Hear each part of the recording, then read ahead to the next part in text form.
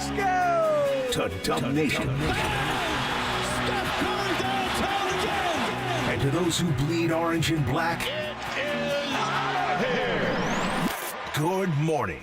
This is Murph and Marcus. Brian Murphy and Marcus the Waterboy Boucher. Streaming live at twitch.tv/the sports leader. Well, heck yeah, the guy said good morning. I'll say good morning to you back. A very good morning after another Giants win.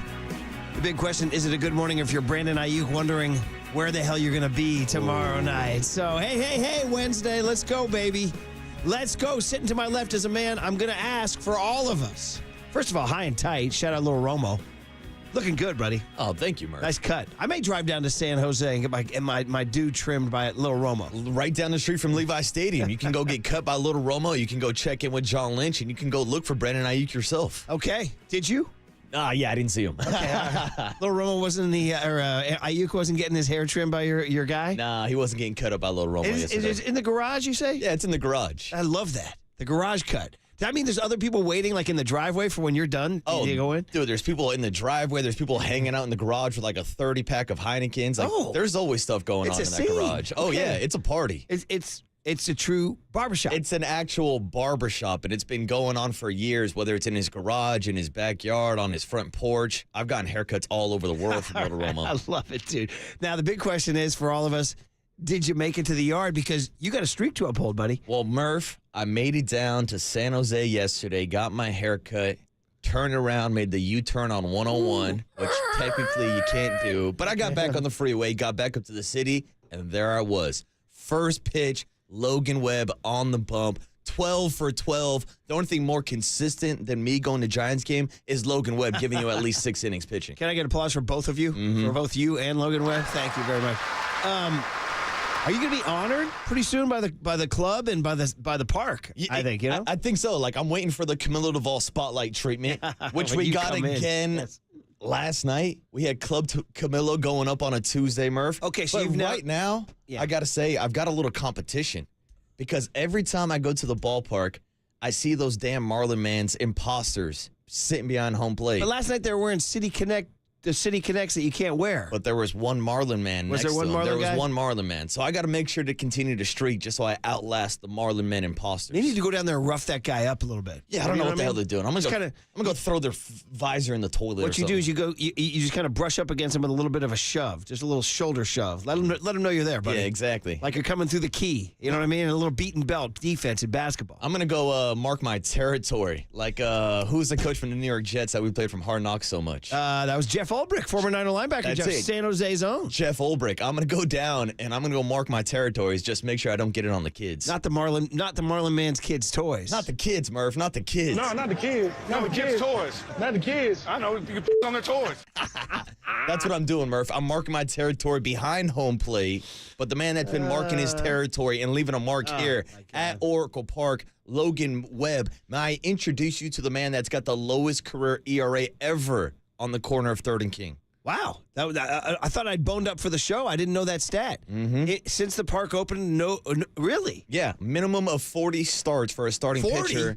He's got a career, he had a career 2.7 ERA going into last night. It only went down after the 8 scoreless innings. Wow, where'd you see that stat and get that from Maria Guardado? Oh, well, Murph, I got it for you right here in my San Francisco Giants notes. Do you want to know the other players who are on the list? Where do you get those notes, by the way? It's my secret, Murph. It's my secret stash of notes. Those guys do a great job. Whether it's Chisholm or Megan or Mariana or Passanisi, all those guys. They always give you a big list of notes. Yeah, Logan Webb, 55 career starts, 2.7 ERA. Again, this was before last night. Before the game. And this is him being ahead of Madison Bumgarner, who pitched 143 games at Oracle Park and had a 2.8 ERA. Wow.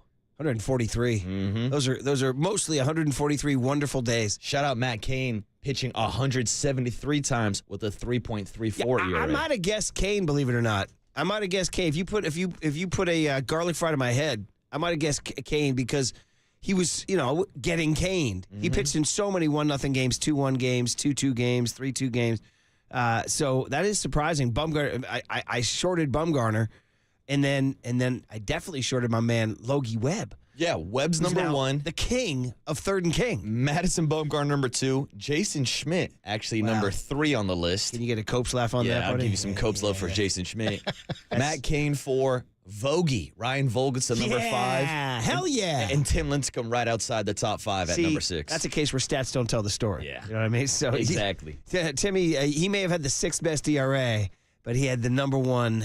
What do you have? The number 1. It's not what's the aura? That's what I'm looking for. Aura. As the kids would say, Murph. He led third and king in aura. He led the league in aura. Well, we got to no home run, so no strobe light, but we can call it in because listen, these guys have now won 6 out of 9.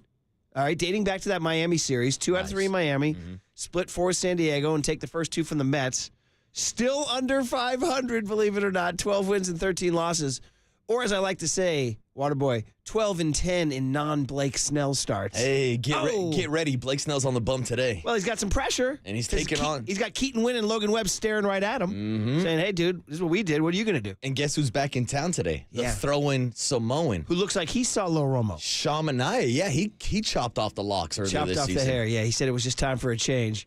There was a story in the Chronicle about how he wanted to stay, but the contract thing didn't work out. He's pitching better, obviously. He flipped a switch late last year. And he's one of the guys that, especially after Bob Melvin signed with the team, I thought would return to the Giants. There was video of him, Chappie, and Melvin chopping it up. Remember in the days of the raw sewage and the drums in right field? Remembering the days where the Oakland A's actually tried to compete. Yeah, right. And they did. And they used to win 97 under Melvin and those guys. So anyway, 6 out of 9, 6 and 3 in their last 9, pardon me. First 2 from the Mets, chance for a sweep, chance to get to 500, all because Pat Burrell called Rob Manfred last night. Manfred said, wait a minute, you guys don't win games back-to-back. He said, easy, empty suit. That's the 3rd time we've done it now, so put it in the books. San Francisco Giants 5, New York Mets 1. Beautiful baseball. Beautiful baseball. Screw you. Screw you.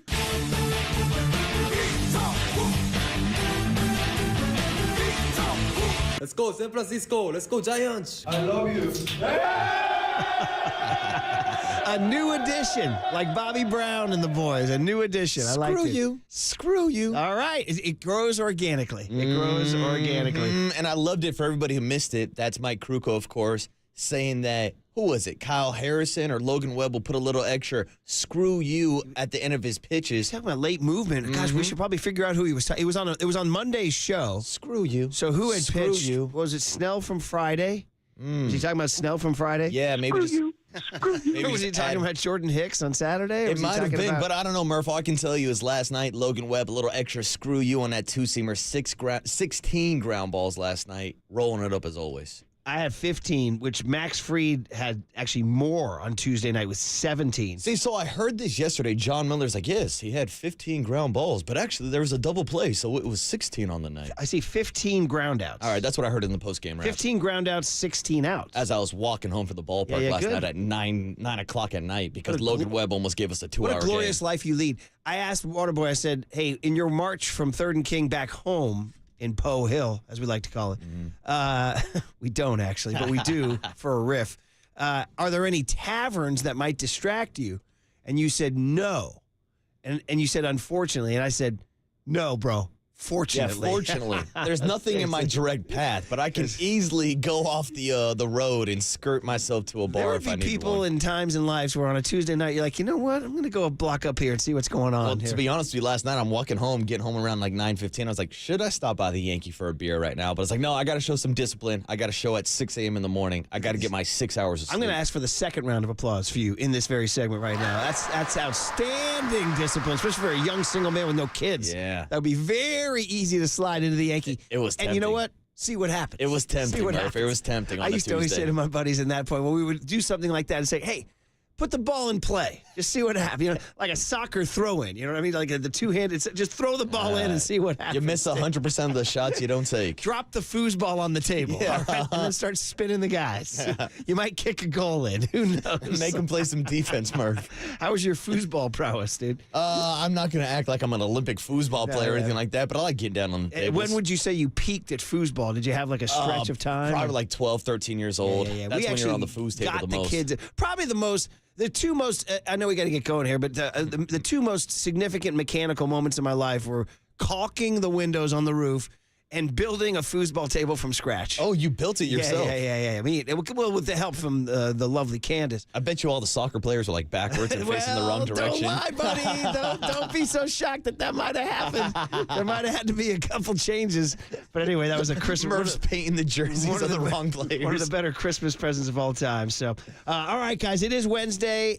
And what do they used to say? It's Wednesday morning. Do you know where your Brandon Aiyuk is? I don't. And Mike Silver with his column going with the Brandon Pajemski slogan. We'll get into it next on KNBR 104.5 and 680, the Sports Center. When he's right, you get that little hop at the end that kind of goes, screw you, screw you. Oakland, shout out to you for supporting KNBR, Oakland's sports leader.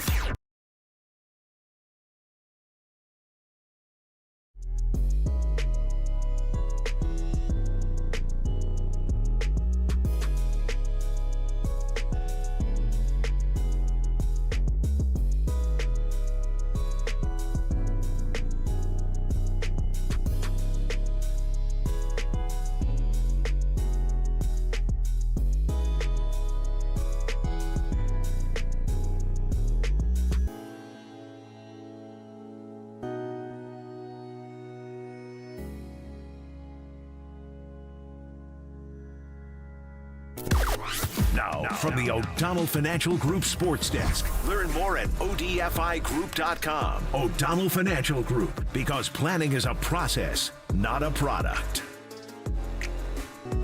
Planning is a process. That's why you should plan to come out to the KNBR draft party this Thursday night.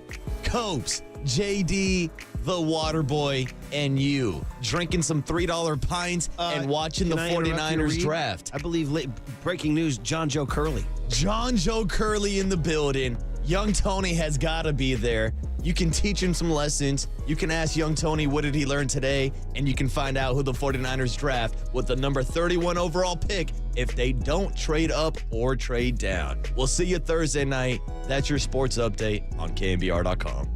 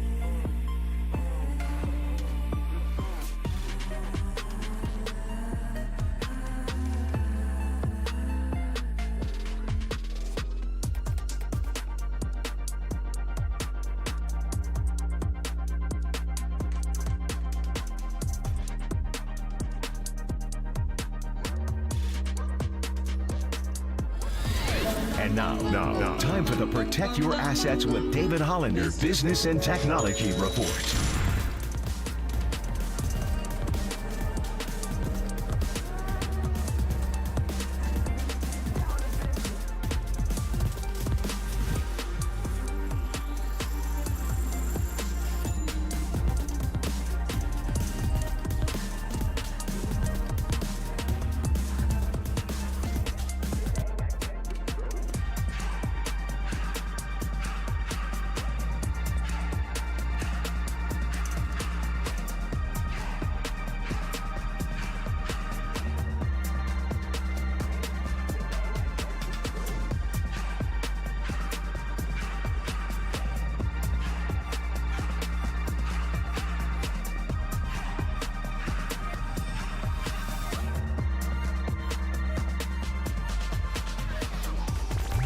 Faithful Murph and Marcus keep your morning moving. Streaming live at twitch.tv/thesportsleader. I would say this pretty confidently.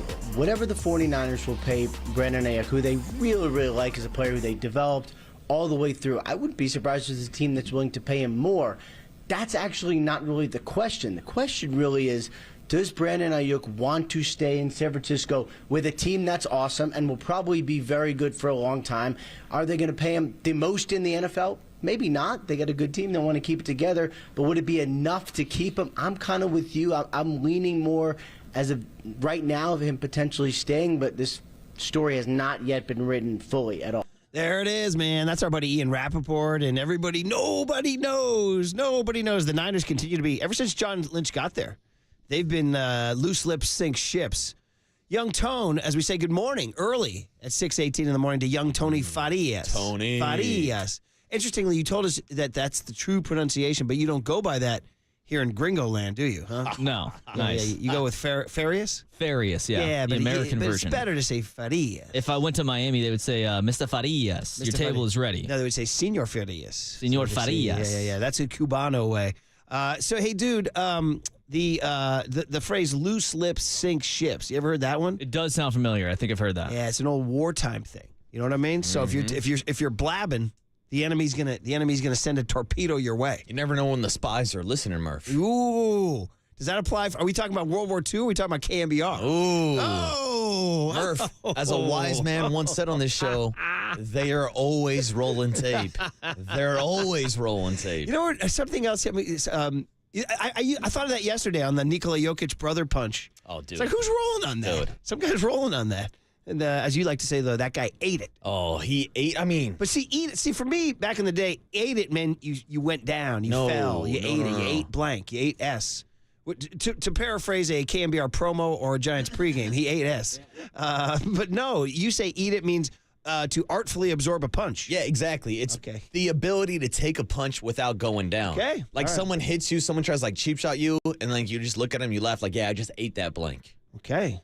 So again, that's confusing. I just got because ate it meant It works both ways. I've heard that too. Like if you fall off a skateboard, I ate S. Yeah, true. That's a good point, Tony. I guess there is a little bit of confusion. Because it was confusion. Oh, that guy's having a good morning. Jason Kidd? His Dallas Mavericks had a significant win last night. I know we're going to get to Aiyuk in just a second here, but I was listening to all my NBA breakdowns in the morning, and I guess the Mavericks, did you know that the Mavericks were the best defensive team in the NBA the last month of the season? I did not know Yeah, that. I know, right? I would have easily guessed Minnesota. It was the Dallas Mavericks, and that's why people are like, there's a theory out there that people are sleeping on the Mavs. Ooh. And that they might be the surprise team. I mean, how does anybody sleep on Luka? The because guy he was didn't right. play defense. Well, that's why. true, but he was right there in the conversation this year with the Joker for MVP. But the problem was when he crossed half court, he stopped trying. Hey, You know what yeah, I mean? that's the thing. He doesn't like to run, Murph. But they say he's D'ing up now. Yeah. Apparently, the stat was when he was the primary defender last night, the Clippers went 2 for 17 from the field. I mean, are we surprised that NBA players only start playing defense in the postseason? Like, it happens every year during the regular season. Nobody plays defense. Can you look up the scene from Airplane when that little kid goes up to the cockpit and says to Kareem Abdul-Jabbar, "My dad says you only try in the playoffs." Yeah. Remember that? The hell do you tell your old man to drag Walton in the air up the court for 48 minutes? So anyway, 48 minutes. Who's he playing for? Tom Thibodeau? Hey. Oh. Anyway, Brandon Aiyuk. Nobody knows because loose lips sink ships. That's kind of hard. You could swear when you say Careful, that. Murph. So Ian Rapp says he doesn't know. But the big story we were talking about and the one we teased is my favorite Brandon Pajemski slogan that the Warriors will eventually adopt. Anything is possible. That's the T-shirt. That's the slogan. Still waiting for it to catch on. Come on, Raymond. Get on it. Well, the Warriors need to make the playoffs first. How's that? Yeah, that's not possible. I'll tell you that. So that's the entire theme of the piece that Mike Silver wrote in the Chronicle that says, guys, this door is open, Silk Sonic style on Brandon Aiyuk.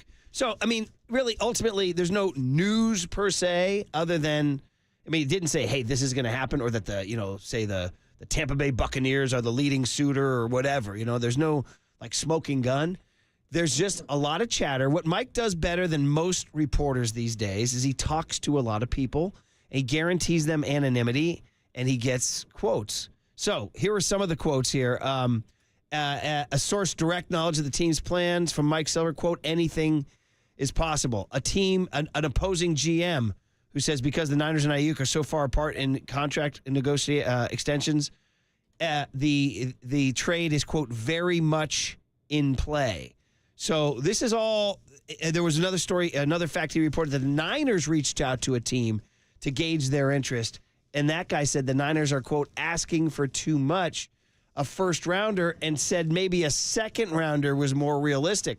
I would think the fan base would be a little outraged if they traded Brandon Aiyuk for a second rounder. I would agree with that take, Murph. Yeah, because I said yesterday, hell, I've been saying for weeks, I don't know if there's a wide receiver in the first round. Now, again, you're not going to get a Marvin Harrison Jr. or someone like that that's going top 10 that can replace the level of protection of Brandon Aiyuk, especially in their first year in the league. Not only as a route runner, not only as an elite receiver, which we're seeing Brandon Aiyuk blossom into. This year he was second team All-Pro, led the 49ers in receiving yards, had 7 touchdowns that was tied for the team lead, but also what Brandon Aiyuk's able to do as a blocker downfield. He has truly bought into the system. So it's going to be so hard to replace that production in the first round, let alone the second round, even though they are touting this as one of the deepest wide receiver draft class in recent history. Here are the names Silver wrote would be intriguing to the Niners. You got to bone up on Brian Thomas Jr., Adonai Mitchell. I've seen that one a bunch.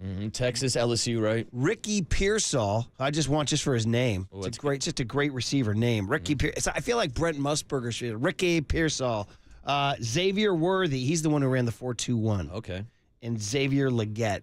These are the names you should be boning up on. Can I get a Lad McConkey out of Georgia? That's another wide receiver people are looking at. But I don't think he'd be in that elite, that would cause the Niners to jump. Yeah, he's probably like a second rounder, early second, like maybe. your guy Luke McCaffrey, who you keep mentioning. Keep an eye on him. Hey. When we talk about maybe the future of Deebo Samuel being up in the air, even though when we talked to Mike Silver yesterday, he told us that the 49ers have told Deebo that he's not being traded. But I'm looking 2-3 years down the line when we always talk about the Swiss Army knife that is Christian McCaffrey and Deebo Samuel, how there's not many guys that have the same skill set. Well, Luke McCaffrey played running back and wide receiver in college. I think he could fit that kind of mold. I don't know if he'll ever be someone as good as Deebo Samuel or his brother Christian McCaffrey, but it's a name to keep an eye on. Brothers in Niner history, 808 KNBR. Got to go with the legendary Sean and Sam Manuel, who were drafted by the late, great Dwight Clark in 97 or 98. One was better than the other. They were twins, bro. Oh, that's always tough. And they cut the one twin, and eventually the other twin just handed in his playbook because he couldn't stand to be away from his twin. Murph. Sean and Sam Manuel. That's tough, linebackers. dude. I played with a pair of twins in JUCO ball, and one of them got redshirted and kind of just like stuck on the team because the other brother was a stud. And just the sadness of like watching him do laundry while his brother was hitting bombs. It was a sad story, bro. Laundry hits hard. I mean, dude, when you're when you're redshirting at a JC and you're doing laundry, it's a tough life. To break the tension, did you say, twin, where have you been? Nobody knows you like I know you. I tell you, that's my jam. That's my spring jam of 2024. Rich, by the way, since we were giving love to my guy, Little Romo, earlier today, I said, hey, Little Romo, my guy Murph says, what's up? Yeah. He goes, oh, Murph, that's the guy that looks like you in about 40 years. That's laugh out loud. That's really funny. He's like, dude. he's got the gray hair, he's got the gray beard. You guys look pretty similar. He dropped the 40 bomb on you, dude. I became an old English 40 ouncer. Yeah, he saw the photo I posted on Instagram of us from 58 Social. man. He goes, Wait. yeah, it was like a glimpse of you in the future. He doesn't watch YouTube and Twitch? Come on, little Romo. He's a radio guy. Oh, is he? Yeah. Come on. Old school radio. Don't lie. He's not a radio guy. It was funny. Come on, he man. actually got you and Copes confused at first. Oh, that's incredible. He's not a KNBR. Hey, who listens to KNBR less? Little Romo or John Joe Curley? That's a healthy competition. That's really funny. It looks like you in 40 He's like, yeah, I saw your latest Instagram post. It was like a glimpse into your future. Oh, that is freaking hilarious. You can't get that guy to tune in and listen to you? Come on, man. Well, the dirty little secret is, and this is probably going to end all little Roma conversation. Uh-oh. He's from L.A. He's a Laker and a Dodger fan. Oh, that's even better. That's okay. Mm-hmm. I thought you were going to tell me something else, that he had other listening preferences. Oh, no. He's an all L.A. guy, so he actually gets mad the amount of trash that I talk about his Dodgers and LeBron James and the Lakers. Well, by the way, the Dodgers, they won last night, but they low-key have had a very average April. Yeah. Yeah. They haven't run away with anything. And by the way, since we are talking Dodgers and how little Romo hates when I trash him. Hey, Kershaw! The Dodgers! That's for you, little Do we have Romo. an age on him, little Romo? Oh, he's 2 years younger than I am. Yeah. So he's 29. Hence him thinking that I was 40 years older than you. Yeah. Although I am, I think, technically 25. Yeah. You're exactly my nephew's age. My nephew was born in 92. You're 92. You're my nephew. You can call me Uncle Murph. What's up, Unc? You can call me Uncle Murph. I might start doing that. Hey, yo, Unc, what do you think about Brandon Aiyuk? We can do that. And I treat, so anyway, I have a good relationship with my nephew, so I'll work on my relationship with you. Uncle Murph. All right, dude. Anyway, the Niners, here's the last bit before we get the guest list here. The time on the decision, Mike Silver's column says this is going to be a quick, real-time decision. The only thing, so they have 10 minutes on the clock on Thursday night. So that's going to be a long 10 minutes. It's going to be a long 10 minutes as you watch. That's when they're going to be taking those calls. The one thing that bummed me out, and I know we got to go, is he said that could spill into Friday. I was like, damn, just give me resolution, man. on. I don't want this to spill into Friday. All right, what do we got on a Wednesday? Palindrome Day, 4/24/24. Young Tony, do you know your palindromes? Dave was talking about that, yeah. Yeah, palindromes. You know them? I can't name too many of them right now. I'll give you two famous ones. A man, a plan, a canal, Panama. That's one. And then Able was I, ere I saw Elba, about Napoleon. But we should probably move on. Yeah, what do you got, buddy? That's great stuff. Yes, what do you got? Mike Krukow calling into the show at 7:30 this morning. Go, Kruk, go. Two wins in a row. Big hit at 7:50. Niners. Michael Lombardi at 8:15. And then Andrew Baggerly at 9:35. Okay, buddy. Hey, returned to the park last night. Just how good is Logan Webb getting? Curly wants to know, is he approaching Lincecum Bumgarner status in your Giants fan brain? Next on The Sports Leader. And he says that lots of times you don't even run down court. And that you don't really try, except during the playoffs.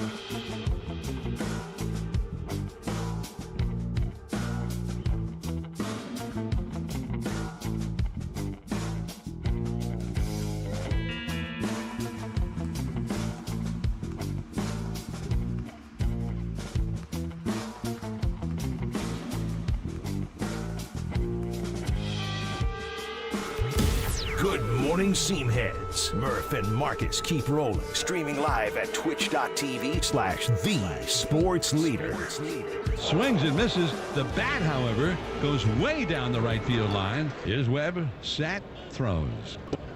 Here's another changeup. He struck him out swinging. 0-2 pitch. Swing and a miss. He struck him out with a high fastball. The 0-2 pitch. Swing and a miss. He struck him out with another changeup. That was down. 4th strikeout for Webb. 1 strike offering. Ground ball to first. Wade's got it. Webb covering. The toss from Wade. And Webb gets the put out. The inning is over, and that's 8 strong shutout innings for Logan Webb. And after getting the put out at first, he heads off the field. And the fans here at Oracle Park give him a nice ovation, knowing that his night is probably over. 8 shutout innings for Webb against the Mets. The dominant right-hander out of Rockland, California, walking off the mound after 8 shutout innings. This is big league baseball, baby. It's not that easy. 19 consecutive scoreless innings. Hey, in all your, I'm going to put you on the spot here. You can just say no, though.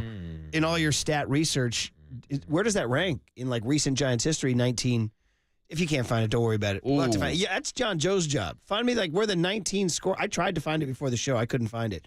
Where the 19 scoreless. It says it's a career high for him. But when's the last time a Giant starter went 19 scoreless? I don't know. Anyway, That's a great question. Don't obsess on it. We'll get it by the end of the show. Well, I will tell you that his previous career best was 17 inning scoreless streak last August, in 2021. So this is the best stretch of baseball that Logan Webb has had to start a season. In about 3 years. And whether it's Pat Bailey or whether it's just him growing into this dude, he is must-see. Now, so Curly came in and was like, is this guy, will Giants fans rearrange their schedule to see Logan Webb pitch? The way we used to say Happy Lincecum Day. We used to say that on the show, Happy Lincecum Day. Will we be saying Happy Logan Webb Day? Well, I'm glad that John Joe Curley is asking these questions because he obviously hasn't heard me talk about Logan Webb Day for the last 2-3 years since I've gotten on the air on 50,000 watts. Even when I was in San Jose, anytime Logan Webb would pitch, I would drive up to the ballpark. You were like that guy who found the band at the club. Yes. You know what I mean? Before they hit it big. And now all the hipsters like John Joe are like, ooh, have you seen this new stud, Logan Webb? Yeah. He's like, it's like I've been here the whole time, baby. He's like, let me turn you into a band I found called Coldplay. Let me find these guys. So anyway, and I would say that because that's who like the D-bag hipsters would listen to. Yeah, he's like, have you heard this new band, Dave Matthews Band? Yeah, well, there's another DMB. one. Another one we're not too high on. Anyway.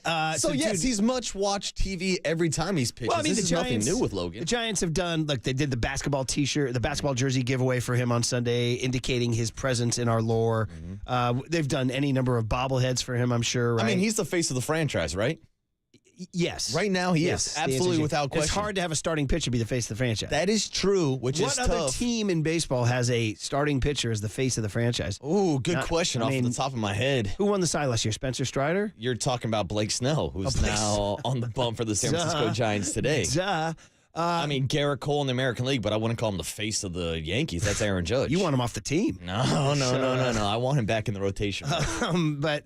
Well, John Joe was saying, like, you got to ask the fans, is he reaching Lincecum? Is he turning into a star? I said, well, he did finish second in the Cy Young voting. He did lead the entire big leagues in innings pitched last year. And in 2021, he got the ball in Game 1 from the tattooed muscular hand of Gabe Kapler. Yeah, Game 1 and Game 5. Yeah. Yeah, right. So I mean, he's been there for a while. He has a low key personality. He's a humble, chill dude. Even when he says light the beam, it's chill. Light the beam. See? You know what I mean? He's not screaming it from the mountaintops. Very relaxed Logan Webb. Yeah, and he has, like, the most flamboyant thing he's done of late is to grow his hair out a little bit. Dude, he's got big league flow now. He's got with a little bit of that. He's got that curl that comes out from under the back of the hat. He's got the modern mullet with a little bit of show hair flowing out the back. I have to say a strange observation. I was watching. I got a lot of post game last night. And by the way, forget Little Romo. Let's talk about Big Romo. Yes. Welcome, Sergio Romo. Let's talk Sergio Romo. Sergio Romo was great. He was really good. And he was like, he did it with Contos, and it was just, I ain't gonna lie, man. First of all, I love Sergio. I got great love for Sergio. He used to be on our show all the time. He did the intro for our 2012 book. I just played golf with him in December, and he's just one of the great human beings, right?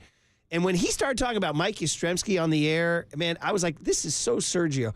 He was talking about how Bob Melvin let Mike Yastrzemski discover himself. It was like total Sergio, like that, that Sergio mindset, But he was like, he understands that you have to have time to find yourself. And in finding yourself, defining who you are, it made sense. Like, you know what I mean? Like, long way of saying Bob Melvin had old school patience with Yaz. And I love hearing that from someone like Sergio Romo, who has spent so much time around baseball. And I love the logical answer from Sergio versus the responses that we were getting the first 2 weeks of the season. Yaz must go. He's struggling, blah, blah, blah.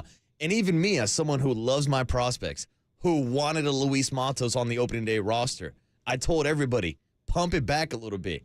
They're not going to make these decisions 10 games into the season. And now here we are, 23, 24 games into the season, whatever it is. And Bob Melvin has shown that he's going to stick with his guys for better or for worse. He's given Slater a long leash. He's given Yaz a long leash. He's given Tyro Estrada a pretty long leash to start the season. And he had a couple big hits last night, too. It was good to see the bottom of the order get going. And that's all because Bob Melvin showed some of that patience. So here it is. Estrada and Yaz last night. 4 for 6, 3 runs scored, 4 RBIs. They won the game. They won the game for him. They did. And so Estrada and Yaz, 2 guys. Yaz, by the way, in his last 10, hitting 321. And he's up over the Mendoza line. Let's throw a party. I'll give some applause for that. You can give him a light show for that, right? Light show for that. So anyway, back to Logan Webb, guys. He is now, of course, 3-1 with a 2.33. We talked about the 19 scoreless innings. We talked about 8 innings, 6 hits, no earned runs. He got 15 ground balls, 16 outs. And so after the game, the guys were gushing. Here's Mike Yastrzemski, the man himself who drove in 3 runs last night, talking about number 62. This would be Yaz cut N as in Nancy. Yeah. It's going to be funny to hear this, but nothing's changed. Webby is who he is. And I said this the other day, but it's unfair to him that we've grown to expect what happened today. And that's just a normal outcome for Webby, which speaks to his stuff, to his character, to his competitiveness. He just leaves everything out there every time he goes out, and that makes the guys behind you better. He works fast. The infielders are engaged, and they were getting a ton of work today, and credit to everybody for playing as well as they did behind him. I mean, that's the thing is when you get the pressure's on you every 5th day. Go do it again. Go do 8 shutout. Give me 7 shutout. Give me 8 shutout. Give me 7 shutout. And Webb has that personality that maybe he can handle it. And I think he wants to be that guy. I mean, we had a whole storyline going this spring training of Logan Webb stepping up to be the leader of this rotation, forcing the young prospects to go say hi to everybody and just introduce himself. Like, he's really down breaking down those barriers. He wants to be the leader of this rotation and the leader of this team. Yeah, so now it's Webb Day. Now you start looking to, so I'm just already looking at their schedule right now, like when's the next Webb Day? And the other thing maybe that, to get to Curly's point about like, is he as beloved as Lincecum?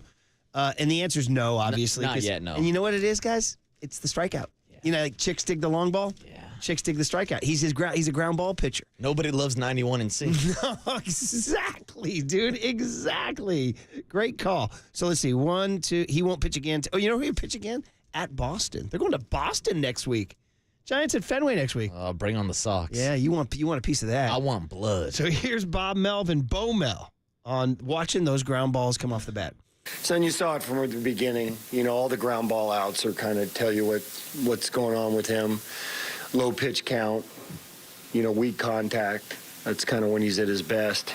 It's never really about strikeouts with him. It's about early count, weak contact, and that's what we saw basically the entire game. That's what we were just saying. I actually didn't even know he was going to say that in that cut there. So, but guys, how about the phrase early count, weak contact? That jumps out at me. Yeah. Like that is like everything you want from your pitchers, right? And in this day and age where everybody is obsessed with throwing 98, 99, 100 miles per hour. To the point where they're blowing out their arms. Correct. Yes. Logan Webb's like, nah, I'll sit back here with my 2-seamer. I'll run this fastball in on your hands, and I'll get a ground ball almost each and every time. The movement on that thing is crazy. Dude. It's almost like a Scroogey or something like that.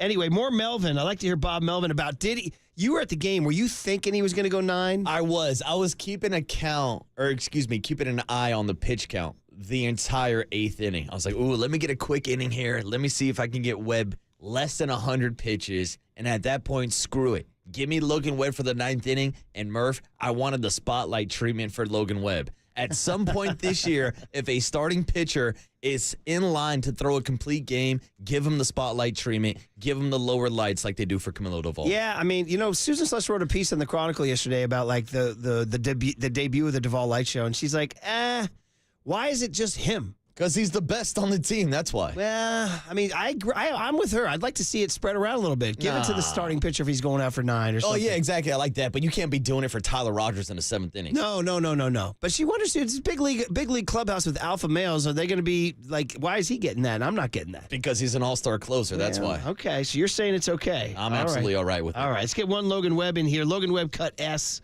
as in whatever. Cut S as in Sally. Logan Webb here. Yeah, it felt really good. I feel like me and Patty are really getting dialed in with the sequences and what we're trying to do, and it's been fun. It's been fun working with him, and also, the defense played unbelievable. I feel like that's another thing that they've done the last couple games, right? They've just, balls that probably should be hits that are not hits because those guys are doing an incredible job out there. So it's been overall it's been fun to be a part of. All right, man. There it is. All good vibes. Giants get the win. We called it in.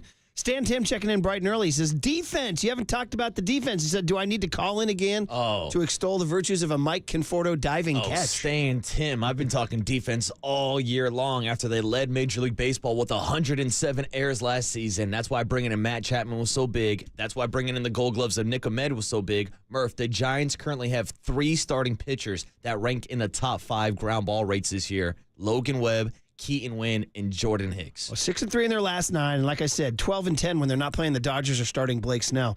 By the way, other people checking in on the scoreless streak. Yusmeiro Petit, P1 Chuck, and others set down.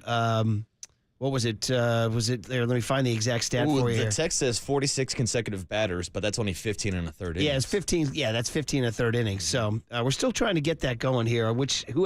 What starter had the longest streak? Come on, Curly, do some research. Somebody checked in with Sal Magley, the barber. Speaking of Little Romo, Sal Magley, 1950. Sal Magley, the barber. The barber. That was his nickname. High and tight. His haircuts and his four-seamer. Exactly. All right, back to Brandon Aiyuk, guys. What's the latest? Mike Silver wrote a pretty provocative piece with some pretty provocative thoughts. 808 KNBR is the phone number. Are you getting the vibe that Brandon Aiyuk will not be a Niner Friday morning? Next on the Sports Leader. Low pitch count, weak contact.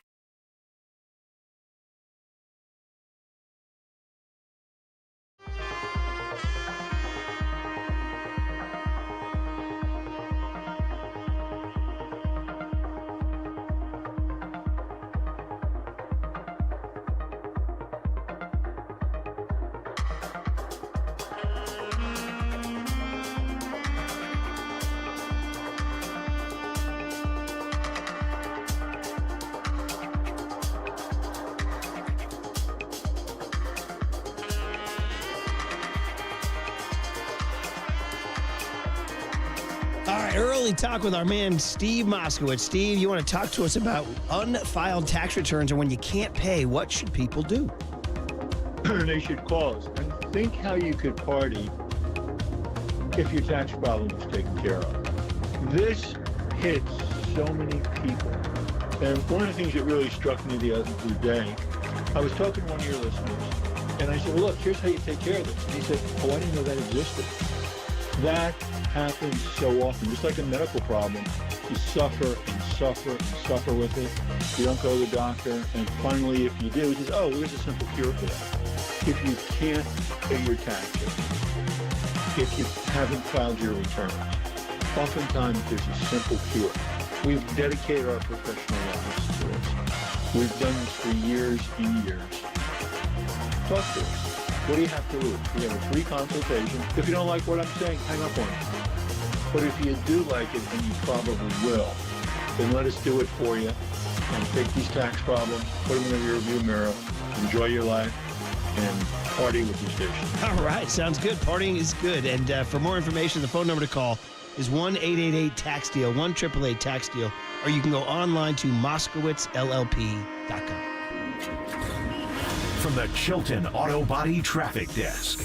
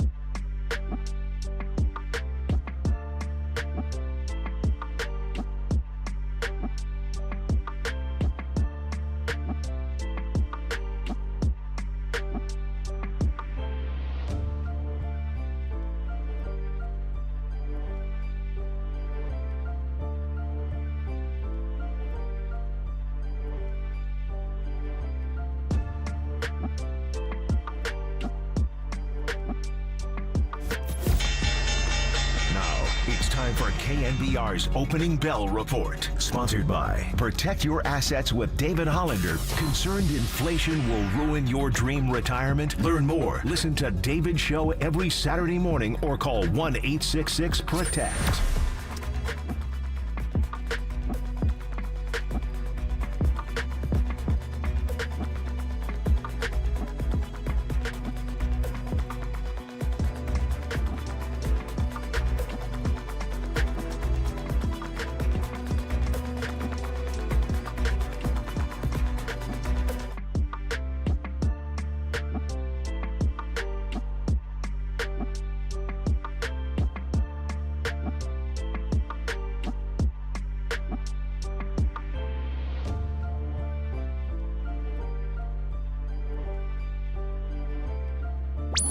Murph and Marcus continue live from the KNBR Casino Matrix Progressive Jackpot Studios. Casino Matrix. Progressive Jackpots are here. Where are you? Just drop in. Please play responsibly. 1-800-GAMBLER. Here's a end around to Aiyuk with Juszczyk out to block, and also Garland. Garland, a big-time block. Touchdown!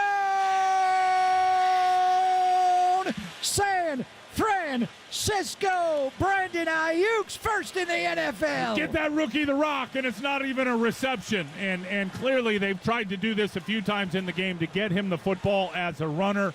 Everything was just timed up perfectly on that with Nick Mullins. All the play action. They're showing counter power one way. Then Juszczyk reverses field. Aiyuk gets the ball, and he's got a fullback and two offensive linemen out in front of him. Garland with a big block. Juice with a big block. Did he say Nick Mullins? Nick Mullins threw Brandon Aiyuk's first touchdown catch. How about that? Rushing touchdown. Oh, I'm sorry, rushing. My bad. I did not listen closely because I was too busy focusing on my read, which is that this segment is sponsored by Marin Health with top physicians, surgeons, and clinicians. Right here in the North Bay, Marin Health puts you closer to your best health, world-class care, closer than you think. I want to do one other thing here because multiple listeners have checked in, knowing our affinity for Bob's Donuts. In what makes San Francisco great, Bob's Donuts. And an employee of Bob's Donuts is in critical condition after he was hit by a car while riding a scooter to work. This is according to Cron, SFPD.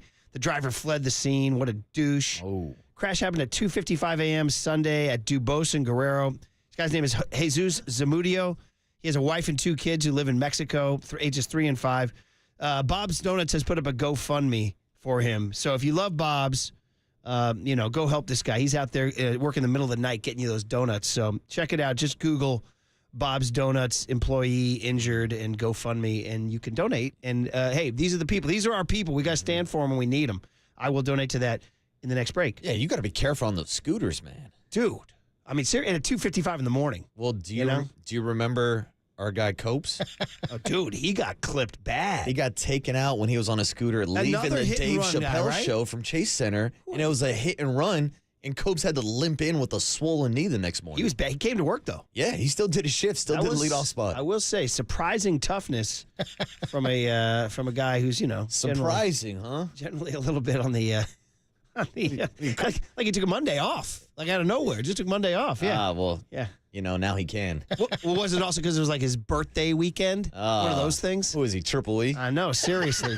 We're doing a whole birthday month. No, Triple E's up in the Golden One Center in the balcony. Still waving the clay. Okay, finally, John Joe. So Walter Icabaceta, who you hear on weekends, Giants pregames.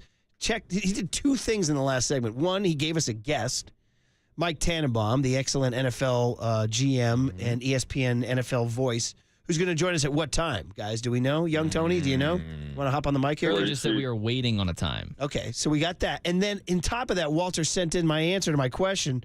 He says Carl Hubble has the longest stretch for a starter, or longest stretch of 45 and a third innings. But he says not all of it was a starter. And now John Joe, feeling the heat, has found that in 1967, Gaylord Perry had a 40-inning scoreless streak. 40? Whoa. Logan Webb's like, bro, I'm not even halfway there. What the hell? Of course, that was when pitching was getting so dominant that the next year they had to lower the mound. Yeah. That was right then. That's when they had to drop it down a little bit. And by the way, just seeing John Joe Curley's face when we started to mention Walter doing research for our show and booking guests, dude, you can see the cold sweats running down his forehead right now. I mean, hey, listen, they say iron sharpens iron, or, competition is a what do they say about competition? A rising tide lifts all boats. There you go. Murph. Something like that. And also, I'd say you're listening to KNBR AM and KNBR FM San Francisco, the sports leader, a Cumulus media station. Okay, guys, so we're getting to it. Tomorrow night at 5 o'clock, the draft starts. The Niners have the 31st pick. Okay, that means, and there's 10 minutes per team. Bro, that means you only get 6 teams per hour. Now, assuming they all use 10 minutes. And lately they have been, because I think ESPN wants to milk the time, or the NFL wants to milk the time. So if they all take 10 minutes, that's an hour for 6 teams. There's 32 teams in the league. You're talking about 5+ hours of draft. Now you're talking about it ending at past midnight Eastern time? Murph. Yeah. I got to be at this draft party. Now you're telling me I'm going to be at 21st Amendment till at least like 9 or 10 tomorrow night? Yeah. Wow. Ration accordingly, bud. Yeah. Hydrate. I was going to say, that's a lot of beers, I was going to say, just, you know what you want to do is you ever been that guy, like you give a shot I had a buddy who would you know, he when people would hand him shots, he'd be like, yeah, let's go do the shot. And then when the guys were throwing their shots down, he would just toss it down on the floor. See, I've seen people do that trick before, but in today's day and age where shots are so expensive, it's almost an insult to throw a shot on the floor. I'm going to brag right now. You know who my last shot was with? This is a brag and a humble brag right now. My last shot I was with was 3 Saturdays ago at Sweetwater with Jake Peavy. Dude, look at that? you. How about that? That is a nice brag. I'm just dropping right now. I was going to say, my last shot was with Copes on Saturday for his birthday, and then next thing you know, he doesn't show up to work on Monday. I'm going to take my Peavy shot over yours. Yeah, we went to the Jake Peavy and Friends show, and then afterwards we went backstage, and then we wound up at the bar, and Jake came out, and we did whiskey shots. Hell yeah. Yeah. Me and Coach Mike and Jake.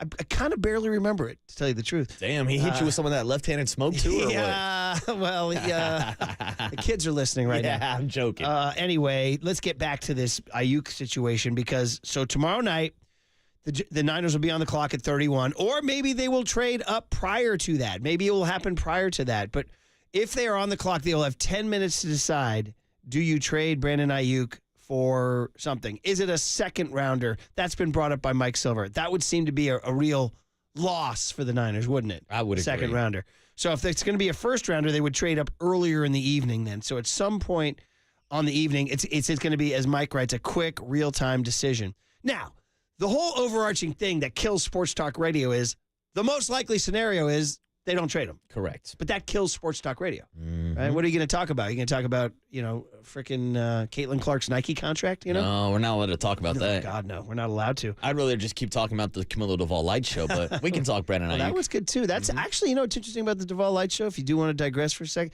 I've actually heard some mixed reviews from some fans. I've had a couple people in my comments, in my DMs, saying that they're not a big fan of it. I'm surprised.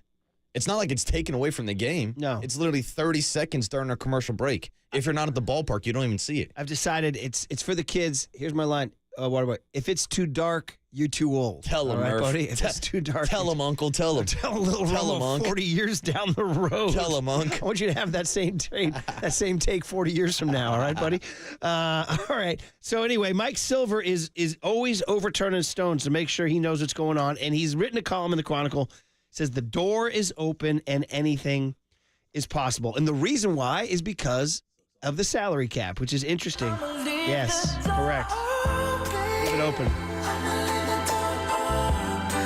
It's so good. So here's Mike yesterday on our show, setting the table here, cut B, young tone, that the Niners are engaging in discussions here. Yeah. I mean, he clearly was not unequivocal. He did not say we are not trading him, which he kind of was with Bosa. So, but, all my reporting tells me that is accurate. They are considering all possibilities. They have kind of back channel put out feelers, I know, to at least one team, wondering if that team had some interest. Other teams are very aware that he is, quote, in play, but they're not dumping him. In other words, you've got to offer them something that they think is enough, and so far that hasn't happened. They seem to be dug in on a first-round pick, though that could theoretically change. Where in the first round, I think is an issue, and then Buckner's a good thing to look at, right? Because they were able to get the 13th overall pick in that draft, so. The value of that, they believed, was, okay, we're going to pay Armstead instead of Buckner. we will trade Buckner. We'll get the 13th pick. We'll be able to replace him. Now, that part didn't go so well, but in their minds, that's what they were thinking. That was the same draft, by the way, where they traded back up from 31 to 25, I believe, to get Brandon Aiyuk. And, he's matured, he's developed, he's everything you'd want. Okay, so they have reached out to other teams. They put out feelers, which is, the smart thing to do, right? So here's the catch. If they keep him, according to Silver, and they do reach a contract extension with him that pays him in that Devontae Smith, Jamar Chase, Justin Jefferson neighborhood, which is north of $25 million a year. Yeah. He says then you have one more year of Debo, Samuel, and George Kittle. One of the two, if not both. I mean, that's what it's looking like because Debo Samuel has an AAV of $23 million per year. Now, we did also ask Mike Silver about the Eagles situation, how they were able to pay Jalen Hurts and then give the big contracts to A.J. Brown and the contract extension of Devontae Smith. But that goes back to our whole take about how the NFL salary cap is kind of fake because what did the 49ers do this offseason? They restructured George Kittle's contract. They restructured Fred Warner's contract. Hell, they did the same thing last offseason after signing Nick Bosa. Restructured Trent Williams. And they just magically create this cap space. So there are ways to wiggle around the total cap number. But it is the question.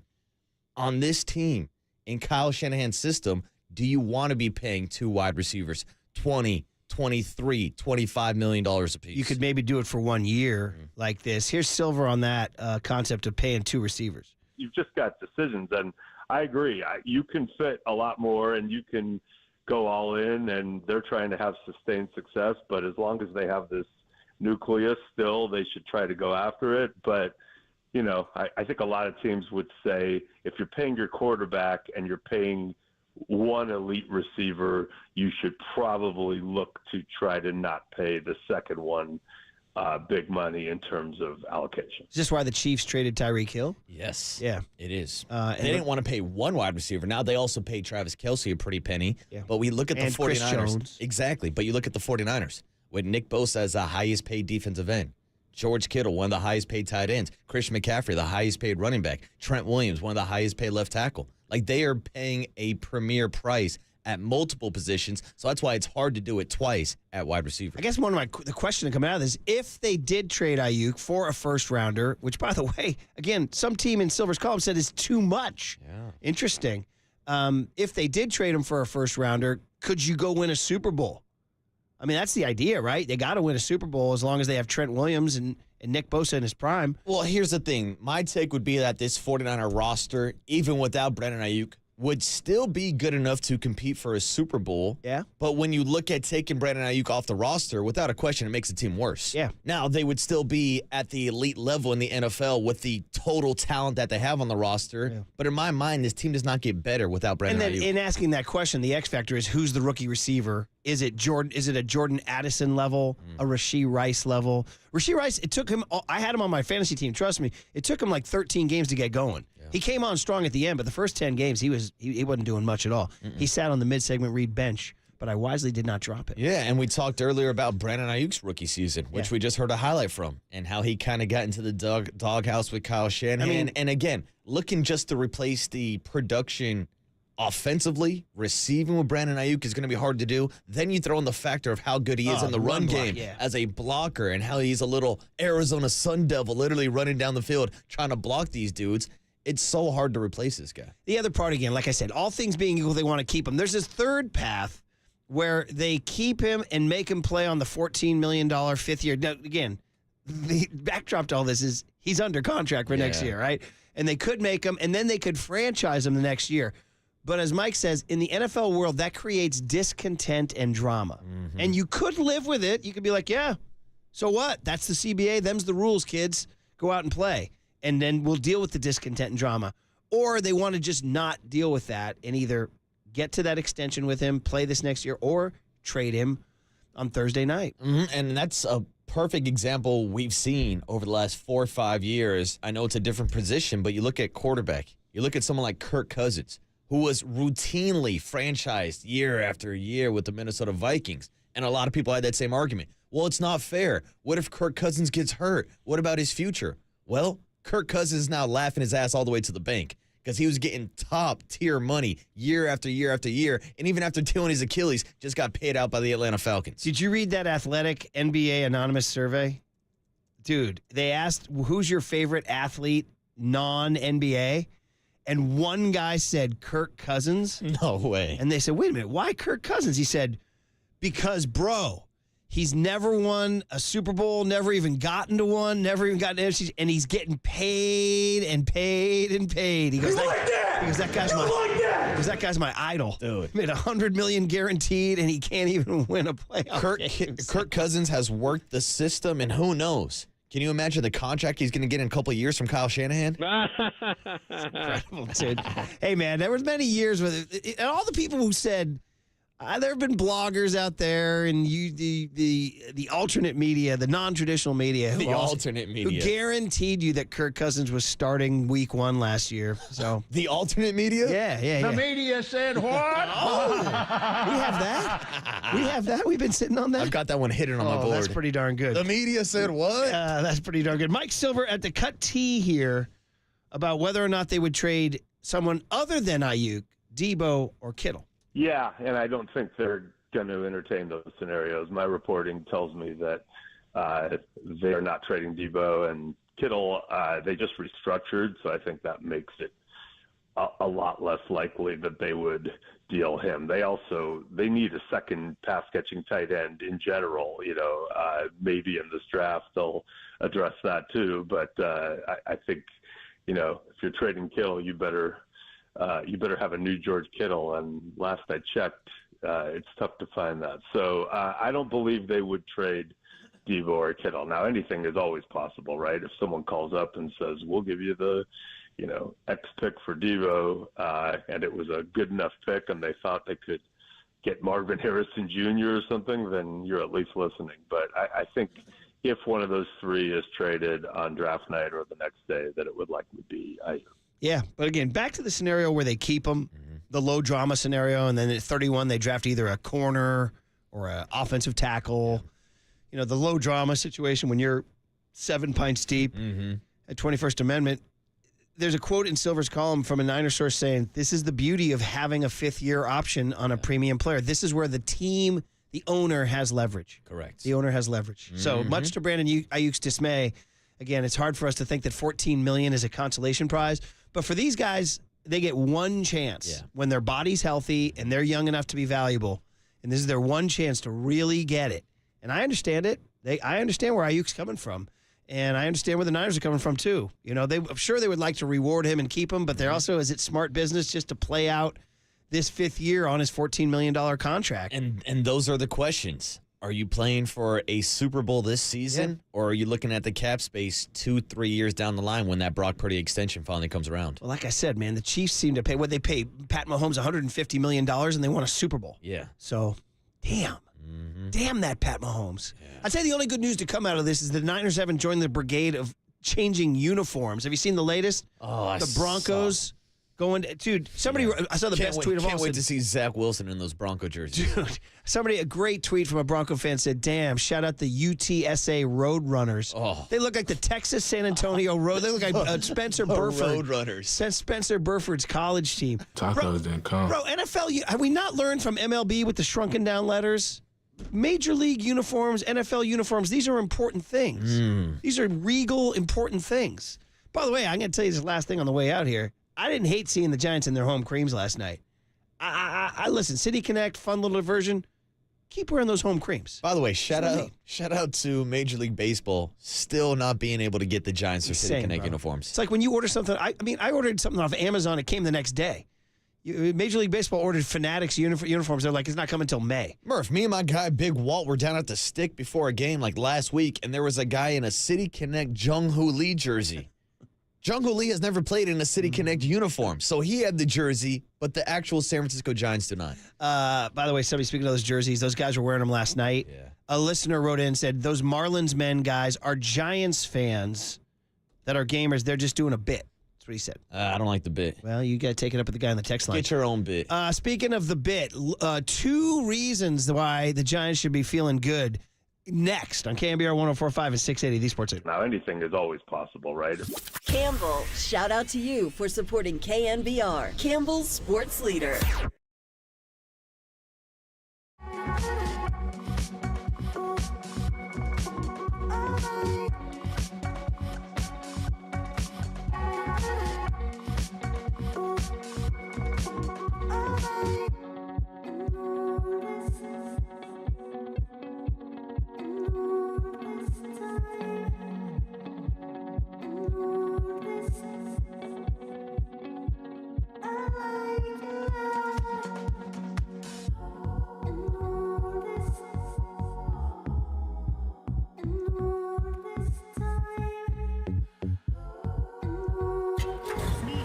From the Chilton Auto Body Traffic Desk.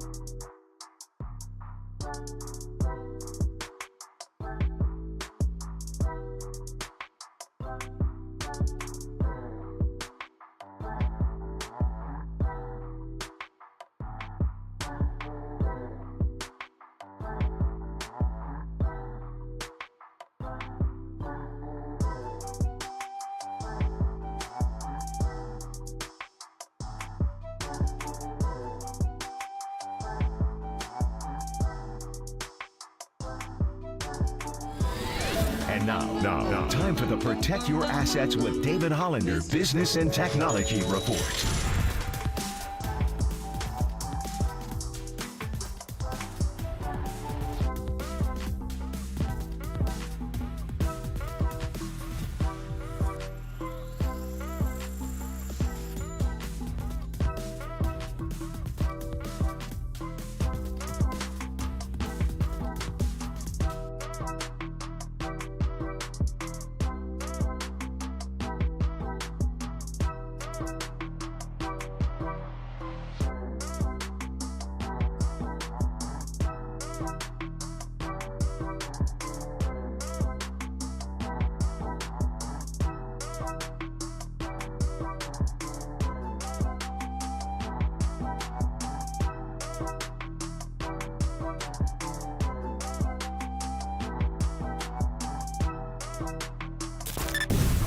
This is KNBR, and this is Murph and Marcus on KNBR 104.5 and 680. The sports leader.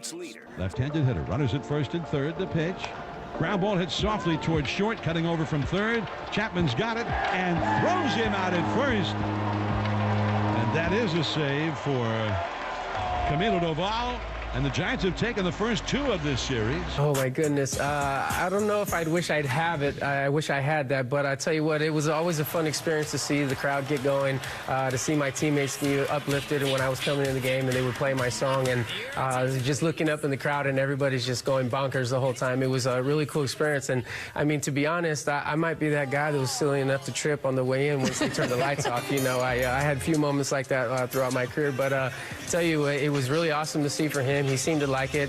You know, he called it a movie type scenario. So, you know, strobe lights to Elma Jones. I mean, you know, it seems like it would be a lot of fun. So, just more so just to have it one time, I guess, would be my response. Hey, Sergio Romo making his debut on NBC Sports Bay Area pre and post with George Contos and Laura Britt, who does a great job, by the way.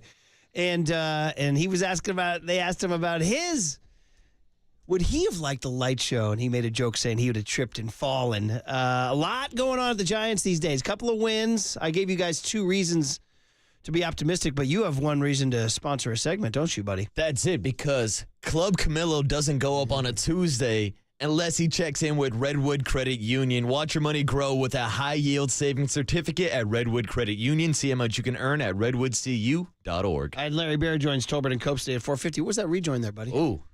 This is your song, Murph. Club going up on a Tuesday. On a Tuesday.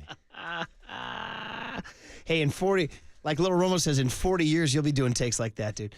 That was really funny. Club Camilo going up on a Tuesday, Murph. On a Tuesday. Got the Mets Wednesday. in town and they're losing. Is that what he says? Club Camilo going up. You got me on that one. On a Tuesday. That was actual lyric. Got the Mets in town and they're losing. I'm just going to tell you guys right now, I blew the tease. I wanted to tease the Camilo Doval Light Show. And here we are. And I choked. I choked like that Rockland radio reporter because I said 2 reasons the Giants are feeling good. And I was thinking about Logan Webb and Mike Yastrzemski. But that's not what I wanted to talk about. I want to talk about the Doval Light Show. Because I really honestly feel like that right now is controlling, like right now, if you had to power rank Bay Area sports conversations, I think it's Aiyuk possible trade number 1, which will be our big hit at 7:50. And also we'll talk to Mike Lombardi at 8:15. And at some point, Mike Tannenbaum too, right? But I really feel like a lot of people have opinions on the Light Show. And it's really like controlling conversation. You just heard Sergio talk about it on the NBC. Now, you've been there for both of them. And my initial take from the couch last night was Light Show doesn't hit as hard when Tyler Rogers has just let up 3 straight knocks and it's 5-1 and I'm not feeling too good and I didn't need the Light Show, but now I need the Light Show. You know what I mean? Well, Murph, I was not expecting to see the Light Show last night. After Logan Webb goes out there, deals 8 scoreless innings. If anything, I thought maybe he would come out for the 9th inning and they would give him the Light Show treatment for a potential complete game shutout. But instead, they bring in Rogers. Rogers struggles a little bit. And before leaving the ballpark, I said, hey, look who's out in the bullpen warming up again. It's Camilo Doval. And that's when I got the camera rolling. If you want to see the full clip, it's on my Twitter. It's on my Instagram. And that's something I wanted to ask you about. What is the experience like watching from home? Like, how much do they actually show on TV? They showed a lot of it. Okay. Yeah, they did. And again, on TV, it comes off as slightly reddish. You say it's more orangish in person? Oh, it's definitely orange. Now, Yeah. I heard Krukow kind of riffing also saying, was it red? Was it orange? From inside the ballpark, it definitely is an orange light. We need to address another part of this, that the Monday night one, when it happened, they turned out the lights right as Doval was releasing his last bullpen fastball. Uh-oh. This became a story yesterday. And shout out my man, Aiyuk Berg. Dude. Aiyuk Berg is the bullpen catcher. And he was the guy tasked with warming up Doval releases the 104 or whatever, 101 four-seamer. I hope it was a four-seamer, because if it's a two-seamer, he's screwed. Well, that's what it is. So this guy, great story by Maria Guardado and MLB.com with all sorts of quotes from him. He says, I obviously didn't know when it was going to happen, so it was a little bit of shock right as he was releasing the ball. He says, fortunately for Berg, he threw a four-seam fastball, allowing Berg to catch the pitch. Quote, to your point, Marcus, this is from the MLB.com. Quote, if it had been a sinker or slider, I probably would have died. Oh, dude. You talk about getting crossed up. They should have turned the lights out on him. If that ball had movement on it, all right, pizza, my guy. Right off the mug, right? He was wearing a face mask, but nothing else. Could have hit him in the chest. He says, no chance I catch a sinker or slider. No. He says, those are nasty. He says, but the four-seamer stays pretty true, especially in the pen. It gave me a little bit better of a shot to catch it. This guy was a 24th round draft pick of the Giants in 2009. He's been with the coaching staff for 3 years. And he said he has received some training in the Rangers organization, which involved trying to hit balls after the lights have been switched off. Whoa. As a training drill as a hitter. After the ball's been after the lights have been turned off? He says that might have helped him. He says he also got lucky. Who's the hitting coach out in Texas? Aaron Rodgers? Dude, you know who it is. That's very funny. Thank you. It's your boy Donnie Ecker, isn't it? Yeah, I know. Yeah. Donnie Ecker turning the lights off. Berg says, it's funny because I caught it. If I wouldn't have caught it, obviously, the interview is probably slightly different. Yeah, way to spot up, Camilo. But since I caught it, it's just funny. Hopefully it doesn't happen again, but I'm glad I caught it. It's obviously scary, he says, because Doval throws 1 billion miles an hour. Yeah. This is from Alec Berg. Now, he says he got about 40 to 50 text messages from friends saying, bro, you good? After that, and he said he wrote back to his friends, quote, you can't teach these hands. You can't teach these hands. You can't teach these hands. That's pretty good. It's a good line. And apparently one of the Giants head of operations who does this live is Marco Nicola. Marco Nicola is the director of live experience and entertainment. Apologized to Berg on the field before the game and jokingly gave him a headlamp and a gift card. Headlamp and a gift. Where they had to rush out and find a headlamp in like Tuesday morning. Yeah. You know? Where do you go get a headlamp? Like Home Depot? Like an Ace Hardware store or something? I don't know. Home Depot. He says, anyway, Pete Patilla had reached out to him and said, hey, we're going to do something with this. All of our staff's been really cool. We're sorry, blah, blah, blah. And so anyway, that's the story. So on the couch, again, my take officially is if it's too dark, you're too old. Tell them. All right? So, I mean, if a 16-year-old kid is more into it because of it, God bless him. Mm-hmm. I'm all about growing the game of baseball. And honestly, to be totally truthful, the Giants are definitely not the first team to do this. No. I mean, this has been happening around baseball. So it's not like the Giants are kicking down some sort of door that's never been kicked down before. I mean, look right across the diamond to the New York Mets for Edwin Diaz, even though you haven't seen him at all this series because the Mets are down 2-0. But they did it last year with the Trumpets. And look how electric that ballpark was every time he came out. And that was kind of the feeling that I got. Last night, sitting there when the lights dropped, it's almost like you're at a concert.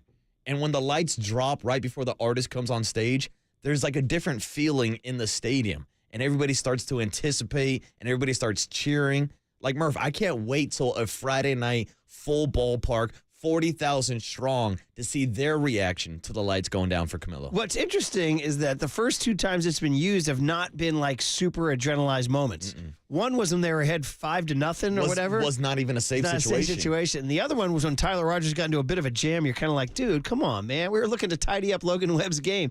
Like, 3-2 ball game. Like, Webb finishes the 8th inning. Dodgers, Giants, 3-2. Then we bring them in. That's, I think, when it'll hit. That's when we're talking about electricity. Yeah. So you've been in the park. I mean, it's been light-ish crowds the last couple nights. Yeah, it's been around like 24,000. I mean, they're announcing 24, but there's plenty of elbow room. Yeah, that's what they're saying. All right. No, well, that's my man, Russ Stanley. We got to go with what he tells us. Oh, shout out to my guy, Russ. I know, but they are, what they do is they go with tickets sold. I would like to know. I'd like to go back to the old days when they just say turnstiles. But also, like they announced 25-5 last night. But also, going into 9th inning, when the Giants are at 5-0, now I hope people stayed there for the 8-inning masterpiece from Logan Webb. But I even noticed it the first time they did a light show that some people were leaving by the 7th, 8th. I get it. It's a weekday. Your kids got to go to sleep sometimes. Sometimes you're trying to beat traffic and get out of the ballpark. But if this keeps people in the park for an extra inning or two, then it's a success. And Murph, we're baseball heads. I don't need all the bells and whistles. It's not for me. It's not for you. But if it does get some 22, 23-year-old kid on a college night to stay for the ninth inning and be more invested, I'm all for it. So here's first. I'm going to the Golden State Lumber and Building Materials text line. I told you people had takes on this. 209 says, the light show reminds me of the Kings lighting the beam. It gets the fans excited. It's good stuff. He says, and by the way, light the beam, baby. Light the beam. That's what he says, too. 408 says, if you're a Seinfeld head, Alec Berg, Giants bullpen catcher, has the same name as one of the prime writers on Seinfeld. Yo, shout out John Joe Curley. He asked me that during the commercial break. 530 says, if you're going to do this spotlight, it's get Rusty, the mechanical man, out of right field. Rusty. You know what? Did you have takes on Rusty? You know, I never saw him live. Wow. Because I was covering the A's that year. The Giants' first year of the park, just on a personal note, was a big miss for me. I barely got out there because I was covering the A's. Mm-hmm. And so, and people were talking about this Rusty the mechanical man. I was like, I've never seen him. In a way, I would almost embrace it because it's like, bring back like the Bill Veeck cheesy stuff. You know what I mean? It's like, it's entertainment, right? I understand we're Giants fans. Now, I'll draw the line at the Wave because you're interfering with my ability to watch the game. But you'll take Rusty. Rusty. You know what I mean? I'll take Rusty. I will. I'll take Rusty. I'll take the light show. I mean, it's kind of in keeping with this. It's show business, baby. It's show business. It's show business. Did you ever see Rusty? I never got to see him live in person. No. Young Tone, do you know about Rusty the Mechanical Man? I think he was alive. I'm actively doing research. Rusty the Mechanical Man? I don't even know what that is. Is that a cartoon? Tell me what your research shows you. Hey, John Joe Curley, as a man who's pretty much never left the city of San Francisco, do you remember Rusty the Mechanical? What? You don't remember? So the Giants it was sponsored by Levi. I think it was Levi's, had a giant, 30-foot high mechanical guy who would, if the Giants scored a run or hit a homer, he emerged from the right field foul pole along the right field wall and just slid along the right field wall. Like and then he was slid stealing, back. It was the Old Navy splash landing. Old Navy, thank you. Old Navy. I said, yeah. So, yeah, and people, because Giants fans were snobs. We don't do mascots. No Crazy Crab. We don't do the wave. There's something about Rusty the Mechanical Man that's kind of like chintzy, and I'd take it. I'd take it back. Never stuck though, Murph. What do you think? I don't know. Like I said, I don't remember Rusty at all. I don't have any fond memories. I don't get nostalgic about it. I got to read a couple more quick. 707. I love the light show. I can't wait to see it in person. 530 says light show is dope. Everyone who disagrees is wrong, dumb, and old. Okay, nice, dude. A lot of people saying, hey, if we're going to go this way, bring back Crazy Crab the mascot. Now, that's the 80s. They had a mascot. Short-lived here. 831 says, would have been dope if Brian Wilson had this. So that's what I'm saying. You get Brian Wilson, House of Pain, or you get Sergio Romo, who we heard on the rejoin with El Machon coming out. Yeah, 209 says, hey, light the beam, light the mound. 408 says, now the spotlight literally plays on getting a save and ending the game with when the lights go down in the city. That's good. 209 says, the light show is very cool, and it's definitely orange. So a lot of reactions. 925 says, Murph, I'm 63, and I love the light show. Can we get you to lose a few years and get in the demo, sir? Can you do that? Ooh. I'm kidding. Murph. I'm out of the demo. Come on. 925 says, I have young kids who play travel ball. They love the entrance, and they all want to come in like that now. I think it's awesome. And one thing I want to point out when we're talking about the ambiance of the ballpark, the Coca-Cola bottle slide does not look any cooler than it does when the lights go down. Oh. Because it's neon green, it's lit up. The Coke bottle looks fantastic. Okay, man. You know what? This is 707. I know we're late. We got to go. But 707 says, I like the light show. It says the only thing that kills it is the ump killing the vibe, patting him down. It's true. Checking for sticky stuff. Both nights, I'm like, bro, you're killing the vibe. He's coming in all hyped up. And the guy's like, yeah, give me your glove. Give me your hat. That's a great call, 707. All right, Mike Krukow next on the Sports Leader. Alec Berg. Yeah, Alec Berg. He's got a good John Houseman name. Yeah. Alec Berg.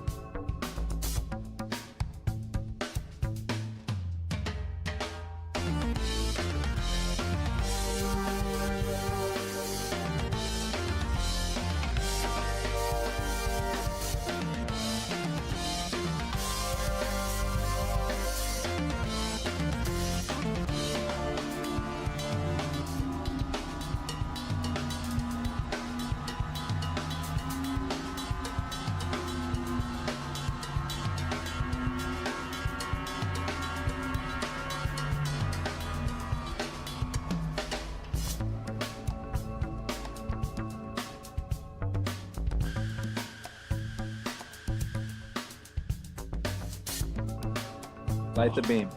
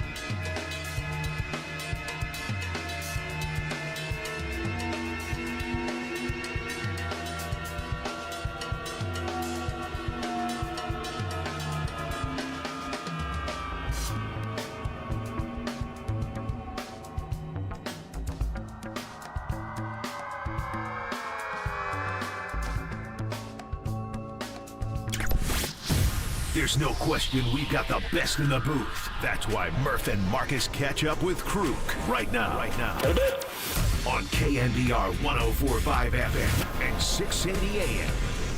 All right, 2 in a row, going for a sweep of the Mets, and Mike Krukow here to talk about it. He's brought to us by NorCal Honda. Honda has value. Get a great deal now at your NorCal Honda dealers. Blake Snell, Sean Mania, 12:45 should be a lot of fun. But Mike, we want to say a couple things. One, good morning, and number two, we just have to get right to it and forget all the Logan Webb and Mike Yastrzemski and stuff. We just want to know that it's been 2 nights now. How has Mike Krukow processed the Camilo Doval light show? This is revolutionary in Giants history. How's your view from the broadcast booth? Well, we did a show on this thing yesterday, a Crooked Kite pregame show. And, in the grand scheme of things, I mean, we're kind of purists about a lot of things. Like we don't even want music in batting practice. We want to hear the crack of the bat. We want to hear the pop of the glove. We want to hear just the concentration that's on the field and whatnot. And a lot of these ballparks you go to, you just have blaring music, and it kind of takes away from the experience and whatnot. And, so over the years, we kind of just really feel like the 2 old guys on the porch. Well, they dropped this on us on Monday night when all of a sudden the lights go down and then the red lights come on. Here's a guy that throws heat, so all of a sudden you got the red lights that are hot, and then all of a sudden they spotlight him coming out, and they play his theme song. It was awesome. We loved it. So it's like, well, how are you going to do that in the daytime when he's going to come in for a save in the day game? I mean, it's almost disappointing. So last night when they go into the 9th inning and it's 5-0, and all of a sudden Tyler Rogers runs into a couple little snags, and all of a sudden it's a save opportunity. Here he comes again, and we were just like, yeah, we were high-fiving in the booth. It was great. We loved it. And plus, I might add, in the last 2 nights, he's come out throwing 100 miles an hour twice. And he hadn't done that all year. Yeah, and Camilo Doval now coming out of the bullpen hot after getting the lights turned down for him. But I wanted to talk to you about the first time he came out of the bullpen and ask you how lucky that Augsburg is that Camilo Doval threw a 4-seamer for his last warm-up pitch before the lights turned out on him in the bullpen, Kruk. Well, and that's the last pitch he throws, and that's always the hardest. I mean, when you leave the bullpen, you're airing it out, and then you're walking out. So, so this is the very first time they're doing the light show, and Doval is into his last pitch, and as he goes into his motion and he's about ready to release the ball, the lights go out. So Augsburg, he's been around a while. I mean, he didn't freak out. Unfortunately, he had his helmet and his mask on, but he didn't have a chest protector. Now, if that misses him and hits him full on the sternum, we got a problem. And we're not laughing about this right now. And from what he said, he wasn't throwing a slider or he wasn't throwing anything that had some, downward snap to it to where he didn't really know where the ball. He just set his glove to where he thought it was going to go, and boom, it hit the glove. Thank you, Lord. But we can all laugh about it now. That obviously was something that the Giants had to address yesterday, which they did. So that won't be happening again. So they kind of dodged the bullet there. That was scary. Yeah, so Kruk and Kipe approve, and we'll see. Most of the fans have approved so far. And I tell you what, though, I mean, I don't know. I guess this is sort of I don't know if this is the right question, but it only spotlights one player. And I'm wondering, is there any chance that anybody in the club is like, hey, where's my spotlight? Like Keaton Witten jokingly said, hey, if a starter goes out for the 9th inning, does he get a spotlight? I don't know, Mike. Closers are getting, I guess, special treatment around the league. As they should. It's an adrenaline inning. It's a moment where you need to find your focus. You need all the amp that you can possibly get, and I just think it's showtime, and I think it's great. The Mets, they brag about when Diaz, their closer, comes out of the bullpen and their save opportunity in New York. I mean, they've got one of the best walk-up songs ever. And the place goes nuts. Well, this is what's happening now at Oracle Park. Everybody reacts to it. Not just Doval, but everybody in the stands and everybody on the field, everybody in the dugout. Everybody enjoyed what was going on. Both dugouts thought it was the coolest thing they'd ever seen. So I just think at that particular moment, when you're bringing that player in, he needs all the amp that he can get. And if you can provide something with a walk-up song or with a light show, and it enhances that psych, get after it. I mean, think about what we've been privileged to see when Rob Nen was coming out with Smoke on the Water, and then when Brian Wilson would come out with Jump Around, and then when Sergio Romo would come out, and what was the name of his song? El Mechon. It was awesome. And so, those are really great moments in baseball where we go back and we remember them. So now, we got another one. I mean, I wasn't all that amped up with Doval's song, but when you apply it to the light show, it's working. All right. Mike Krukow giving us the big thumbs up on the Camilo Doval light show. Giants get the 5-1 win over the Mets. It's their 6th of their last 9. They can go for a sweep today and get to 500, Marcus. Yeah, and Mike, to be honest with you, I would have been all right for a light show and a spotlight for Logan Webb if he would have re-entered the game in the 9th inning last night. 8 shutout innings, 106 total pitches. But, Mike, did the thought cross your mind last night in the middle of the 8th inning that we could have possibly seen Logan Webb out there for the 9th? Yeah, I think if it was later in the season, they would have definitely given him the opportunity. He wants to finish. I mean, he goes out there with the idea that I want to throw a complete game, and that's the mindset you should have. He doesn't want to come out of a game. But, I mean, the pitch count's killed a lot of things. It really has. But here we are in April, and that 9th inning may have, dug a little too deep where he comes back a bit sore. He doesn't respond in 5 days. Who knows? All you know is you want to keep your ace healthy all the way through September and then hopefully into October. So, complete games, as cool as they are and as retro as they are and as cool as a shutout is, I mean, you really want to get those things when you're a starting pitcher. It's not the most important thing. Right now, it's pitching deep in the season and being able to be fresh. So that's the whole priority, and I don't see that changing anytime soon. I mean, we could talk to you about Logan Webb every 5 days for the rest of the year, just like we did last year when he finished 2nd in the Cy Young voting. I mean, is there anything – he's reached this level, this cruising altitude where he's just a dominant pitcher, one of the best pitchers in all of baseball. I mean, is it possible he's ascending still? 100%. You think back where he was about 4 starts ago, and he was nibbling with all his off-speed stuff. He forgot about the fastball. And now he's brought the fastball back, and now he's throwing 4-seam fastballs that are completely a different part of the strike zone that he attacks normally with his primary 3 pitches, the sinker, the changeup, and the slider. Those are all pitches that wind up down around the knees. Well, now he's coming up above the belt and across the letters with 4-seam fastballs. It's a different movement than his 2-seam fastball. It's a great pitch. Nobody barrels it. Everybody's late on it, and he's starting to believe it. So he's really given himself another weapon. And this is what pitchers do. Pitchers will experiment, and they'll kind of nibble at the plate. And then there comes that point in time where they realize that, you know what? I don't have to nibble. I can just drop the little screw you on this pitch and throw it up there across the letters. They can't touch it. And that's another layer of invincibility.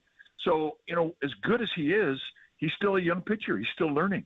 And where he is now and where he's going to be in 4 years is going to be 2 different things. But this is all part of the journey. This is how you acquire the knowledge. And, you can't start off as a young pitcher and have some old pitcher tell you about it. You have to figure it out. You can't have a guy tell you how to read hitters. That's stuff you have to figure out on your own. The only way you can do it is with innings. And this 4-seam fastball has taken him to the next level. He's a different guy now than he was at the start of the year. and you add that to his arsenal where he's thrown his changeup more than any other pitcher in big league ball. You add it to his two-seamer. We know about the slider. I mean, Mike, he induced 15 grounders yesterday. The Giants' defense has been playing phenomenal this year. And I was a little shocked by this stat that Logan Webb actually has the lowest career ERA ever at Oracle Park from a starting pitcher with a minimum of 40 starts. It just seems like he's the perfect pitcher to pitch at Oracle. Well, yeah, I think so. I mean, but you could say he's a perfect pitcher to pitch anywhere because he's got so much sink and puts the ball down, he attacks. And it was 16 ground balls, by the way. By the way, 19 consecutive scoreless innings so far for him. Yeah. So, I mean, he's in that kind of a groove. And that is exactly when he started throwing more four-seam fastballs, when he started attacking another part of the strike zone, above the strike zone. So, I mean, those things all run hand in hand. But you can see the reaction that the league is not being able to adjust to him. So it's become a really good weapon for him.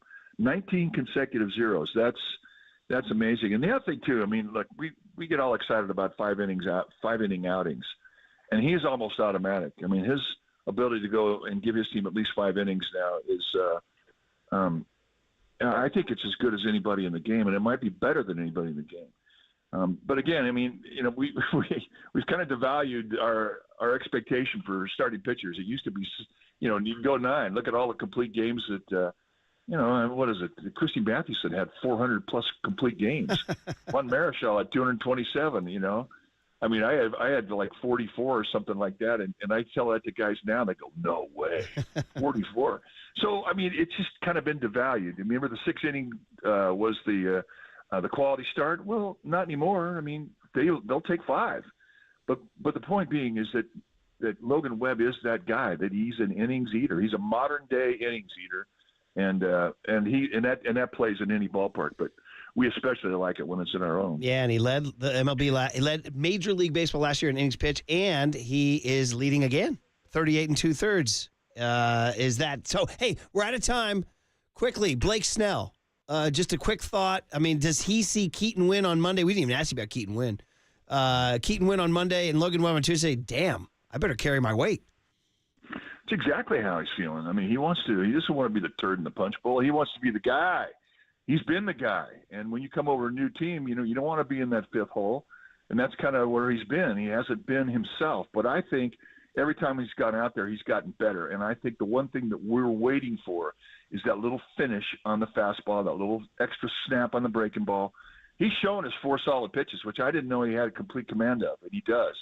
But I think today you're going to see a different movement, a different finish on the fastball, and that's his key. When he can pitch across the letters over the plate and establish that pitch, and then he's locked in. So hopefully today's the day he gets it. Sure would be awesome. Mike, enjoy the heck out of the Wednesday matinee. We'll talk to you Friday. In a bit. Mike Krukow, brought to you by NorCal Honda. Honda is value. Get a great deal now at your NorCal Honda dealers. All right, 808 KNBR is the phone number. The eve of the Brandon Aiyuk trade. And why is it different than Nick Bosa? Your thoughts, 808 KNBR is the phone number, or text us, 415-808-5627 at the Golden State Lumber and Building Materials text line on the Sports Leader. I can just drop the little screw you on this pitch and throw it up there across the letters. They can't touch it.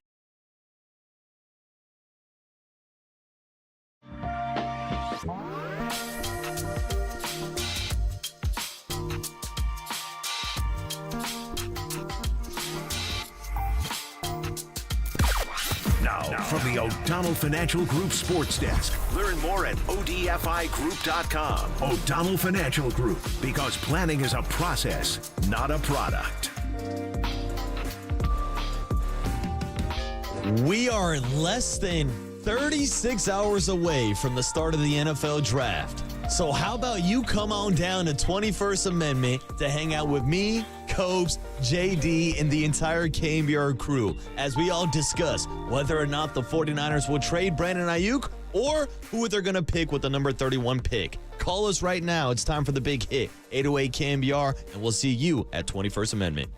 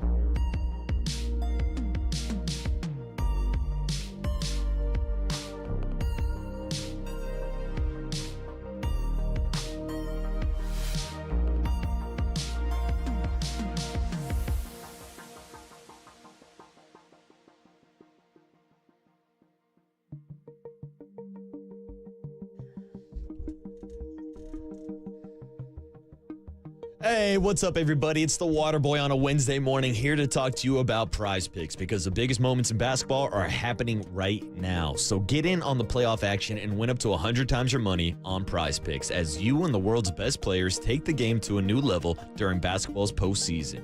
I love the easy gameplay, the quick withdrawals, and the huge selections of players and stat options. Just select 2 or more players and place your entry. It's that easy. You can now win up to 100 times your money with as little as 4 correct picks. You can turn $10 into $1,000. Prize Picks has something for every sports fan, from basketball and hockey to League of Legends and everything in between.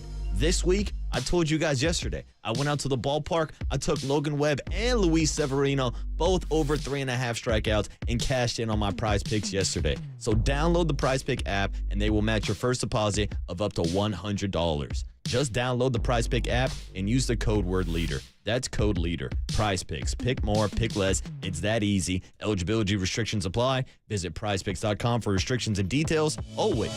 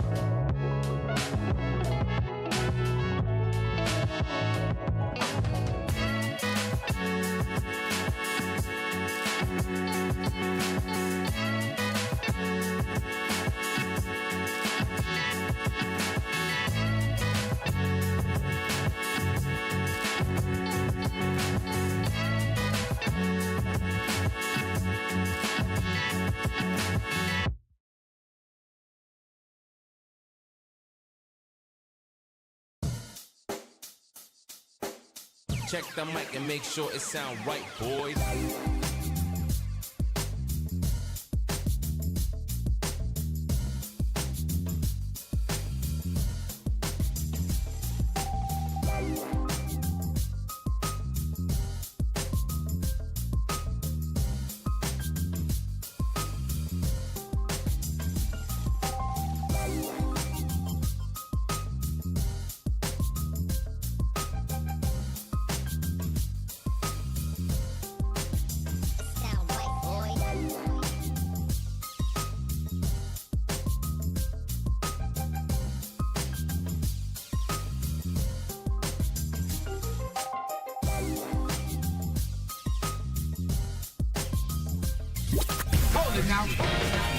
This is The Big Hit.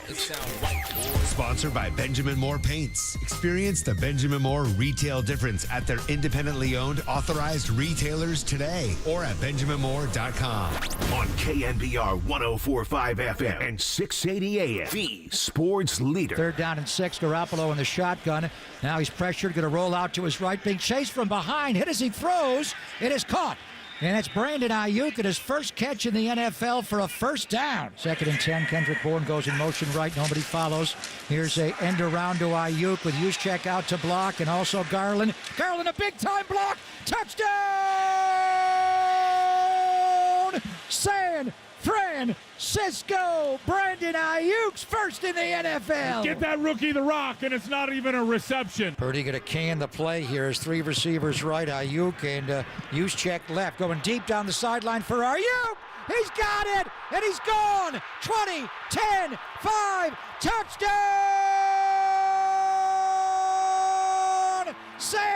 San Francisco. Purdy out of the shotgun, drops a couple of steps, going to take a deep shot to Brandon Aiyuk. It's deflected. Oh, he caught it! Caught! Aiyuk caught it out of the air. A flag is also down. Did Aiyuk score? He got touchdown on the 2-yard line. That's going to be DPI and a deflection, and Brandon Aiyuk never gave up on the football and came down with it. Oh, number 11. Come on, man. We're not going to live in a world without number 11, are we? Brandon Aiyuk's just getting started. He's just getting started, so my advice to the 49ers is don't trade him. But there's a real world out there called the NFL, and there's salary caps and Brock Purdy's contract and first-round draft picks that can be tantalizingly dangled by other teams tomorrow night. And that's our big hit, guys. Where are we with Brandon Aiyuk? Why? Waterboy's sound research tells him that he thinks it's more likely that they would trade him than they would have in the past. Is that a fair statement? Did I say that? Well, the Nick Bosa sound. Oh. I was jamming words in your mouth. Yeah, There's no sorry. question. You threw up the alley-oop and it went right over my head. I know. Yeah, Sorry, it's buddy. something that we asked Mike Silver about yesterday when we were sitting here dissecting the John Lynch comments about Brandon Aiyuk. And when he was asked at the end of his press conference, do you see Brandon Aiyuk not being on the roster Friday morning? And his answer is, I don't anticipate that. Now, that's a little bit different than when he was asked about Nick Bosa over last offseason when they were asked if he was going to be traded. Here's the audio from John Lynch last year giving his response to the Nick Bosa question versus the Brandon Aiyuk answer. John, there's been a bunch of conflicting reports. Is there any percentage chance that you guys would consider trading Nick Bosa? No. Real simple. Okay, but I must shout out Larry Kruger on that real soundbite. simple. Okay, so you think that would tell you that this Aiyuk ball, as we drop the foosball in play, that ball is in play. I'd say that the possibility of a trade is on the table. Well, now, with Nick Bosa, that possibility was never on the table. Right. And there is a difference here. Nick Bosa was coming off a season where he won Defensive Player of the Year. He is a generational type athlete. Now, I'm not taking shots at Brandon Aiyuk, but I think it's easier to replace B.A. than it is Nick Bosa. I don't think that's a hot take, Murph. Right, and so we already talked about it. Mike Silver's column in the Chronicle, and Mike does a great job, man. He talks to the most people out there, and the phrases were anything is possible, which is, a pretty safe route. Like, literally, I could say, like, people say, how's the next 2 hours of the show going to be? I'd say, anything's possible. Anything. You know what I mean? And also, he says, don't rule it out, which, again, I would say applies to the show. Will the next 2 hours of the show be the best 2 hours ever? Don't rule it out. Now, anything is always possible. There it is. And that's my Brandon Pajemski slogan, by the way, that will one day be picked up. But the Niners are clearly listening, and it's interesting because, you could shut it down and say, no, we're just keeping them. But they're trying to figure out what their assets could be. And, again, he mentioned 5 receivers: Brian Thomas Jr., Adonai Mitchell, Ricky Pearsall, Xavier Worther, and Xavier Legette. And, we talk about rookie receivers and can you win a Super Bowl with them? And some rookie receivers did. Rashee Rice was a rookie receiver on the Kansas City Chiefs last year, and they won a Super Bowl. Now, the difference is Pat Mahomes is your quarterback, right? But Rashee Rice came on a little bit and became a player for them in the playoffs, too. He had a couple good playoff games at Arrowhead. True, but, the big thing here is that Travis Kelce is still obviously the number one option. He's basically the number one receiver. Mm-hmm. Now, you could make the same argument about the San Francisco 49ers. Even though B.A. did lead the team in receiving yards this season, was tied for the lead with 7 touchdowns, you can look at George Kittle and how he led the NFL in receiving yards by a tight end. You throw in Deebo Samuel. You throw in Christian McCaffrey. So that's when you ask me the question, can the 49ers win a Super Bowl without Brandon Aiyuk? With this roster, hell yeah, they still can. But going into next season, I do not believe that the 49ers are a better team without Brandon Aiyuk. All right, 808 KNBR is the phone number, and one of our favorites, Jose in Oakland, is checking in on the big hit of where you're at with the Brandon Aiyuk trade talks. Jose, good morning, dude. How are you, brother? What's up, Jose? Hey, guys, good morning. Okay, from my point of view, there's no way they're going to trade him, not because they don't want to trade him, but because if you have one of the earlier picks, why would you trade for to pay him a lot of money when you can draft a young receiver that you can control for the next 5 years? Okay. Now, second, to me, the best thing that the Niners can do is just sign him, play him next year, see where he goes. Hopefully, we'll win the Super Bowl. If we win it, it was worth it. If we don't, then trade him next year. It'll be more chances to trade him for an earlier pick next year than this year.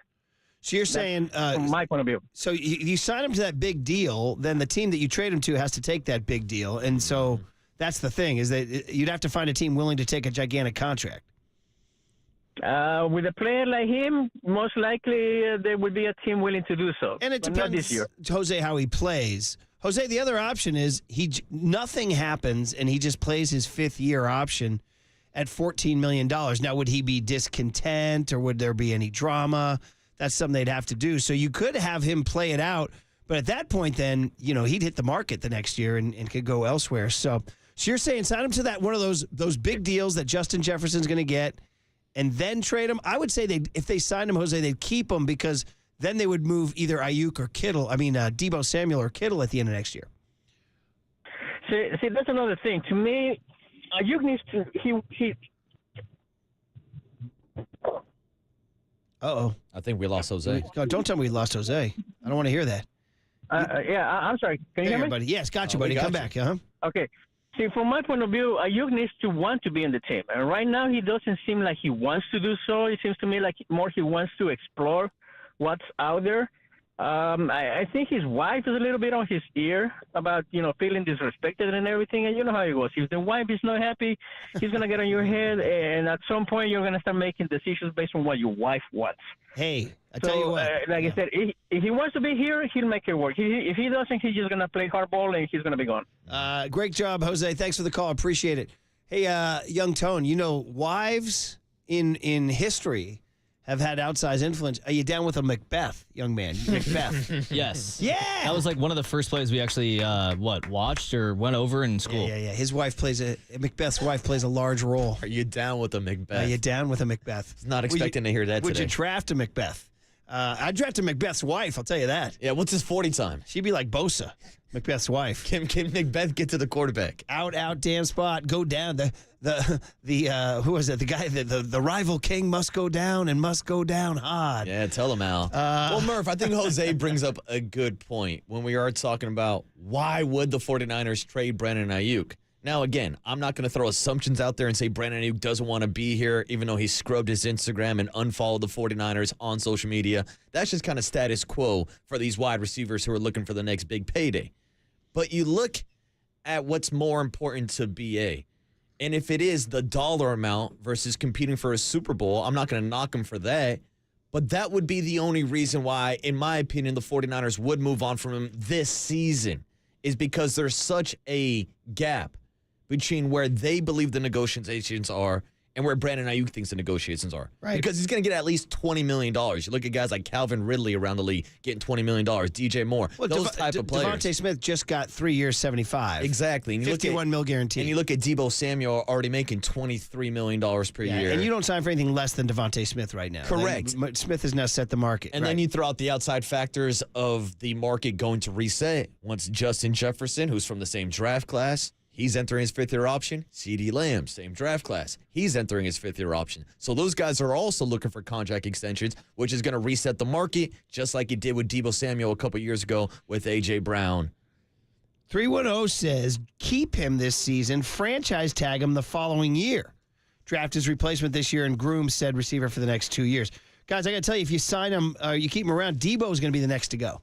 Deebo's going to be the next to go.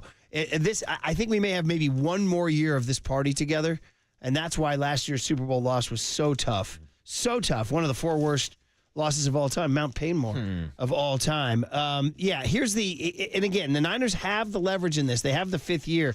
The quote from the Niners source in Silver's Chronicle column, it says, that's the beauty of having the 5th year option on a player at a premium position. Like, the Niners have the leverage. And like Aiyuk, he's not going to sit out. Not going to miss out on $14 million. You'd also miss a year of service time, correct, which is huge for your pension and your contracts. Yeah, how'd that work out for Le'Veon Bell sitting out for a year? His career was never the same. Yeah, man. So, hey, here's the deal. 808 KNBR is the phone number. 415-808-5627 is the Golden State Lumber and Building Materials text line. 916 says, how much of this conversation by the Niners management shows Brandon Aiyuk and his agent that the demand for him is soft and there are lots of draft options to negotiate a cheaper deal? Really, they are negotiating, and you're right. They did not do that with Nick Bosa. No, not at all. They shut it down quick, and that's something that stood out to me about Silver's piece that came out in the Chronicle, and even talking to him yesterday, was just talking about what the trade compensation would look like for Brandon Aiyuk and how some GMs and executives think a first-round price is too high. Now, to Jose's point, for any of these teams that are rebuilding, they not only have to trade maybe a first or a second-round pick, but then they have to give them the contract extension. They've got to invest that type of money in them. So I don't think you're going to get a top 15 pick for Brandon Aiyuk,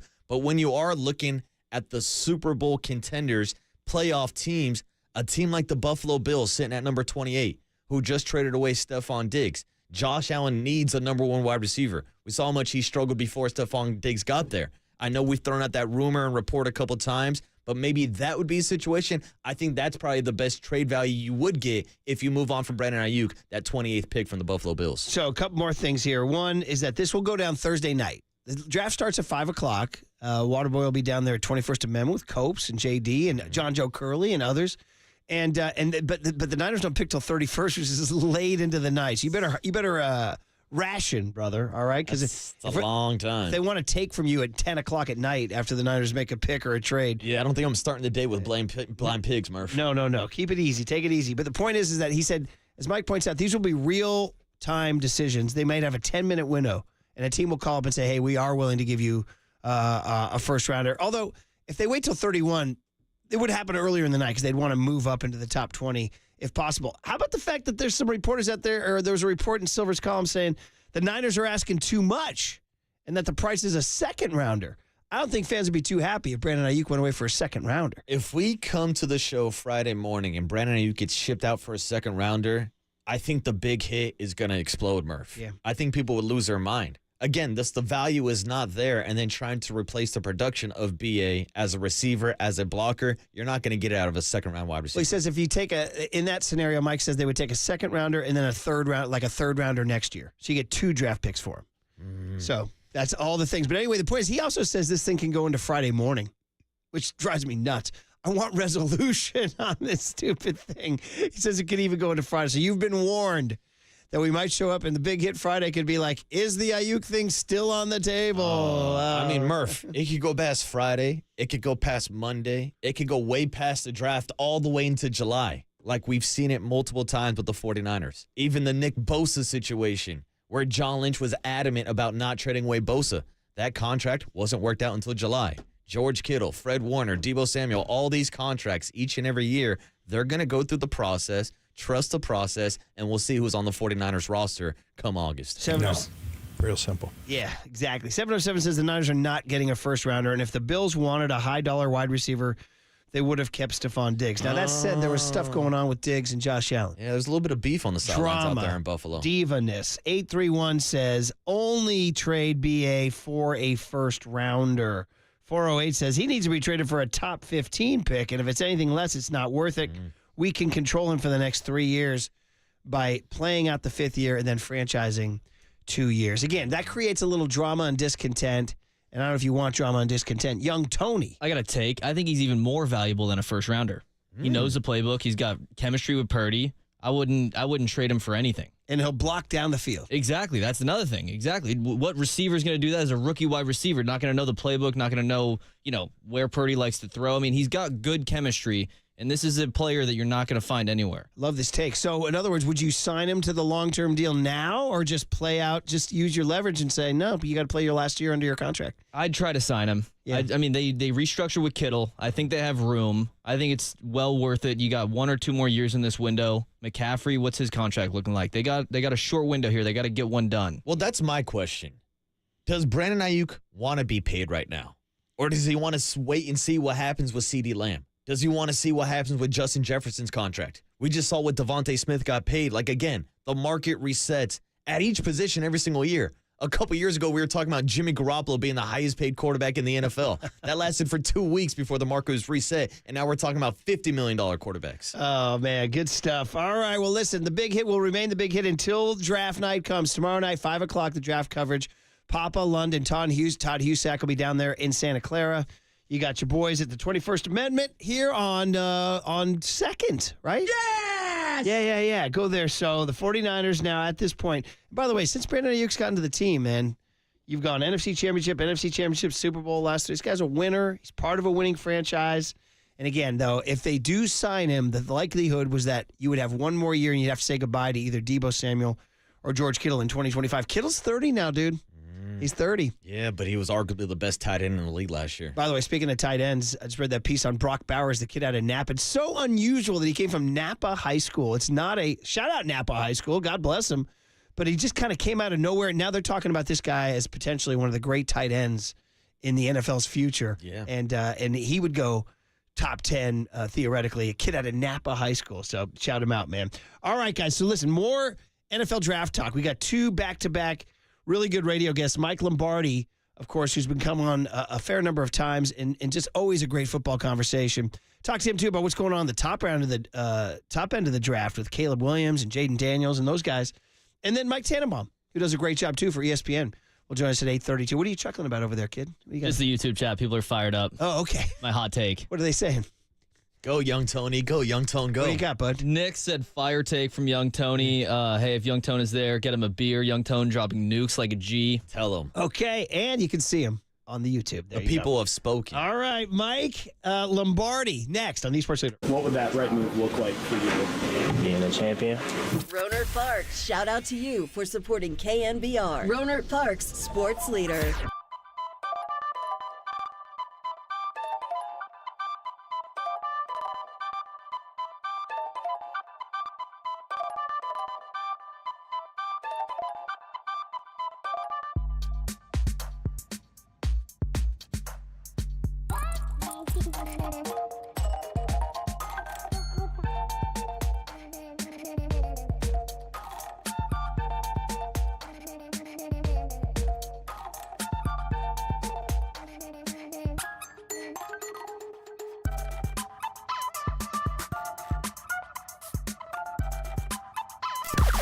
Now, from the O'Donnell Financial Group Sports Desk. Learn more at ODFIGroup.com. O'Donnell Financial Group, because planning is a process, not a product.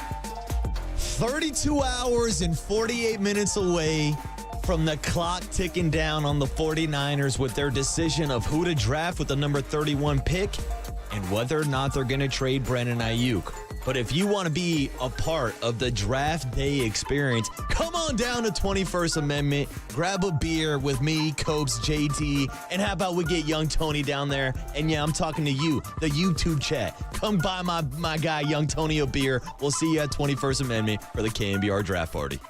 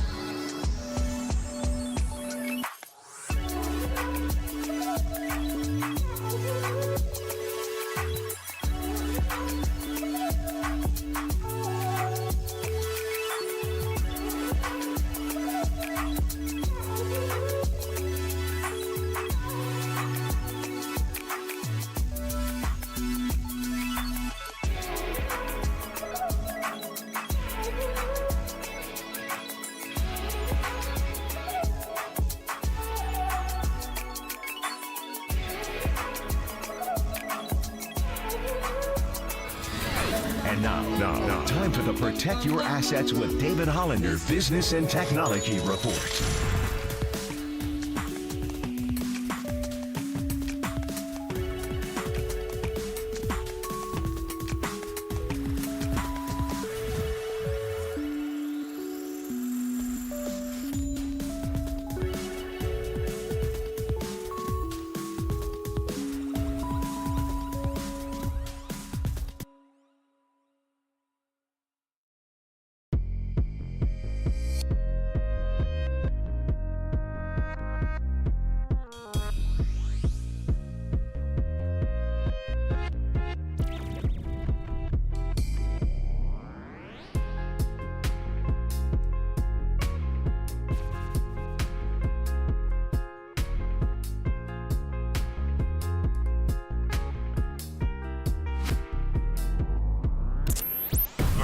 Marcus keep rolling on the sports leader and streaming live on YouTube at KNBR 1045.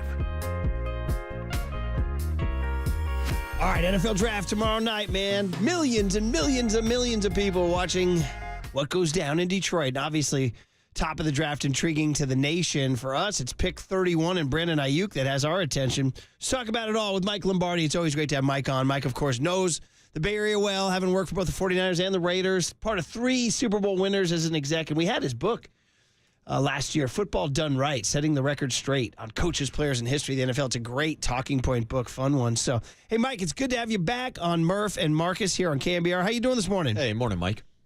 I am great. I'm doing great. It's always a great week. You know, I grew up a draftnik.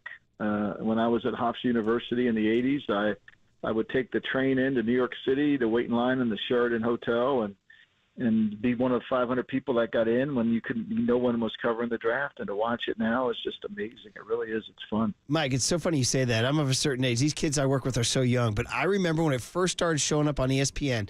And as a guy on the West Coast, I was in my 20s. I was shocked at like the passion of the New York Giants and New York Jets fans who showed up in helmets and with airplanes glued on their head and living and dying with picks, screaming and yelling. Remember, Mike, why does the Felt Forum come to mind? Is that where they had it? No, well, they had it at the old Sheraton Hotel. Okay. And so it was in a Sheraton, and you had to wait in line there. And that's where I met the great Joel Bushbaum for the first time. Oh, yes. And, if you ever, Joel's kind of God rest his soul, he's kind of a quirky, not a handsome man. And I stood next to him, and he was working on this draft book, and it started there. And, that was the year that, whenever the Jets made a pick that year, everybody went crazy. Like it was the Kenneth Sims draft. It was when the Bears drafted Jim McMahon, and that was the first draft I ever really watched. And studied and kind of went through it, and it was interesting. It was fun. The Giants took Butch Woolfolk, the running back.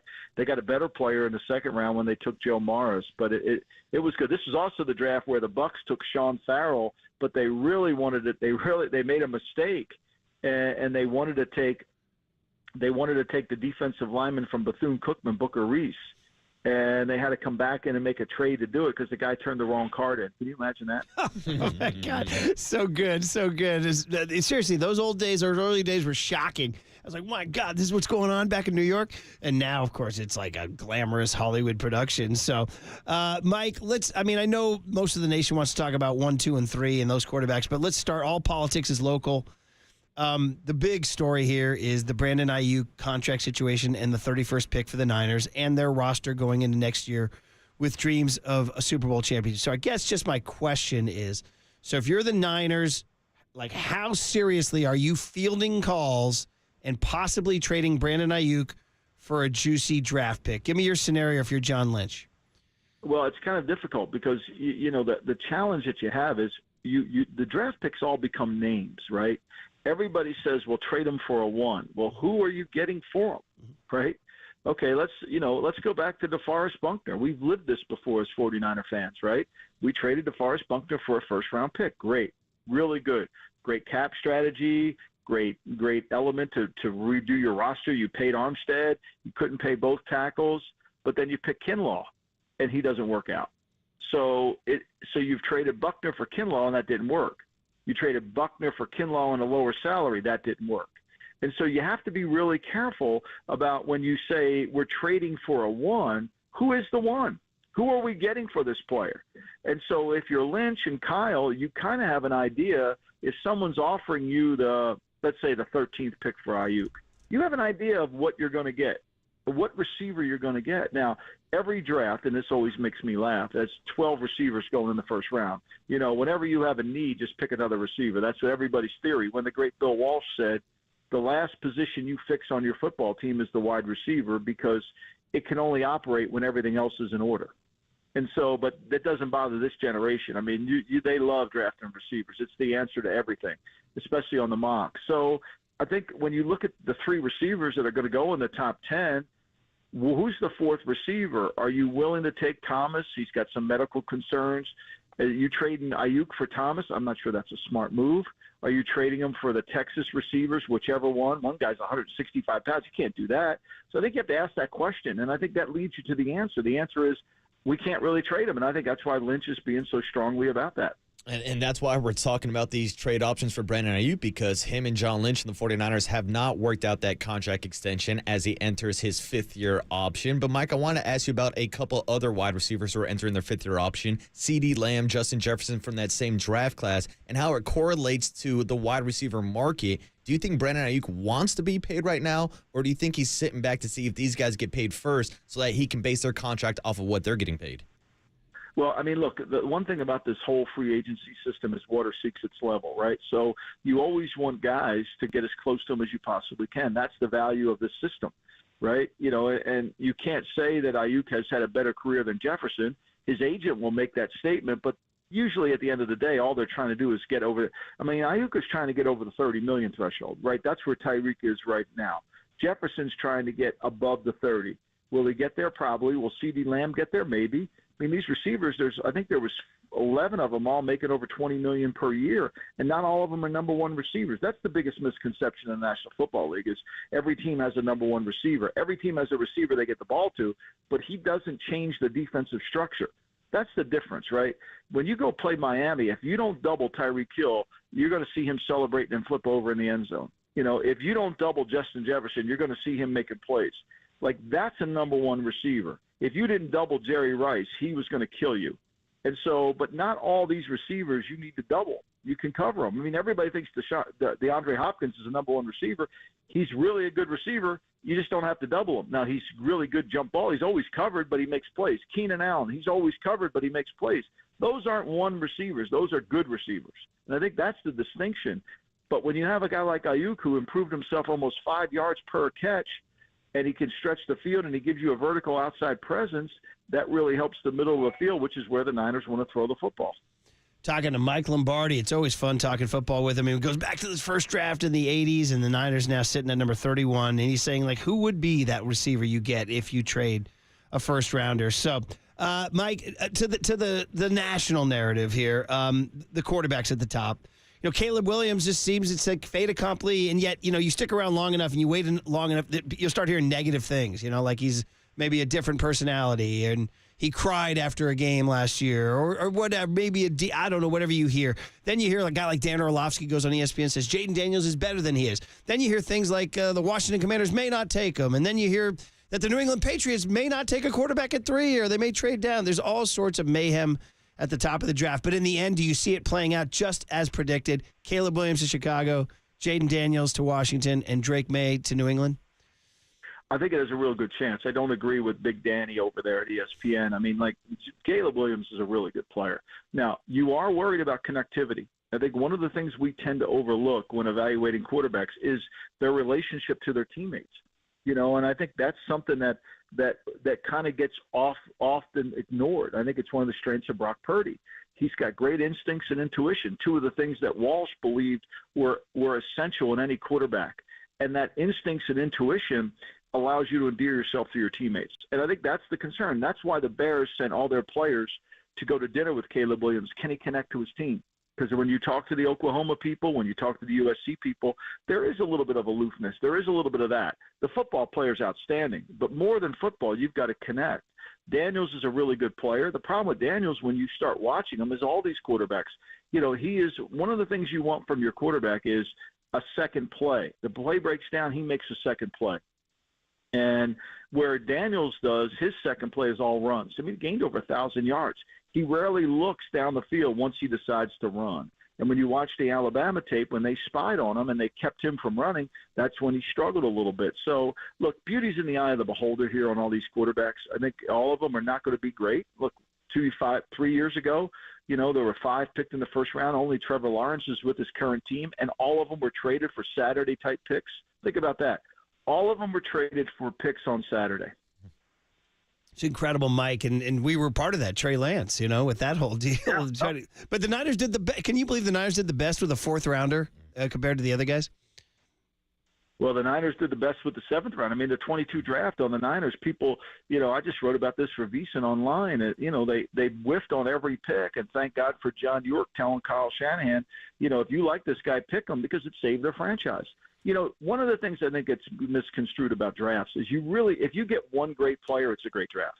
If you get one great player, it's a great draft. All this notion you're going to find 8 or not, sometimes the draft doesn't have that many good players in it.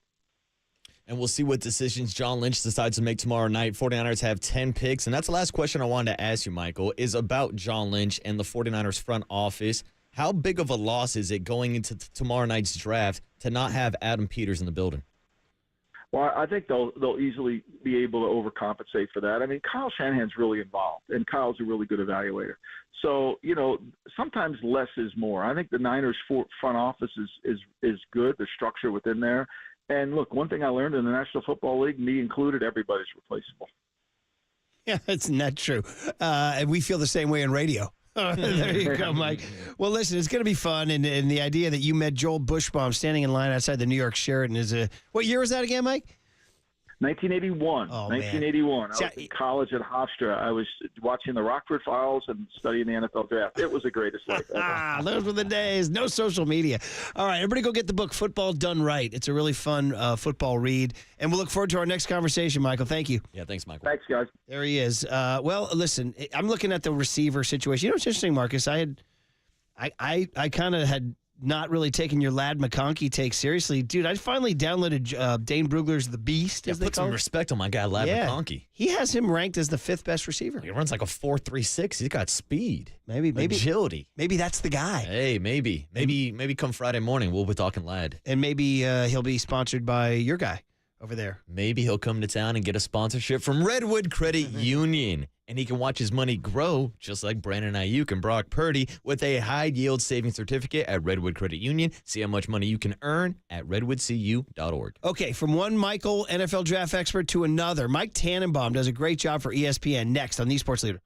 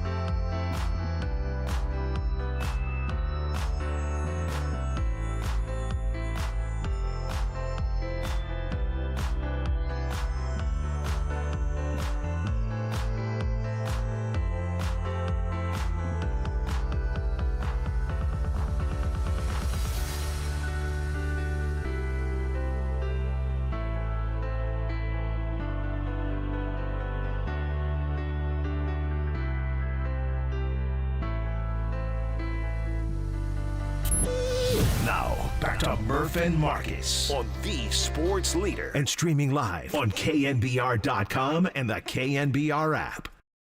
All right, guys, draft. And Mike Tannenbaum, ESPN's draft insider, former Jets GM, former Dolphins executive, is here to break it down. And, Mike, we are happy to welcome you to Brian Murphy, Marcus Boucher, Murph and Marcus out here in San Francisco. How you doing this morning, Mike?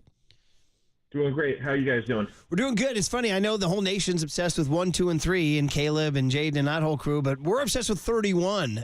All politics is local, as I just said earlier. And so, out here, the big question is Brandon Aiyuk wants a longer contract. The Niners have a draft pick, have a possibility of trading up maybe and trading him. That's where we're at, Mike. And I'm just going to put you in the GM room, and you're John Lynch, and you have this asset, Brandon Aiyuk. You have the ability to maybe field a few phone calls. Are you looking to trade Brandon Aiyuk, or are you just looking to sign him and deal with the salary cap ramifications later? Ideally you keep him. Obviously, he's a great young player. Game changer, in my opinion. But I think Juwan Jennings is also a very good underrated player, and this draft's loaded with receivers, and it could be someone like A.D. Mitchell from Texas, Lam McConkey from Georgia, amongst a few others that could be there at 31. So if you could get value for Brandon Aiyuk, knowing that you got to deal with Brock Purdy in a year, it's just one of those unfortunately difficult decisions you got to look at as a GM. And, Mike, what do you think the trade value is for Brandon Aiyuk? We've been talking all morning, whether it's a first, whether it's a second. What do you think the draft offer needs to be for John Lynch to pull the trigger on that trade? I think it's a little bit better than, Stephon Diggs, given his age. But, the team acquiring Aiyuk's going to say, hey, we got to pay him. So, to me, it's probably a 2, just given the economics that the acquiring team is going to have to deal with. So, Mike, we're talking, you said you laid it out pretty starkly. Hey, you're a GM. It's not pleasant, but sometimes you got to make a move. The thought being, if you're the 49ers, are you different than the average NFL team because you're trying to win a Super Bowl right now? And the idea of trading away a veteran like Brandon Aiyuk, how that goes down in the building in terms of on the grease board, the X's and O's, and can you go win a Super Bowl losing an asset like that and replacing him with a rookie? Yeah, every team deals with it. We saw Tyreek Hill graduate from, the Kansas City Chiefs. We just saw Diggs graduate. It happens every year. You can look at what's going on with Dallas with the anticipation of Dak's extension and all those players they lost. It's just kind of is what it is when you're a team like San Francisco and you have so many great players. Some are going to have to graduate, and that's just the cost of doing business. And that's the question that we've been asking, Mike. Can the 49ers afford to pay 2 wide receivers more than $20, $23, $25 million? Of course, with Deebo Samuel always on the roster. But then you look at a team like the Philadelphia Eagles, who are paying A.J. Brown $25 million a year. Devontae Smith just got a contract extension. Can the 49ers kind of follow that formula to keep both these guys on the roster?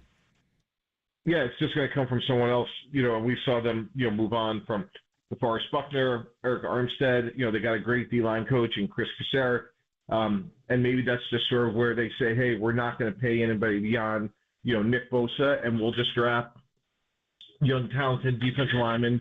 I've seen a couple of mocks where Darius Robinson from Missouri sort of fits that bill. So you just have to philosophically know that, hey, if we pay this position, we're not going to pay others. We're talking to Mike Tannenbaum. The draft is tomorrow night at 5 o'clock. And, of course, the Niners at 31. But who knows? They may move up, and they may figure out if Brandon Aiyuk is worth moving. Just one more on the Niners before we go national, and that is, to you, if you had to move one of the two, is Deebo Samuel's versatility and physicality more valuable to Kyle Shanahan, or is Brandon Aiyuk's precise route running, incredible run blocking, and sort of speed more valuable to Kyle Shanahan's system? Yeah, working with coaches for 25 years, the answer is going to be yes. I want both. So, knowing that's going to be a challenge, you just say, what's harder to replace? And, like Deebo, to me, is such a special guy. He's so smart, puts so much pressure on defense because you can line him up all over the place. And Aiyuk is, like you said, a great route runner, great athlete. I do think there's some of those guys in this year's draft, and I think one will be there at 31. So, again, to me, part of it is what kind of pick can we recover if we trade Brandon Aiyuk as well. Yeah, and that's going to be the big question is what do the 49ers do with that number 31 pick tomorrow night? Mike, I was just going through your mock draft on ESPN, and you have Braden Fisk, a defensive tackle from Florida State, written down in your mock draft. Do you think defensive line is the number one priority for the 49ers going into this draft class? Well, not necessarily, but again, it's just about, looking forward, like to what it could look like in another year or two. And look, they added Malik Collins and Leonard Floyd. And I just think that if you're going to, again, you look at what they've done the last couple of years, they obviously paid Javon Hargrave very well. But after that, like if this is going to be a position you're going to rotate through, I think Fisk is a guy that sort of fits what they like to do. He has a high motor. He's productive. He has versatility. And that's why I thought he was a really good fit for the 49ers. All right, Mike, before we let you go, we're going to go national. I mean, Caleb Williams to the Bears. There's so much going on there because, the Bears' history at quarterback is just nothing short of tragic. And he comes in with all the talent in the world, but a little bit of static. I mean, I don't know. Is that an overstatement, or are you seeing this guy as a smash, bang, superstar, and Chicago's world's about to change? Yeah, what's interesting to me, guys, is, what's going to happen with any of these guys in this NIL sort of era of when things hit a bump in the road. And I think Caleb Williams, Jaden Daniels, I think all those guys at top have a chance to be really good. But what happens when they throw 3 interceptions, and do they have the mental toughness and the resilience? That's really my only question, because their upside, the talent of, again, May and Penix and McCarthy is all great, but we're getting a new era of players, and I think it's really going to be interesting to see how they handle adversity. How big of a likelihood do you think there is that we'll see a big draft day trade? Seems like there's one every single year. I saw there's a report yesterday that the Raiders reached out about the number 2 overall pick. We know about the history between Jaden Daniels and Antonio Pierce. Do you expect a team to move up to maybe the top 5 to take one of these quarterbacks? I do.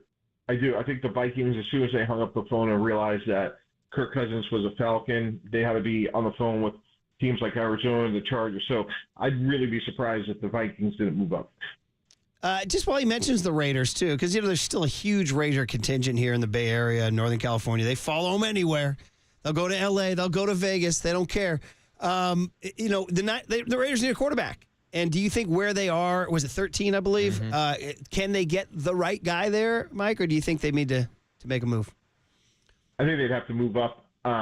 Penix could be there, given his medical, but in fairness, the last 2 years, he finished 2 years at Washington healthy, but they do need a quarterback, and I think Penix is a guy that could be right in that vicinity for them. And then that'd be interesting. And then the last one would be New England. How the mighty have fallen, right? They've just fallen into total disrepair, and there they sit at 3. Is Drake May the right guy for them, or do you think there's possibility of movement and they go elsewhere? I think Drake May is a perfect fit for them. He doesn't have to play from day one necessarily, but he has to. I think they got to draft him when you need a quarterback, and once there, don't overthink it because you never know what next year is going to bring. So if I'm them, I would certainly take Drake May and never look back. All right, Mike, it's going to be a big day tomorrow. We will watch ESPN's coverage, and obviously everybody's going to go bananas no matter what happens. So thanks for your time. We appreciate it. Mike. All right. Thanks, guys. There he is, Mike Tannenbaum, saying, dude, he was much more businesslike about trading Aiyuk. Dude, rapid-fired answers. Yeah, he was. But sorry. Yeah, Aiyuk's getting traded. He's one of those two. Maybe second-round draft pick. What else you got for me? He dropped 2 bombs on us. One was 1 second-rounder, which, given that all those, that kind of, I don't want to say it makes sense because I think Aiyuk is, one of the great, as you point out all the time, second-team All-Pro. Correct. I'm not trading a second-team All-Pro for a second-rounder. But teams drive hard bargains like that. You read into Mike Silver's column, second round is a possibility, and you just heard Tannenbaum say it. And then look at all these players. Like Mac, you would have thought Mac Jones was worth more than a 6th-rounder, right? I would have thought Justin Fields was worth more than a 6th-rounder. Right. So, damn, Tannenbaum's leaving that door open. He's like, it's tough. He kept using that phrase, graduate, by the way.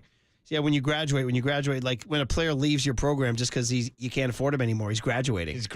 Yeah. Well, he just left the door open. So what if we come here Friday morning and they traded him? Damn. Damn. For a second rounder, I'm not going to be happy. And then they drafted his replacement. Yeah, but how long is it going to take? How long is it going to take before Ladd McConkey graduates into a second-team All-Pro? All right. Well, between Silver's Column and Tannenbaum there, we got to continue to be adamant about leaving the door open here on this possibility. Again, to me, the smartest move is you just keep them and you deal with everything and you make another run at it. But, the Buckner-Armstead thing hangs out there. That's the thing. And it hangs and it hangs and it hangs. And it happens all that he just said. Did the Chiefs want to get rid of Tyreek Hill? Did they win a Super Bowl without Tyreek Hill? They did. Do they have Pat Mahomes at quarterback? By the way, speaking of the Chiefs, quick digression. Did you guys see all the buzz about Taylor Swift's? I told you guys last week that the Tortured Poets Department. Oh, I went and checked out her diss track on Kim Kardashian. Thank you, Amy. Oh, I didn't know that. Oh, yeah. We got beef between Taylor Swift and Kim Kardashian What's now. the beef? Oh, dude, there's been long-time beef going back to Kanye West going on stage for Taylor Swift. Wait. Then there was some leaked footage of Kim Kardashian altering voicemails from Taylor Swift to make her look bad. Oh, yeah, you can dive deep into this, Murph. Mine was much more G-rated. She put out a little reel of her at home. It's like her playing pickleball and her sipping a cocktail and her and Travis smooching in the kitchen. Oh, no. Over her cinnamon rolls. Did you know this is the deal? Apparently she makes legendary cinnamon rolls. No, see, Murph, I did not know that. I was looking for the smoke of Taylor Swift dropping lyrics about Kim Kardashian's daughter singing lyrics about her being dissed in Taylor Swift's new song. Okay. Yeah. All right. You've just got me up to speed. We got beef. I'll just have to catch up on that. Now we got bad blood, Murph. Oh, very good. Andy Baggerly is 935. All right. Quick check of the Cache Creek. The Golden State Lumber and Building Materials text line. Skirt. Here he says, 917 says, guys, I love you, but please stop with this talk. We have a 1-year window before Purdy's contract. Dumping Aiyuk in that 1-year window isn't even sports talk radio worthy. He sent that 2 days ago. Now, 2 days later, he says, guys, I humbly retract my comment that Aiyuk trade talk is not sports talk radio worthy. General sports talk radio. 707 says, Waterboy, a good futures bet to possibly make Friday morning if the Vikings move up and get a QB, Offensive Rookie of the Year. Lots of weapons there. I'm staying away from Minnesota. 408 says, with all this talk about draft day, when are you going to put some respect on Kevin Costner's film Draft Day? It's really not a great movie. He wants to know if young Tony has seen it. I've actually seen it multiple times. I think it's a great movie. Kevin multiple Costner. times. Oh, man. I can be honest with you. It came out, and it was just sitting there for me, and I was like, should I go see Draft Day? And I was like, yeah, no. And then it came on the TV, and I'm like, should I stream Draft Day? I was like, yeah, no. So I haven't had the energy to even press the button on stream. So you haven't even watched it? I'm just kind of have my interest level's zero. You don't know about how the Cleveland Browns passed on a quarterback because no one showed up to his birthday party. Oh, who's this guy? Was it Triple E on the board right there too? I love ricochet shots. No, I love Triple E. He just puts himself out there. You know what I mean? So what do you like about it so much, kid? It's just a great story. Kevin Costner plays a great role. I mean, it puts you in the mind and the shoes of a GM on draft day, the biggest day of the year. He puts a note in his pocket. I don't want to spoil the whole movie, but he puts a note in his pocket when he wakes up the morning of the draft, and it's basically his decision on what he's going to do in the first round. And obviously, I mean, I don't want to spoil it, but he does follow through with his note. Okay. No spoiler alert. Yeah, I'm saying Kevin Costner should stick to baseball movies. I was going to say, maybe his baseball's more his thing there. Okay, all right. Well, listen, we pretty much covered the last hour. Is this heaven? No, it's the NFL draft. Is this heaven? It's endless NFL draft talk, which means we got to get back to the Giants on the other side.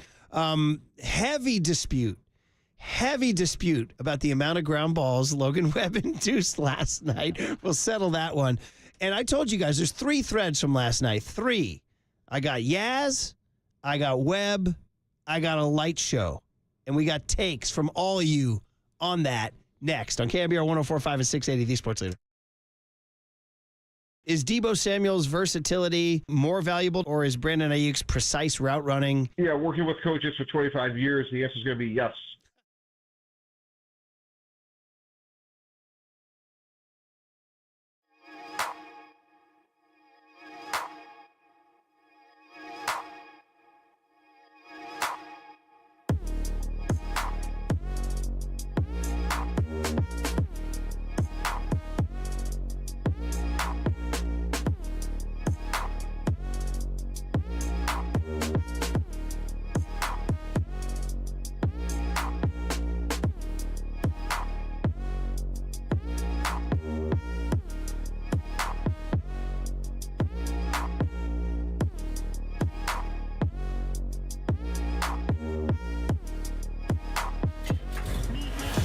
Chilton Auto Body Traffic Desk.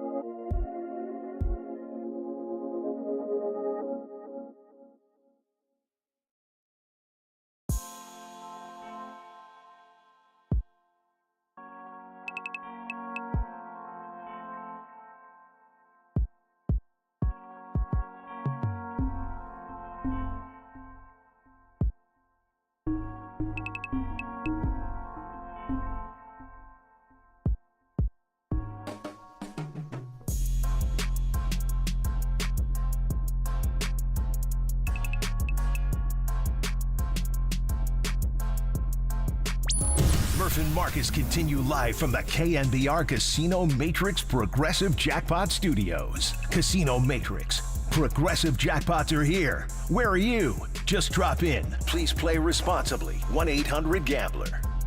Well, I mean, look, the one thing about this whole free agency system is water seeks its level, right? So you always want guys to go ahead of you to make more money so you can get as close to them as you possibly can. That's the value of this system. Well, I teased Giants, and then we go to break, and Marcus is like, I never want to stop talking about the Brandon Aiyuk situation. Mm-hmm. That's it, buddy. I'm going to come by your house at like 2 in the morning, blow an air horn, and say, give me an Aiyuk take out the window. It's going to be me and B.A. and Murph. We have some breaking news that correlates to Brandon Aiyuk. Ian Rappaport, a.k.a. Rap Sheet from NFL Network, has just broke the news that the Lions are given a contract extension to wide receiver Amon-Ra St. Brown. He's getting a 4-year, $120 million contract with $77 million guaranteed. Oof. That deal makes him the highest paid wide receiver in the NFL. That's bad news, Niners fans. That is bad news. Can we get a quick comp on their stat? The reason why I say it's bad news is that just gave a baseline. Brandon Aiyuk will want more than that. And now you're talking about, I mean, it was already going to be really expensive. Right, but did you think Brandon Aiyuk, before this signing, would make more money than guys like Tyreek Hill and Devontae Adams?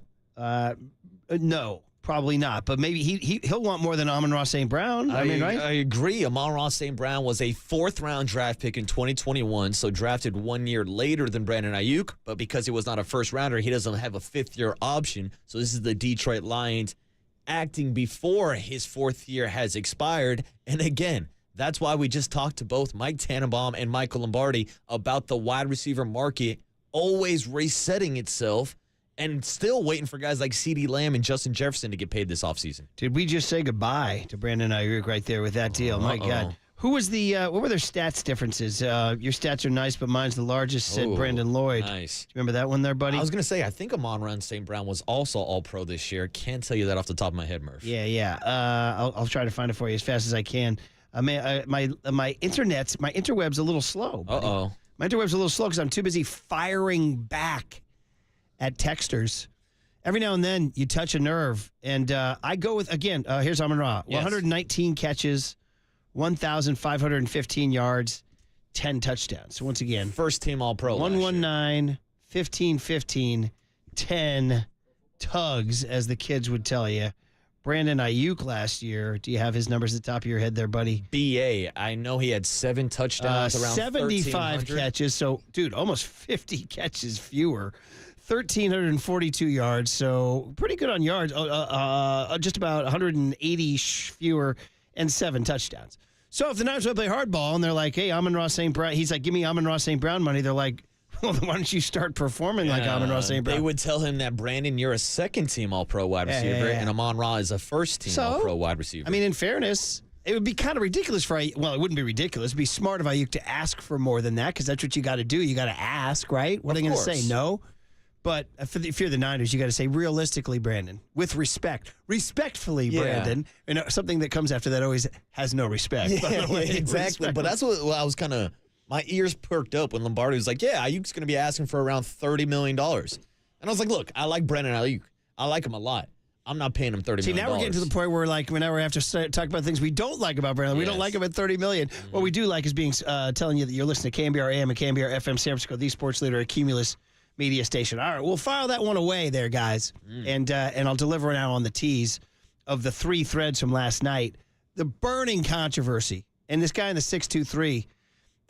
Listen, there's times certain texts come and they tell you, you suck and this and that. You just scroll right past. But when a guy comes at me and wait for it, Maria Guardado. Oh, no. Now we got problems. Don't come for Maria. Now, Maria Guardado is the MLB.com Giants beat writer, and I go to the Church of Maria. I'm a big believer, and I read her game stories constantly. She's always putting the things in perfect perspective, getting the best quotes, getting the best stats. So I'm prepping for the show, and I'm writing down this thing. Like Maria noted, 19 scoreless innings. Maria noted that his 38 2/3 innings are #1 in Major League Baseball. She noted that he's gone 7 innings in his last 4 starts. She noted that he induced 15 ground balls last night, which is the second most in Major League Baseball this year to Max Fried's 17. And then Waterbury came in and said, 16 ground balls last night. I said, nah, I got 15. And then Mike Krukow came on and said 16 ground balls last night. And I said, I got 15. Now 623 is like, hey, Murph, man, you're getting called out. Ooh. It's time for you to come correct. Uh-oh. I literally just now, during the break, while Marcus was breaking down the Amon-Ra St. Brown contract, I literally went through the play-by-play, and here it goes. You Ready? counted the ground balls? Brandon Nimmo, ground out. Sterling Marte, ground out. Pete Alonso, ground out. Brett Beatty, ground out. Some guy named Stewart, ground out. Jeff McNeil, ground out. Wendell, ground out. Nimmo again, ground out. Lindor, double play. That's the catch. That's a ground ball that causes 2 outs. Brett Beatty, ground out. Brandon Nimmo again. Dude, Nimmo was pounding in the ground last night. Brett Beatty again. Jeff McNeil again. Wendell and Lindor. 5th. Can I get some applause right now from Maria Guardado? 15 ground balls. As I wrote to 623 on the text line, as the great Dan Cortez, this is for you, John Joe Curley, as the great John Cortez said, step off, George. Step off. All right, brother? So 15 ground balls for 16 outs. Now, that's great math, Murph, but I don't want to let facts get in the way of a good time. We can ask the people, 808 KNBR, do you stand with Maria and Murph or Marcus and Mike Krukow?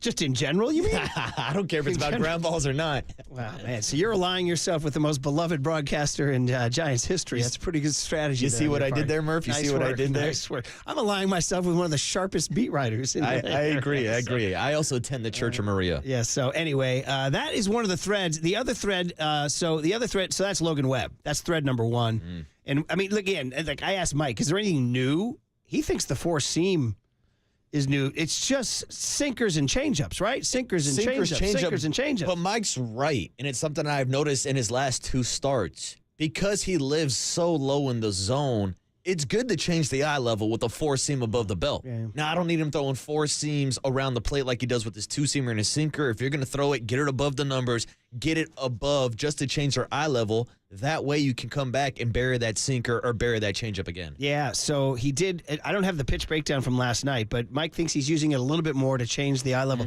But the sink is just, as we said, he sent out that tweet in the offseason, nobody likes 91 and sink anymore. Then he deleted the tweet. Yeah. Then he admitted on our air that he had tweeted it and deleted it. Like, yeah, I deleted it. I got to tell you guys, the 91 and sink is so much cooler than 100 and a blown out elbow. You know what I mean?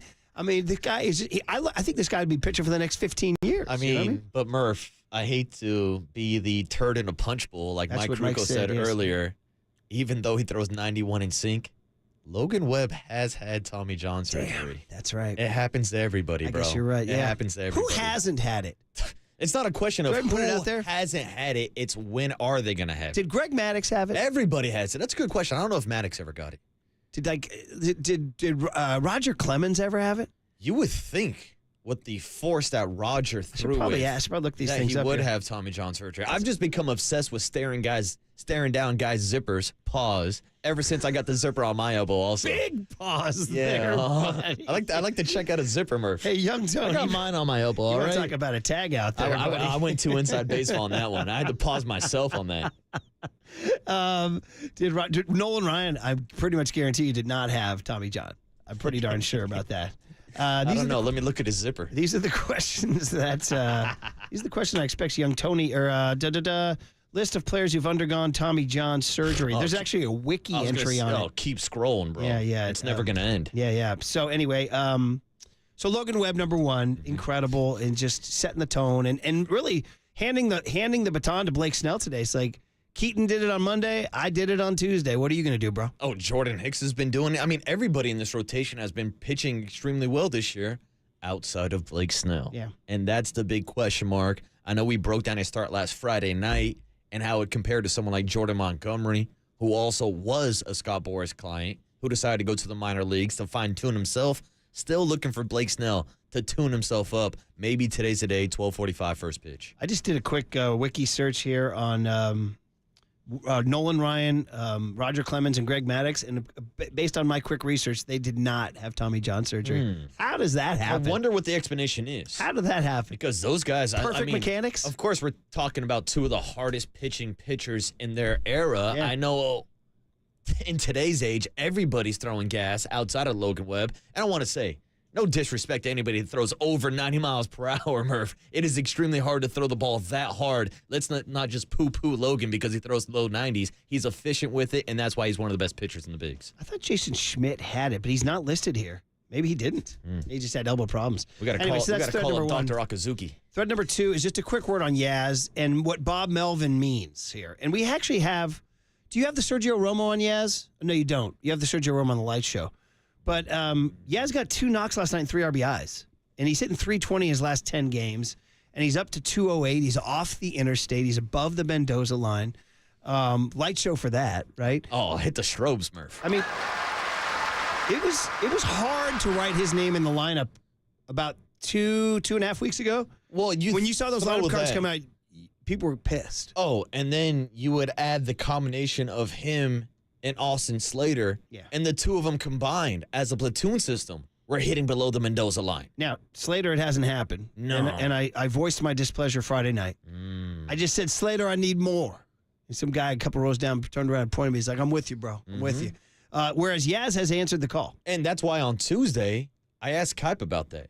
I said, hey, I know Bob Melvin gave a long leash to Yaz. It's starting to turn around, but how long is the leash going to be for someone like Austin Slater when you have Elliot Ramos tearing it up in Sacramento right now? And look, save your text. I see him all the time. Elliot Ramos is just a 4A player. He's never going to be a big leaguer. The kid's still 24 years old. Yeah. He's younger than young Tony, for God's sake. I mean, who are some of he's having a great season in Sacramento. I mean, I would give him the opportunity to platoon with Yaz over Austin Slater. I mean, Keaton Wynn's 26, and we act like he's a baby. Yeah. Tyler Fitzgerald, I think, is that age too, right?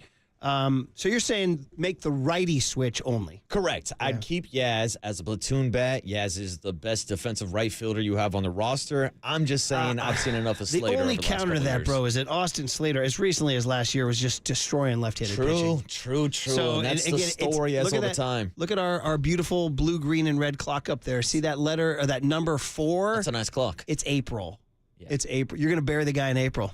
Well, there's only 6 days left. And the point is that Bob Melvin will not. Correct. And that's why I publicly came on 50,000 watts and got tomatoes chucked at me when I said, no, now's not the time to call up Luis Matos after the first 10 games of the season. And people were like, Waterboy, what are you talking about? Yaz couldn't hit water if he fell out of a boat. I said, listen, Bob is going to give his guys time. Now, I was asked multiple times, how much time am I going to give Yaz? How much time am I going to give Slater? And I straight up said, the first month of the season. If they don't start hitting by May, then it's time to go. And I stand by that with Austin Slater. I think he's got another week or two. Then I'm making a call down to Sacramento and getting Elliot Ramos All up right, there. interesting. We see what Melvin thinks about that. Last year against lefties, Slater hit 288 with an 800 OPS. So very, very productive. He had 4 bombs, 15 ribs, and like we said, his OPS plus was 117. 4 home runs total the entire season? No, 4 homers off of lefties in 132 at bats. Well, I'm guessing he didn't have too many home runs off of righties. He had 1 bomb off a righty. Elliot Ramos has 5 home runs down in Sacramento already this year. Off of a lefty or a righty, we don't know. Doesn't matter. He's mashing versus lefties. Yeah. I saw his numbers. He's hitting 324. He has, to the point of those guys chucking tomatoes at you, he has been a frustrating 4A dude. I agree. But I again, absolutely agree. To your point, he's 24. Things change. And he had some success when he was being yo-yoed back and forth last season. Things change. I'm interested in, like I said, I'd give Slater another 2 weeks. Okay. I'm interested in, like, kind of historically when teams pull the plug on veterans. Like, for example, Brandon Crawford in St. Louis, I still follow. Last night, he got in the game as a pinch hitter. He went 0 for 2 with a strikeout. He's 0.77 right now. Man. I wonder what they do with that. Because you keep talking about that last series in San Francisco. May not be around. This last series might be in Oakland, as Susan Slusser told us a couple weeks ago. And then the last thread I wanted to hit on the Giants was the light show. Honestly, it might be the thing people are talking about the most. And my official take is, if it's too dark, you're too old. All right? So I'm here. Too dark. I'm here for the kids. I am. I'm here for the kids. And I want 16-year-olds to be like, Dad, that's cool, that's hype. I want to go. Do I love it? Yeah. My only thing, and you've shot this down, is that it faces too much spotlight on one guy. But Krukow shot me down too. He said the closer has always been a special guy and always deserves sort of a unique treatment. There's only one guy that gets the final 3 outs of the ball game. And yes, I'll make the argument that those 3 outs are harder than any other outs in baseball. Sergio said last night on postgame, when you were walking back with your transistor radio and a left-handed smoke, perhaps, is that he said that they asked him, there was questions for Sergio, and they said, which is your favorite World Series? He's like, well, duh. It's gonna, I think we know the one that he ended, right? And he said yes. And he said, I had been a 7th and 8th inning guy before, and I thought getting 3 outs in the 7th and 8th was hard until I got 3 outs in the 9th. It's a whole new ball game. And then he said, and try getting those 3 outs in the 9th in the postseason. Yes, dude. When the game is on the line, when teams are getting desperate, just trying to scratch and claw for their lives. The best of the best of the best at the most desperate and intense situation. Correct. Yes, You're talking about adrenaline being at an all-time high. It's what we were joking about when they debuted the light show on Monday, and Camilo Doval comes in a non-save situation. And you see how he's not as amped up in those non-save situations. It's just a different part of their brain that they're able to tap into. And credit to Mike Krukow pointing out this morning, ever since the light show came out, Camilo Doval's sitting 100 again, hitting triple digits, probably getting pumped up and getting some of that adrenaline dump from the light show. Couple more things we want to hit about the light show. One is that, yes, there was a legitimate storyline yesterday about on Monday night when he threw his last warm-up pitch, the lights went out. Oh, man. And Alex Berg, the bullpen catcher, had to catch a four-seamer in the dark. Thank God it was a four-seamer. Thank God. There's a whole story about it and some funny quotes where he said he got 40 to 50 text messages like from his buddies, bro, are you alive? And he said, you can't teach these hands. And he said if he threw a sinker or a slider, he might not be alive. Oh, you're done for if he was throwing something with movement on it. Is there anything about and you've lived it now twice in person, is there anything about it you would tweak or change? I'll tell you mine, before you answer, is that I'd get the umpire out of the way. When he comes jogging in and we're getting hyped up, then here comes the cop. He's like, pull over. Show me your license and registration. That's what they should do. Once Camilo gets to the mound, they should change the lighting from orange to like the red and blue lights. they're stopping and frisking my guy Camilo Doval. So what do you think of the in-person? Is it perfect the way it is? Maybe some people have said better hype music. See, so I've heard some people complain about Camilo Doval's warm-up song. Maybe he could go with more of a banger. Like we were talking about earlier with Edwin Diaz and the trumpets. That really seems to get the people going. Young Tone, Waterboy sent the walk-up songs to us earlier. Can you find that and maybe dial up Camilo Doval so we can hear it? Now, Murph. I had it ready. Hang on. Oh, you have it ready? Mm-hmm. What's the name of it? Do you know? Oh, here it is. Bandolores by Don Omar.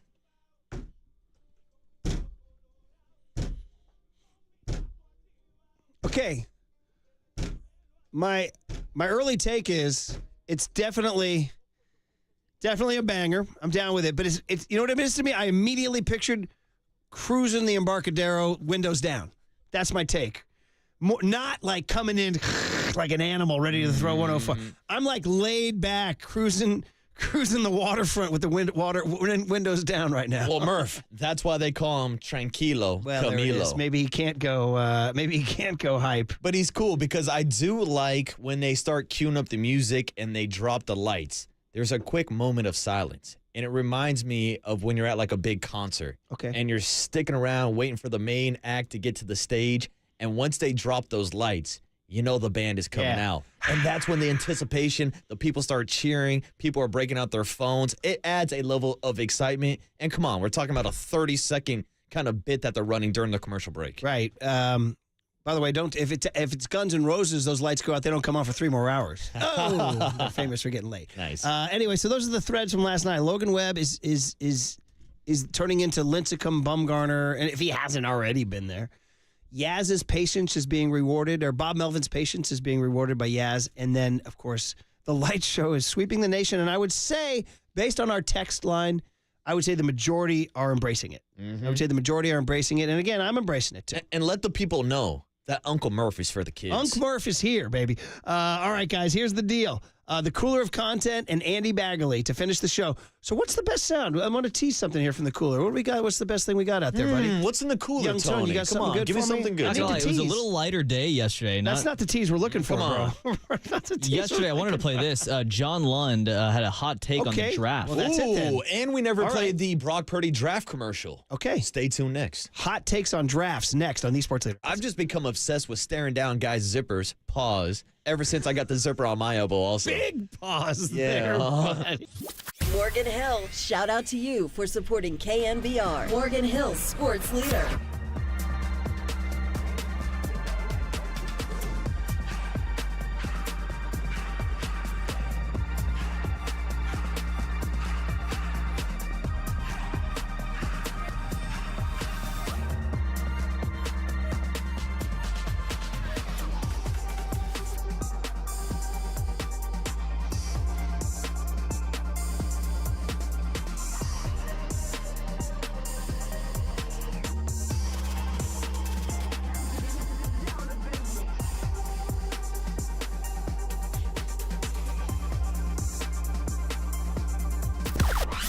Now, from the O'Donnell Financial Group Sports Desk. Learn more at ODFIGroup.com. O'Donnell Financial Group, because planning is a process, not a product. Camilo Doval had the club going up on a Tuesday last night at Oracle Park. But you know KNBR is turning it up this Thursday for our official KNBR draft party. Come hang out with me, Copes, JD, Young Tony, Walter Cabosetta, Danny Dunn. Better get his mug down there. Come say what's up to all the KNBR boys down at 21st Amendment, $3 pints, and the 49ers are picking number 31 overall. Check out more details on KNBR.com and the KNBR socials.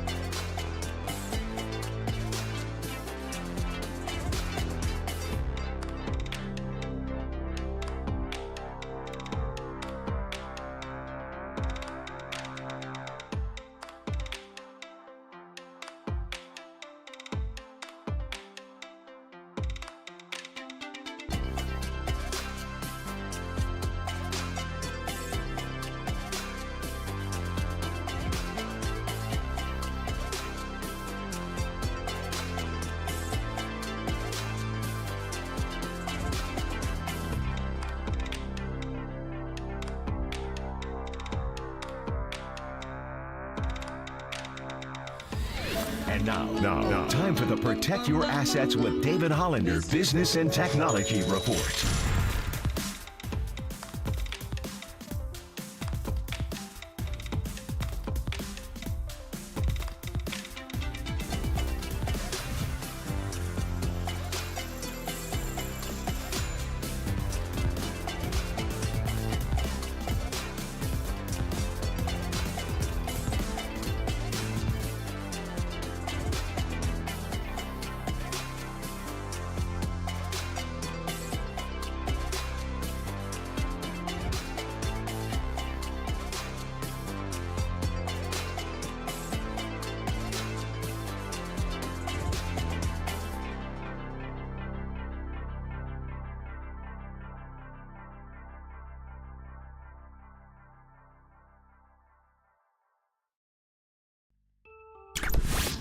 All right, everyone. Chill. This is the Cooler. You're not sending me to the cooler. Of content. Sponsored by Mancini Sleep World. Sleep better, live better. Visit sleepworld.com. And by Marin Health. Marin Health Medical Center and Marin Health Medical Network world-class care. Closer than you think. On the Sports Leader. A little later with the Cooler of content. It's like an Easter egg. We hide it somewhere. You got to go find it. We're not hiding the Giants game, 12:45 today on KNBR, 11:45 pregame. Don't miss this date in Giants history. You might hear some Ray Durham and Michael Tucker. There you go. Blake Snell versus Sean Manaea. Two lefties, one former Giant, one current Giant going at it. Two pitchers that have both pitched under Bob Melvin. That's right. It's the Bob Melvin Bowl here today. And we'll see. We'll get the lineup out pretty soon. All right, guys. So Brock Purdy, our guy Brock Purdy. He's finding his groove as a pitch man. It's like John Madden, the late, great John Madden. He used to pitch everything. Well, this is a Toyota commercial where he's doing curls, and then some geeky fan is like hanging out. They have been saying that Brock Purdy has been bulking up this offseason. Well, he... Jeez. It's a hot hour for you, buddy. I was going to say, dude, between zippers and bulking up, stay hot, water boy, stay hot. Hey, man, nothing another day at the ballpark won't cure. Next pitch, Murph. Hey, just so the people are updated, I'm 12 for 12. Today will be the 13th straight home Giants game for your boy. What is the Giants' home record? I haven't looked it up And here. I love the fact that our guys out in the YouTube chat and girls have now set an over-under on the amount of Giants games I will attend this year. They set the bar at 60, and I'm almost insulted. I'm saying bang the over. I'm going to more than 60 games this year. You don't think there's any chance you sort of fatigue? Let's say the Giants actually spin out and have a bad summer. Ooh, and Walter was actually just bringing this up in the bullpen. He's like, yeah, I would have set it around like 70, 71, 72 because once football season comes around, you're going to have to make a decision whether you're driving down to Levi's on Sunday or going down If I to were you, Orchard I'd Park. start mapping out your September. Yeah. And you got to factor in, like, are the Raiders playing on a Monday night? Something like that. You know what I mean? So wake me up when September ends. There you go, buddy. 7-5 at home. You're 7-5 as a fan. I take the credit. I'm I'm 1-1. Murph, you're saying I got a better record this year than Blake Snell. Significantly better record than Blake Snell. Let's get him a win today. All right, so Brock Purdy is doing his commercials and bulking up. And so here's what it sounds like. 262. Toyota and the NFL present pretty good advice. With the draft coming up, here's some advice for new players. If you're drafted last, don't stress about the name. It'll pass. Mr. Irrelevant, what's up? Also, don't slack on your game day fits. Got anything in khaki? Finally, don't just buy any new car. Get something that lasts, but also stands out. This is nice. Toyota. All right, see you, Brock. Let's go places. Sweet car, man. How about the free ad for Toyota, by the way? Oh, yeah. Our sales guys are going to call in and charge him for that. So there you go. Brock, what do you think about his acting chops in these commercials? I think you need the visual because if you just listen to the audio, you're like, damn, he doesn't deliver these lines as flawless as a professional. He's doing pretty well. Like, there are guys who are cringy bad. He's not cringy bad. I thought it was entertaining, and I love the visual of him starting off the ad, curling 261, 262. And by the way, a nice little Easter egg, he's curling 100-pound dumbbells. Imagine those are okay. Don't ruin the movie magic. Sorry about that, buddy. Come on. It's my guy, Bulk Purdy. He goes for it. He kind of hams it up. 262. He kind of hams it up. I did like the line about got anything in khaki. That was good. That was probably the best line because they're showing a bunch of walk-up fits and all that, and he's like, got anything tacky? Also, don't slack on your game day fits. Got anything in khaki? Look at this guy. The pride of Iowa State and Queen City, Arizona. So this all leads to the draft hype. We did 2 draft-related guests today. We did the big hit on Aiyuk every day. And now you got to the point where we got KNBR hosts dropping these kind of fire takes. So if you drop a fire take, you'll make cooler content. This is our guy, Johnny Lund. John Lund makes the cooler of content. Copes, is the draft actually better than a football game? No, John of course not. Yes, it is. No, it's better than a lot of games. Okay, that's it. Oh, that's wow. the take. Electric Tony. Yeah. I was sitting back getting comfortable. I wanted to get a rant going here. Yeah, that was it. That was. I wanted come on the mic. I wanted some back and forth. Yeah. So I was listening to the Tolbert and Copes yesterday, and they played that just to kind of re-rack it, just to get the take out there. Do you guys think the draft is better than a game? I was kind of starting the conversation. Well, it's good producing by you here, buddy. Look at you getting the ball rolling. Look at you stirring the pot. I would tell you that there is a faction out there that agrees with Johnny London. It's the old Pat Connor rule. I'll go with old Peaches. This was in the late 00s when he was doing draft bios, and he was so excited, and he was going on and on and on about it. And then I said to him one day, I said, you like this more than the games, don't you? And he said, yeah, I do. Now, So he's the first guy. He was the pioneer. He was the Neil Armstrong. Who was Pecan's favorite team? In the NFL? Yes. Washington Redskins. And that explains a lot. Because when you're a fan of a sorry-ass franchise like that, of course you're more excited about the Washington Commanders. He might be leaving a former team known as patch that of rubber mascot's name. in South City. You just called them a sorry-ass. He goes back to the glory days. Yeah. Those have been a long time ago. I think he would say the same thing about the way the Dan Snyder era Actually, ended. Dan Snyder killed off his fandom. I think he's abandoned the squad. See, so that makes sense. So, when you're a team like that, I'll admit it. Even as a Raider fan, when they suck for so many years, I would get hyped about the draft because when your team sucks, it at least gives you hope. Because who wants to watch Jamarcus Russell on the field anyways? You can think about the next bigger and better thing you're going to get. But if you're a 49er fan, absolutely not. You should not be more stoked about pick 31 than the next 16, 17, 18 games for the 49ers. So I have to tell you, when I lived through the glory days, all the Niners did from 81 to 98 was pick 28, 29, 30, 31, 32. I mean, they were 17 years of winning football.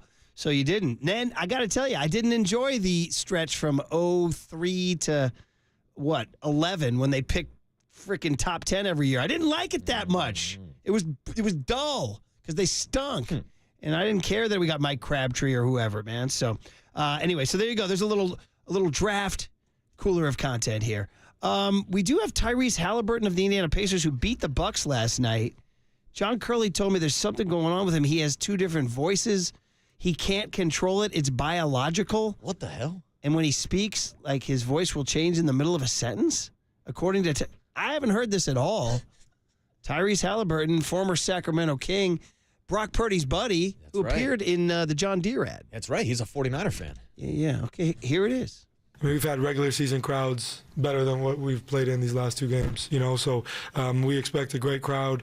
A lot of people are excited about what's to come, in the series, and just the energy in the city right now with everything that's going on, but especially with us. So, we're excited to go. Dude, what the hell was that? What am I through the come on? You guys are playing some sort of prank that was edited. Clearly, that was edited by a Twitter, a internet goof. Curley is denying that it was edited. John Joe Curley came up to me, showed me the clip this morning, and I was kind of thinking the same thing. He's like, no, Pat McAfee has called him out on air before about his changing voice. Well, it's got to be then a bit that he does.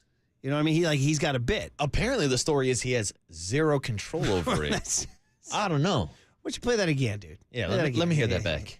We've had regular season crowds better than what we've played in these last two games, so we expect a great crowd. A lot of people are excited about what's to come, in the series, and just the energy in the city right now with everything that's going on, but especially with us. So, we're excited to go. You can hear like he activates some sort of thing in his throat, like he can all of a sudden start talking like Kermit the Frog. Hey, ho, Kermit the Frog here, and then go right back into your bit. You know what I mean? So, he's morphing into a different character. In the series, and just the energy in the city right now. You hear that? What's that little click? Yeah. Yeah, the microphone. I'm not buying. I need more evidence. And I buy. Yeah, I need more. I need more evidence. Is a good call. I need more evidence. All right. All right, you want to get some more? We had the umpire getting mad at a dugout again last night, huh? Another one? Yeah, at the Giants game. Oh, yeah, this was early on, him getting mad at the Mets dugout. Let's hear this. Through the first three innings, 13 ground balls.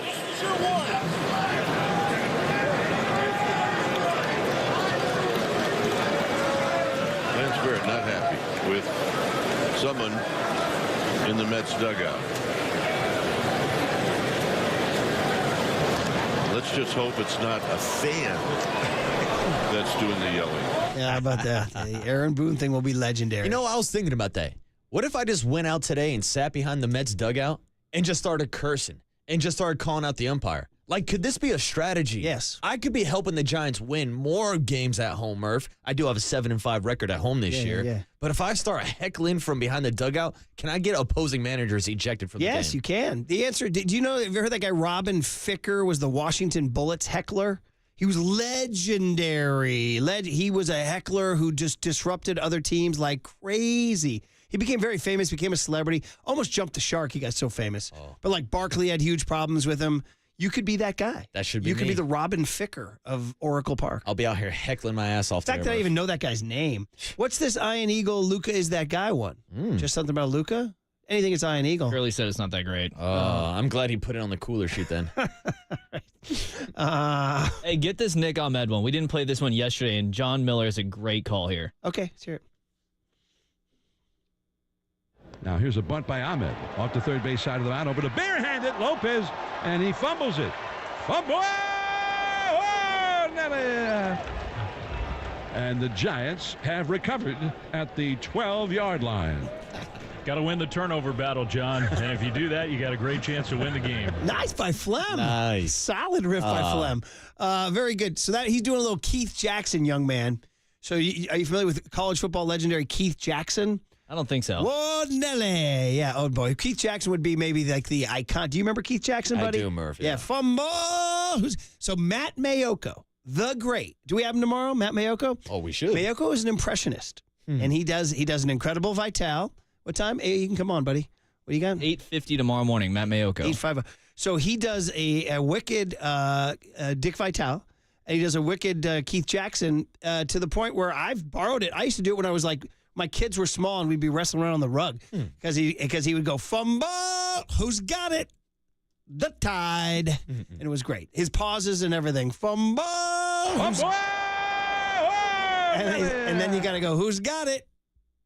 The Tide. There you go. Nice. I remember Keith Jackson once said, UCLA, never forget this game, dude. We blew out Nebraska in a big game when Nebraska was really, really good. And we were up like 21-0 in the first quarter. And they were going to commercial. And Keith Jackson said, and the Cornhuskers are neck deep in alligators, is what he said. Neck deep in alligators. Neck deep in alligators. So anyway, that's who John Miller is paying tribute to. So, Keith Jackson was truly, truly, truly one of the greats. He used to do Monday Night Baseball, by the way. He was doing the 1977 World Series when Reggie Jackson hit 3, back when baseball was like a national TV sport and we all loved it.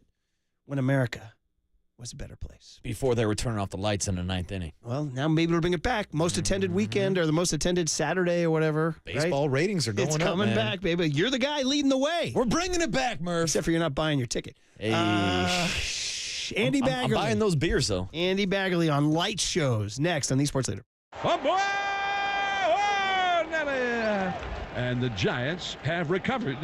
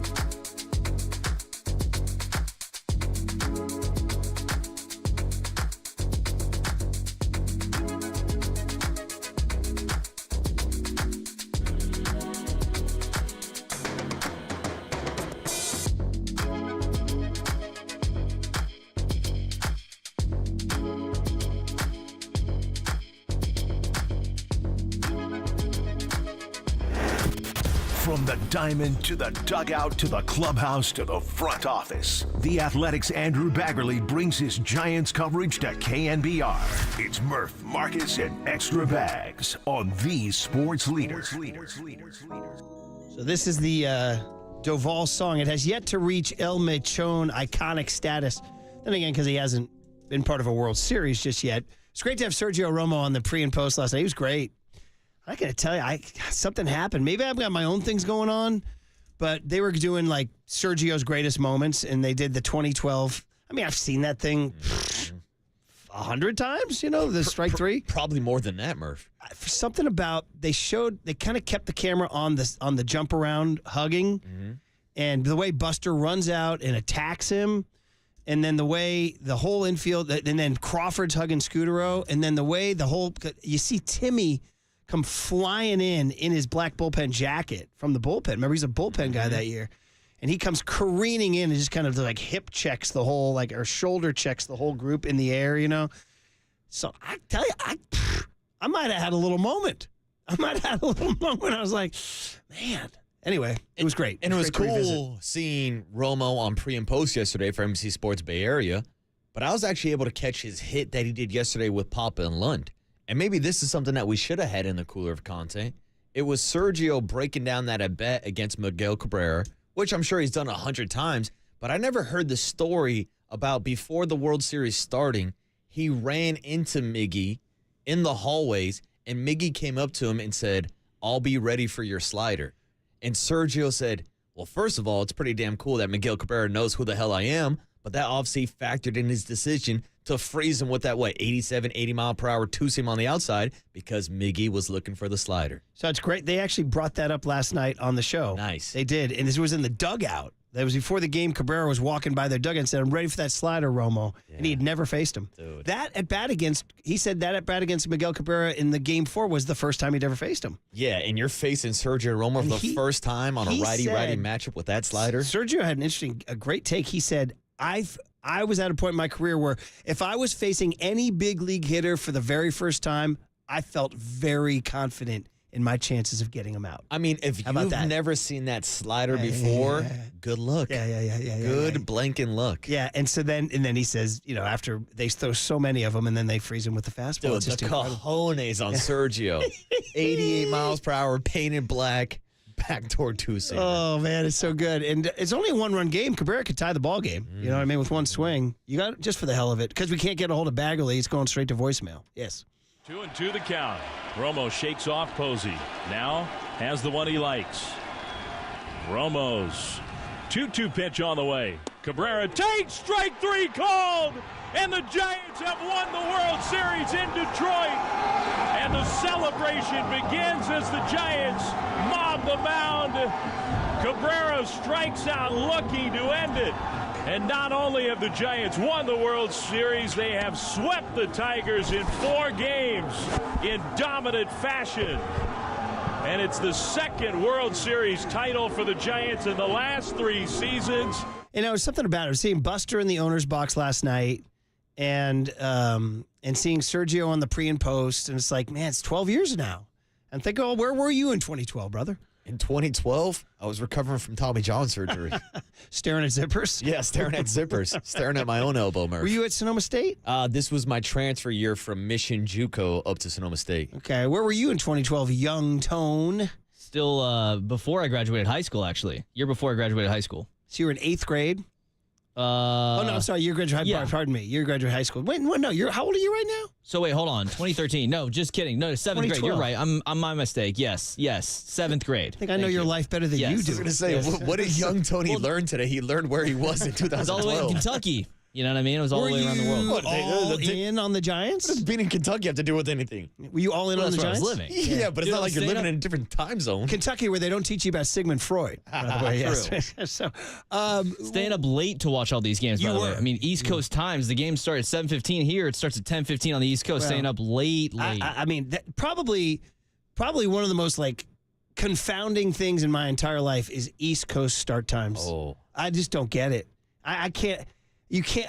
I just don't get it. And Murph, I was one of those guys. How can you write off an entire? It's the most populous time zone in the nation, and I guess it's worth it for them to get that ad revenue from 8 p.m. to 10 p.m. and then just write off the rest, I guess. I guess, but Murph, as someone who's been a lifelong West Coaster, I always bitched and complained about guys like Andrew Luck and Christian McCaffrey not getting the Heisman votes. And then I went out and took a couple trips to the East Coast, and I realized just how late those West Coast games are.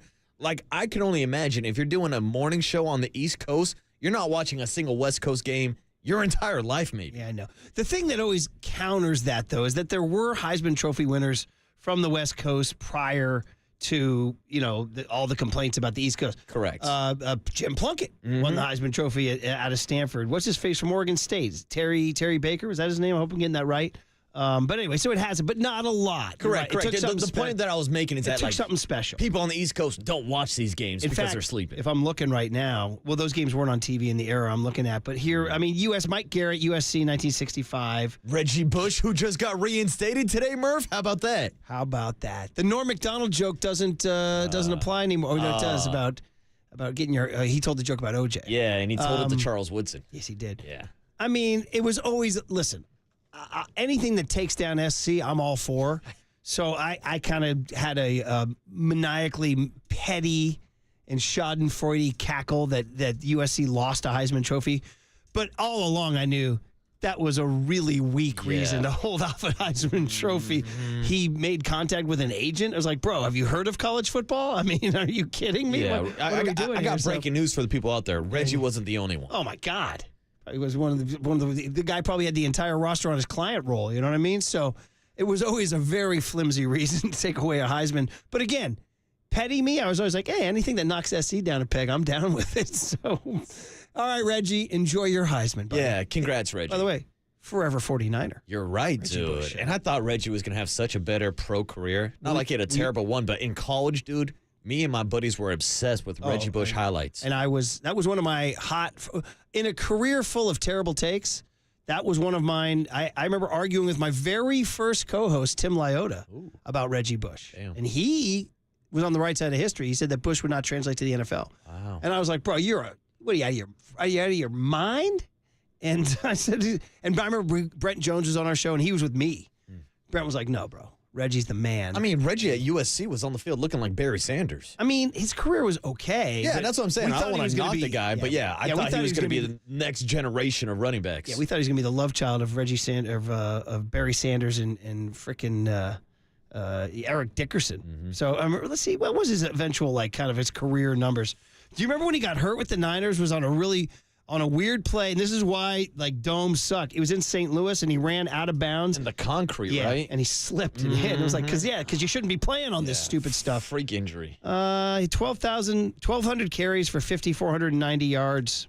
I can't give you his career WAR. There's no WAR. Ooh. He did play he played from 06 to 16. He spent 1 year with the Niners. 8 carries, 28 yards. Wow. And you know what really was the downfall of Reggie Bush? Kim Kardashian. Is that true? Is that what the kids are saying? It's the Kardashian curse. And that's why she's getting shots fired at her by my girl Taylor Swift now. Thank you, Amy. When she's not making cinnamon rolls with all that. Yeah. Well, listen, I guess we're not going to get bags, so we'll go out to the phones. Johnny Boulder. He's one of our longtime listeners who moved from San Francisco to Colorado. So, Johnny Boulder, what's up, man? Murph, Marcus, how are you guys? We're good. We're taking your call. We're happy to. How are you, brother? All right. I'm good, man. Good to hear your voice. You guys do a tremendous job. Real quick, want to respect the clock and say, one, Sergio Romo, that just sums him up in a nutshell. The dude is a pit bull in disguise. Love that pitch. More importantly, I don't want to Kruk and Kipe are just a gem, flat out. I don't want to overlook these guys. They're so good. Last night or the night before, there was a timeout for some reason. Giants were pitching, and it's like eighth inning, and Kipe, you could just tell he's done. He just says out loud, what are we doing here? So I just want to say these guys, they shattered the boundary between a baseball player and a spectator, and they brought us down to the bench. I learn something every time I listen to those guys. They're funny and they're salty. Finally, Murph, I got a question for you and Marcus. It's open-ended. If you ask Pat Burrell about Solaire's approach and strategy at the plate, would his first reaction be an eye roll? Interesting. I think he's pretty patient up there. I mean, he'll work a walk. I think he's looking for a pitch to drive. The stats right now on him are that he is really, if you follow analytics, he is due for, his career will tell you that he is due to explode. Andy Baggerly had a stat about how few runners in scoring position that he'd driven in as opposed to his career numbers. So what don't you like about his approach? It just doesn't look like he has a plan, and it looks to me that the Giants signed a guy that could provide some pop. He doesn't fit the rest of the lineup, but I guess you need pop there, but I'm kind of waiting for it. He's a threat. I understand that, and I like. He's a threat. He's like a looming threat every time he comes up. Let's see, he's hitting 239, OPS of 754. His OPS plus is 116. His on base is 333, which is very respectable. I'm all right, Johnny. I mean, we'll continue to track it. It's 102 plate appearances, 88 at bats. He has worked 12 walks. He has struck out 25 times. I'll check it out. Well, Johnny, we'll try to find Patty and ask him that. All right. All right. Thanks, bro. You guys take care. That's Johnny Boulder. He left San Francisco for Boulder, Colorado. There you go. Now it makes sense. Now you slash around on your skis. All right. Now you got takes. What do you on think of Solaire's approach? I think. Again, his RBI total, somebody pointed out, Yaz has more RBIs than he does. Yeah. But, I would expect that to correct itself. Yeah. I would expect. And we knew this when Jorge Soler signed with the Giants, that he will strike out. But I'm actually fine with him being aggressive. I'd actually like them to be more aggressive. Because that's been one thing with the entire team with the Giants this year, their approach is watching too many fastballs right down the middle. Well, they're swinging if you're a Jorge Soler, it's C-ball, hit ball. You're looking for one pitch that you can do damage. Have you noticed the last couple games they're swinging the bat more? They are, which is why they've been playing better, and that's why they've been winning some ball games. And look what's happening right now. Just quick check of the team stat. He leads the team in walks, Soler does. Interesting. Yeah, he leads the team in walks. I don't need Jorge Soler to walk. I need bombs. I'm okay with Slugger to walk. He also leads the team in strikeouts. Yeah. So, but Estrada and Chapman are right on his heels. So that's a day-by-day race. All right, guys. Well, we didn't get Baggerly, but that's all right. That means we don't pay him. Where is he? You know what I mean? Did you read your little bit? I'll read a bit for you, Murph. I got a bunch of bits that I could read. This one I'm going to read to you is about Redwood Credit Union, because you can watch your money grow with a high-yield savings certificate at Redwood Credit Union. See how much money you can earn at redwoodcu.org. Hand it over to Papa and Lon. What did young Tone learn today on our Giants Health Report coming up on the Sports Leader? I'm good, man. Good to hear your voice. You guys do a tremendous job. Real quick, want to respect the clock. From the Chilton Auto Body Traffic Desk.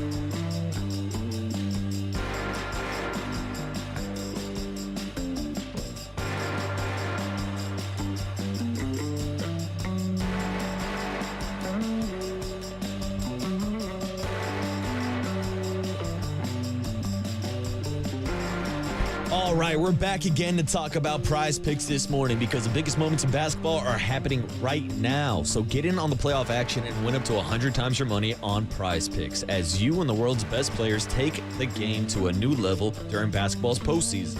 They have easy gameplay, quick withdrawals, and a huge selection of players and stat options. Just select 2 or more players and place your entry. It's that easy. You can now win up to 100 times your money with as little as 4 correct picks. You can turn that $10 into $1,000. And get this, Prize Picks has something for every sports fan, from basketball and hockey to a League of Legends and everything in between. I was going to tell you to maybe take Blake Snell over on the strikeouts, but stay tuned for our Giants Sutter health injury update because we got some big news on Blake Snell right after this break. But right now, you should download Prize Picks because they will match your first deposit of up to $100. Download the app right now and use the code word LEADER. That's code word LEADER for a deposit match. Prize Picks, pick more, pick less. It's that easy. Eligibility restrictions apply. Visit prizepicks.com for restrictions and details, and always be responsible.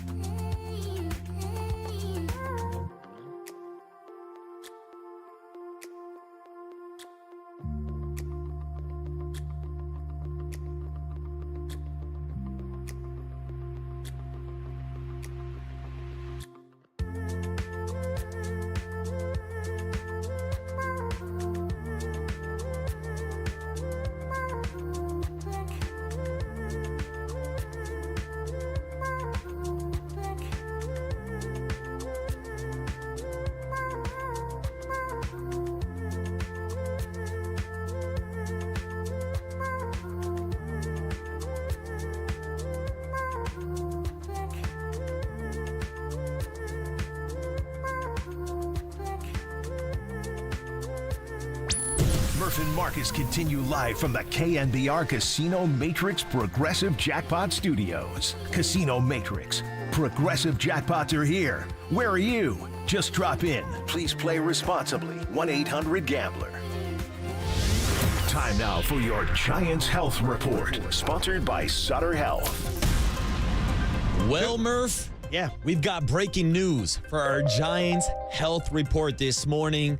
The Giants have just made the roster move of placing Blake Snell on the 15-day injured list with a left abductor strain. Dude. Blake Snell on the IL. Wait, what? Left abductor strain. That came out of nowhere. Yeah. That's bad news, dude. Mm-hmm. That's breaking news that I called that bad news. That's really bad news. And the corresponding move is the Giants are bringing Landon Root back from Sacramento after being sent down yesterday. And the word is this morning, Ryan Walker will start today for the Giants. We'll figure out how they manage that bullpen game. And that is our Giants Sutter Health Report. From doctors who never stop answering your questions, the cardiac specialty centers that never stop helping hearts. Sutter is more than 220 hospitals and clinics that never stop caring for Californians. Sutter Health, Significant blow. Ooh. Significant adductor, too. The adductor, is that the are we going, is that like lat? That's the side. That's one of those injuries that will linger. I wonder when this happened. This happened during warm-ups or last night or... No, adductor is in the thigh. I'm sorry. The adductor is in the thigh. Oh, I was thinking abductor. It's a groin... Adductor. It's a groin injury. I didn't know that was an actual thing. Yeah. An it's a groin. So it's a groin. Either way, it's bad. Yeah, bad news for Blake Snell. Damn, bad news for the Giants. God, you know, there was that like freaking haunting stat that he has never had back-to-back great seasons in baseball. He's never put it together. And so, like, that's why you should stay away. We used to be honest, guy, we used to make arguments against signing him. Yeah. 5 and dive, never put together back-to-back seasons. He wants too much money. Then when they signed him, it was like, hey, found money, free toy.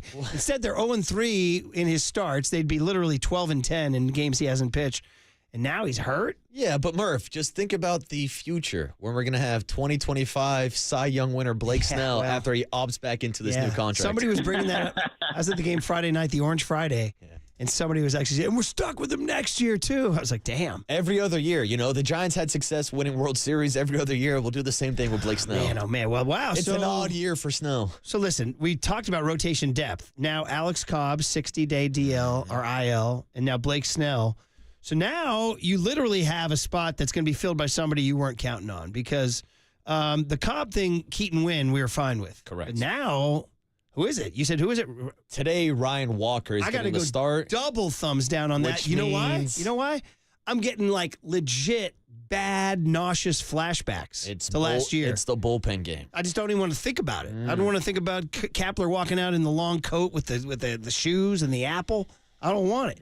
So that bums me. And now I'm like depressed going into this game today. Not only that, the lineup card came out and Jung Hoon Lee's not playing. Yeah. They're giving this guy a lot of days off. Word on the street is he heard Murph was going to show up to the ballpark. Seriously. I was going to go, and then I reconsidered because I got too much going on. But I was going to go, and I would have been 0 for 3 with Lee. Yeah. 0 for 3 with Lee. And you would have got a bullpen game. Oh, you would have been really upset. So who going forward? I mean, I would imagine this thing's longer than 15 days if it's a groin. So who's going to be? Is it Landon Roop? It is. Landon Roop recalled, but the reason why they sent him down for Mitch White the other day was to extend him and get him built up to pitch deeper into games because he was a starting pitcher in the minors. He just pitched so well during spring training that they moved him to the bullpen. I mean, can he be the fill-in starter? Him or Sean Jelly, I think, is going to be your answer. Mitch White has started. He started 18 games in 2022. He went 1-7 with a 5.45. Yeah, I think he's more. I think he's more of a bullpen arm himself. I think Sean Jelly, who just rejoined the Giants bullpen. Yeah, with the white shoes. He's part of that white shoe. He's going to be your swing guy through 2 innings last outing. I think you're going to see Jelly today. I think you're going to see Landon Root today. Murph, get ready for a full-blown bullpen game. P1 Chuck saying, remember you guys were talking Mason Black when they were breaking camp. That's true. Have you been following him down in Sacramento? Mason Black, I have not been going eye to eye on every start. I will throw out the name Carson Wisenhunt, who just had 7 or 8 strikeouts in his last outing, but he's only throwing 3 innings right now. I don't know if he's built up, ready to go, but those are some of the options you have down in Sacramento. Theoretically, I got Mason Black is 1-1 with a 1.53, 17 innings with an 0.96 whip. Call him. His first 2 starts have been good. I mean, he started 4 games, 17 innings, 13 hits, 20 strikeouts. Okay. Yeah. Ready to go. That's a guy that I thought was going to be the 5th man in the rotation going into the season, especially after the Tristan Beck injury. Plus, he sat at my table at the play ball lunch. So did Tom Murphy, though. Oh. Did I put the whammy on that? Uh-oh, Murph. What are you trying to say? Well, that's terrible news, man. I mean, I was looking forward to Snell kind of turning the... We had Krukow with the... Do we have to take the screw you out of the montage now? Sounds like his hamstring got a little screw you. It had to do with Snell. Or we could just leave it on because it's cool the way it is. It's Mike Krukow. All right, so 2 disturbing things happened in the last 2 hours. 1, Blake Snell went to the IL. And 2, that Amon-Ra St. Brown contract just jacked up Brandon Aiyuk's price. Yeah. 4 years, $120 million. $30 million per year, over $70 million guaranteed, becomes the highest paid wide receiver in the NFL. Same contract as Tyreek Hill, but more guaranteed money. According to, how about Platty saying, could part of Detroit's motive here with the timing be to hurt the Niners in an NFC power structure? Ooh, that's why I asked the question. whether or not Brandon Aiyuk wants to get paid right now before the draft, or if he wants to see Amon-Ra St. Brown get paid, Justin Jefferson get paid, CeeDee Lamb get paid, Jamar Chase get paid. Like, the wide receiver market is only trending up. Man, oh, man. All right, guys. 650 says, I'd take a bullpen game over early season Snell. How about that? And then 209 says, Snell, blaming Scott Boras. Because obviously the guy wasn't ready to go, with this whole sit-out thing. Again, that's what we talked about Monday morning when we saw the difference between a Blake Snell and a Jordan Montgomery and him going down and doing the minor league assignment. Yeah. And Blake Snell kind of, I'm not saying skipping all spring training because he still threw down in Scottsdale once the team left camp, but definitely didn't prepare himself the way that he should have been or could have been if he didn't hold out all offseason. All right, I don't know if you have time to hit the Young Tony sounder because I only have the one today. If you want to hit it, buddy, we got time real quick. Yes, buddy? Yeah? Murph and Marcus want to know, what did young Tony learn today? Well, so the joke is he's very, very young and innocent. Hey, I know that now! All right, and it was simple. It was the Rusty the Mechanical Man. The big right field robot. Did you look it up, buddy? I did. Pretty crazy. What'd you dude. think? Huge. Would you welcome it back? Very old school. I mean, I don't know about that. I like the laser light show a little bit better. I'm at the point where I might welcome it back just for goofs, like in a camp kind of way. You know what I mean? So, all right, Rusty the Mechanical Man. That's what he learned today. Learned about Keith Jackson and Whoa Nelly. And I'll give a shout out to the 510 on the text line that said, young Tony learned he needs to put in a little bit more extra work on the cooler of content. Or maybe that's John Joe Curley. Ayo, shots on the way out. Shots fired. And hey, when it's time for a change, those boys are down at the 58 Social, right? Yeah, down on the patio. Well, they can take over the Blake Snell story from here. And when it's time for a change, think Speedy Oil Change and Auto Service, your trusted oil change student with brake experts. You're listening to KNBR AM and KNBR FM San Francisco, the sports leader, a Cumulus media station. I've just become obsessed with staring down guys' zippers. Pause. Don't slack on your game day fits. Got anything in khaki? Oh, boy! Oh, That's the end of the game.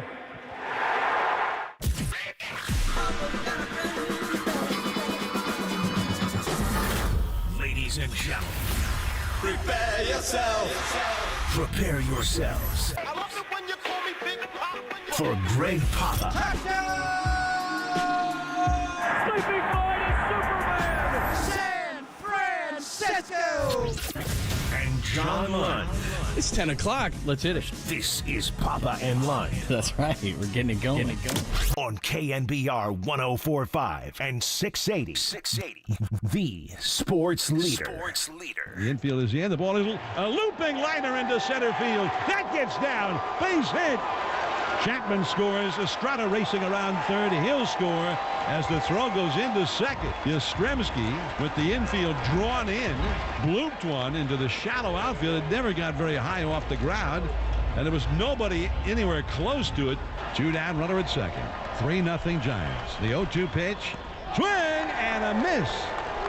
He struck him out with another changeup. 4th strikeout for Webb and a shutdown inning. The 2-2 is pulled and past the dive of Alonso into right field. That's a base hit for Yastrzemski. He got out in front of a changeup and he hooked it past the drawn-in infield. Estrada's in to score. 4-0 Giants. 1 strike offering.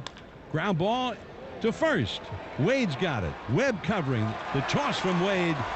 And Webb gets the put out. The inning is over, and that's 8 strong shutout innings for Logan Webb. Yes. Thanks for joining us. We're at Social, or at 58 Social. Thanks for hanging out with us. We have our favorites here. They are already here and getting after it. Where are you? I think we haven't had this as. Where are you? Where are you? We are at 58 Social. Where are you at? Where are you at? Get here. We're getting stared at by young girls. It always makes me a little nervous. John. Take it easy. It always makes me nervous. You mean Mary Jane? Yes, that's right? what I was. The ladies are here. Yeah, that's what I was talking about. Mary Jane didn't make it a couple of weeks ago. We're thinking of Barbara today. Yeah. Having a small procedure, but she has a huge heart, so she will get through it. And our other Barbara here from 58 Social brought us the Orange Bloodies. Yeah. We always Can we have to toast start. to We're on YouTube Logan and Twitch. You can see Webb? the beautiful. My How good God. was Logan Webb last night? Didn't he struggle in spring training? What happened to that guy? Don't My matter now. God, he is amazing. He is locked in. He may be in, and he had a heater in 21, obviously. Really from, had one bad start he had on Cinco de Mayo in Denver all the way to the end, and the 2 he started against the Dodgers. But I don't know if he's ever pitched better over a 3-start stretch than He was and that dominant 4-seam last night. fastball. And, what a tangled web we weave Logan may be joining us on the patio. Shut up. Are today. you serious? Although I'm thinking he threw, 106 Best pitcher pitches in last baseball? night. Can he start again today and go back to back? Because we have news involving the Giants starter today, John. What's going on? Blake Snell is on the IL. Blake Superior is on the IL. What, abductor, whatever. I don't know if I buy that. It's just, hey, let's get you right. We've been outscored in your home dates 25-2. So how about we get you right a little bit and You see are a what conspiracy happens. theorist. I am a conspiracy The adductor, theorist. by the way, there's the Not the abductor abductor. and the This is the hip. So which one? This is the hip muscle. That's the hip is connected the to hip bone's connected to the 1157 ERA bone. But you know what? I hear what you're saying. He's a slow starter. He's a slow He starter. needs to pitch. Yeah. So putting him on the IL, I mean, I don't think he's going to go into Sacramento's rotation for the next 10 days. Maybe. It worked for Jordan Montgomery. Maybe. Well, Right? but he wasn't hurt. So, I mean, if this guy has a hip injury and he can't pitch today against the big Sean, the maniacal Sean Mania, No hair. then what does he do? So, Yeah, but what if it's like, oh, my arm, it's broken, like Rodney Dangerfield. I mean, what if... but he needs to pitch, Yeah, right? but what if he shutting him just down works for on a it? week and a half? He could pitch He could work on bullpens. things. I don't know. I think this is a product of signing a guy late. And we go back and play the audio of our show. March 19th. What was that? Wednesday, I think, that week. Mm-hmm. The day before, we said, this is it. He's got to get in right now, or it's diminishing returns. He's not going to be the same guy. Lo and behold, I think later that day we got the alert that they signed him, and now he's not been effective. He's trying to figure it. I know he's a slow starter, but this is nothing like in past years. had it with that He's just thing. it's not the same. He's a non-starter. He hasn't gotten going yet. So now he's on the IL, which I think that's an be, ambulance taking him to the hospital. He's very injured. Going to UCSF, or is he going to Sutter Health Home some one Park of those down in places. I don't know. But you're paying him $1 million to start. Yeah. The first 3 haven't gone. If you well. don't start, can we save Well, that money? No, you're not going to guess get a not. refund from Boris Corporation. So, and now he's going to miss the next 2 starts. So, you know what they're doing today? Ladies and gentlemen, Drinking. lift your glasses and let's have an opener. You got a beer opener I here? wonder if because Ryan Walker, we're going back to the days of the opener. Just what I said today. yesterday. I said that they have 25 games now. They're 12 and 13, but for their first 24. They had 12 starts in which they had 6 innings or more, which was 4th in baseball, and I was ready to declare the closer dead, but apparently not. They're going to go the opener, I should say, dead. It's going to be Ryan Walker today. They order back a to the Johnny old Walker days. and My Kaz gosh. could cancel our orange giant buddy. So we go from Logan Webb, who if he hadn't gone over 100 pitches, he said in the postgame that Bob was going to let him go out there. Gabe would have tackled him before he did that, but he was going to let him. He was going to let him go out there and try to finish this thing off. But then we got another Camilo Doval, and thank you, by the way, for allowing him to open the gate before you turned off the lights on the bullpen catcher. We did get the update what on do that. they do? Do they say we're going to turn the lights off in 3, 2, 1? Everybody hold your balls, because it's not just the guy in the bullpen. I When know, they're- right? Everybody throwing a baseball to get ready for the 9th inning has got to hold that's their a balls. great point. Why don't they on How the do they big do screen that? go 3, 2, Why- 1, so everybody well, kind of knows? And we're going to reach out. So we have a draft coming up tomorrow. So we're going I can't wait to talk about it, football by the way. a lot The rumors coming are up. We'll get into flying. it at some point. But whose idea exactly was this theatrical bit? And It's a sales guy. Today? No, it's the game No, day but I know, but it was operations a guy coming in going, "Hey, you're gonna make this is gonna be great. No, Oracle Park's gonna be great. And when they put these lights on, when people hit home runs, man, the closer's gonna come in and, well, I mean, Well, it's the game okay, day. sounds Paul great. Hodges is the one that oversees this, so we'll I'm invite okay Paul with it. on. It's a little over the You don't top. like it? Well, I want to be here for it. I mean, it's not a Broadway show. What if they did that at Levi's for night games and they turned Well, off all the lights and guys got introed and needed a I mean, what do you spotlight? do today? I know it's cloudy today, but you're not going to be able to turn off. No. You're not going to be able to do the show. Can't flash the lights. I or mean, for anything during Camilo the day. Doval. So I mean, what does the other side think of it? I know the Mets have a elaborate song they play when their closer Diaz Oh, that's comes in. maybe the best That's in a good baseball. one, but this one is just. People seem to like. I haven't seen it, so I'm going to reserve opinion until we're actually here for one. But it is a little over the top. I kind of isn't like it. I don't mind it, but I can see where it might get old. Like the first time, the night that they killed the bullpen catcher, He caught it was the ball. He did. He caught the It's ball. pretty cool, but then like last night, it was like, Oh, well, they already did that. Well, you got to do it every time, and the spotlight actually hit Camilo Doval better. But the guy was sober last night. Yeah. The first one was like, where is he? But anyway, I'm not accusing anyone of being drunk or anything. No. Or wafting. I mean, you could be high. You could well, today waft. you're actually going to have a guy from the bullpen open the game. So do we do it for Ryan Walker's entrance in because we are going That's opener a good point today? So here comes Ryan Walker. So what are they saying? How long is Blake Snell going to be out with the left adductor? I can't wait to get blamed for this too. By the way, I haven't looked at social media yet, but why are we getting blamed? Well, I was a big advocate of him coming aboard, and I thought, you get Logan Webb pitching like he was pitching last night, and Blake Snell like he was pitching last year in the second half or after the first 9 starts, and all of a sudden, and Keaton Wynn is doing the kind of things he's doing, and all of a sudden you're going, hey, and plus here's the other thing, by the way, Yaz is starting to hit, Bailey's hitting, Ahmed is not bad. The guys at the top of the order. You got to get Soler going, but everybody else is starting to contribute. Middle of the order. Let's go because the bottom's doing all right. Scored 5 runs again last night. Jung-Hoo is doing well. Let's go. Whenever the New York Mets roll into town, and remember last year they were 6-13. There was a game on a Friday night. Brock Purdy was here. He got the biggest ovation. I think they lost 9-0. It was awful. And then Logan Webb went out on that. Logan Webb went out of the Fox game of the week and threw like he did. Well, maybe not as well as last night, but really good. Turned the whole year around. Giants just have a nice vibe when the New York Metropolitans come to San Francisco. And now they can go for a sweep, but it is Sean Manaea against Ryan Walker. Man, I can't get over the hair. I mean, he didn't just he doesn't take a have little any off. hair left. Yeah, he didn't just How take a much little weight off. did he lose by shaving his hair? Yeah, who does that? Wait till he gets to be like, he's getting married, right? Someone's older age, not like me, who's still very young, but and then he can't grow hair. He's going to be like, man, I should have never cut it off. You got nice hair. It's I have to work hard for this bad hair. You got Conan O'Brien hair. I know. How often you get the Conan O'Brien doppelganger? What do you think with John? I used to not get Conan that. O'Brien? You're the shorter Conan O'Brien. But I never used to get that, and then now he's get like it all 6'4", isn't he? Is he really? And he's really smart. Could he give up a few inches? Not that kind of inches. Excuse me, John. You know what I mean? You know John what I'm Lund talking here about. for erectile dysfunction. We got a few of those running right now. Anyway. They're great. All right, we got a ton to do today. Not only is Blake Snell the big news, but the NFL draft is coming up, and we have another wide receiver who got another big contract. Why is everybody else getting done and Brandon Aiyuk isn't? And this the greatness of the draft is happening today because the rumors are flying like crazy. So we'll get back to a lot of Giants talk. We're going to get you updated on what's going on with Brandon Aiyuk, and another receiver signs a contract. So what does that mean? And the rumors flying. We'll get into that coming up next. We're live from 58 Social at the ballpark at Oracle Park. Come on down and hang out with us. The Bloodies, they are already a-flowing. Stop on by. It's Pop and Lund. Barbara, we love you and miss you. On the Sports Leader.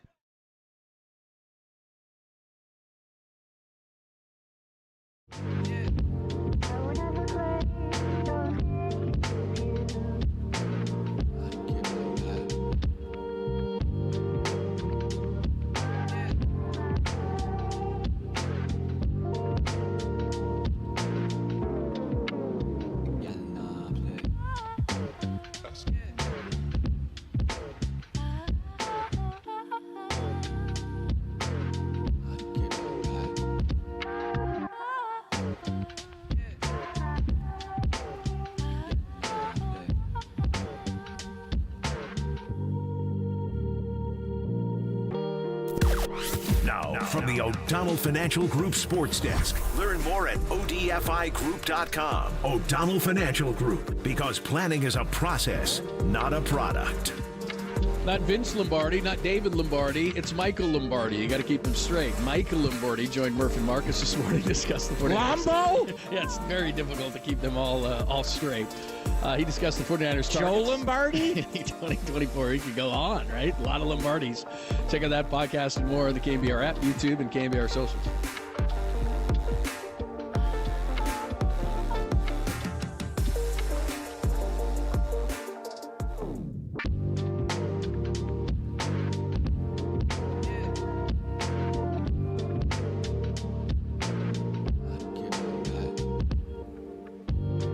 Cinnabon. Greg Papa here. Imagine waking up this time next week and Blake Snell will still be on the IL. But you could be 100% debt-free from credit cards, car loan, and personal loans. Loan Pronto's Equity Express line of credit can make it happen. Homeowners are turning their home equity into cash almost instantly. With Loan Pronto's AI-based system, you can get approval in about 10 minutes with almost no documentation, no appraisal, and no hassle. You can get hundreds of thousands of dollars out of your home right now. You could use that money to pay off all of your other loans. The average homeowner is saving over $850 a month by doing this. As you know, your home value is way up currently, and you can use that to wipe out all those credit cards, get some money for a home improvement. Literally hundreds of thousands are at your fingertips, and approval is just minutes away. So call now, 415-808-5721. That's 415-808-5721. LoanPronto.com, 415-808-5721.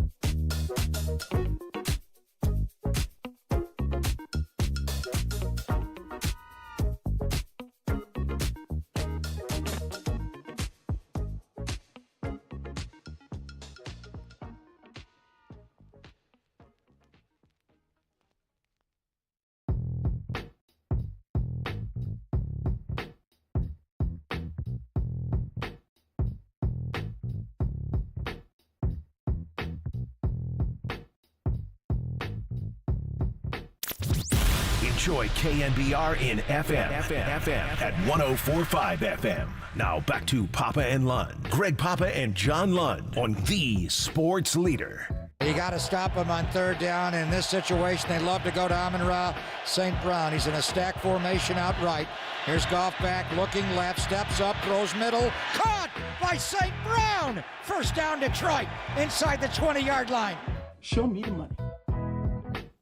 Thanks for joining us, Pop and Lund. If you joined us yesterday, we were talking a lot about Brandon Aiyuk. Now, I've gone from I don't think he's going anywhere to Silver wrote the piece yesterday. The NFL draft is tomorrow, so until that passes, there's going to be discussions about Brandon Aiyuk. But the reason we bring it up from 58 Social is we're getting ready for day baseball between the Giants and the Mets, the finale, and the Giants can sweep this today, is Another receiver signed a contract, Amon-Ra St. Brown of the Lions, who I know you're very fond of.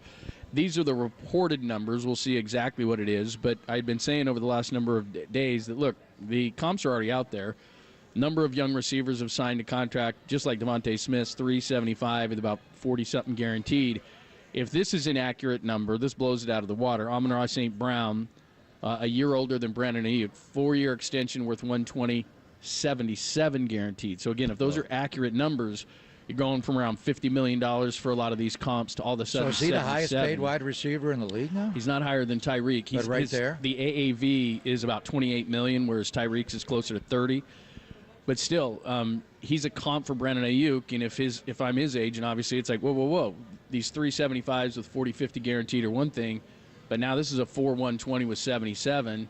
All of a sudden, you're going, okay, well, I want closer to that. So I've kind of gone from, okay, the comps are out there, he's going to sign, to, if his agent is pointing to Amon-Ra St. Brown going, hey, man, then all of a sudden this guarantee went a lot higher. And, I think we're all waiting on Justin Jefferson to get his deal done from Kwesi Adofo-Mensah in Minnesota. And what's that contract going to be? So, well, him and Chase are going to get, I Jamar think, Chase. different Those kind of are the numbers. two I was looking Those at. are the ones, and right? we had heard they were going to redo St. Brown, and Brad Holmes is smart. Well, this is a huge number, but this guy is a special player. He's just going into the NFC Championship game. John, what do we talk about all week? How the hell do you cover this guy? How many times did you see a Lion game last year, including the win the week before over Tampa Bay, the Ram game, the first playoff game, all of them? They face a 3rd down and 7, and that joker picks up 7.5 every time.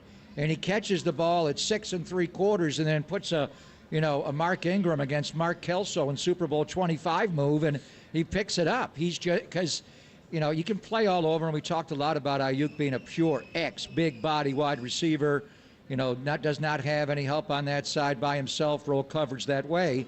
That's a problem.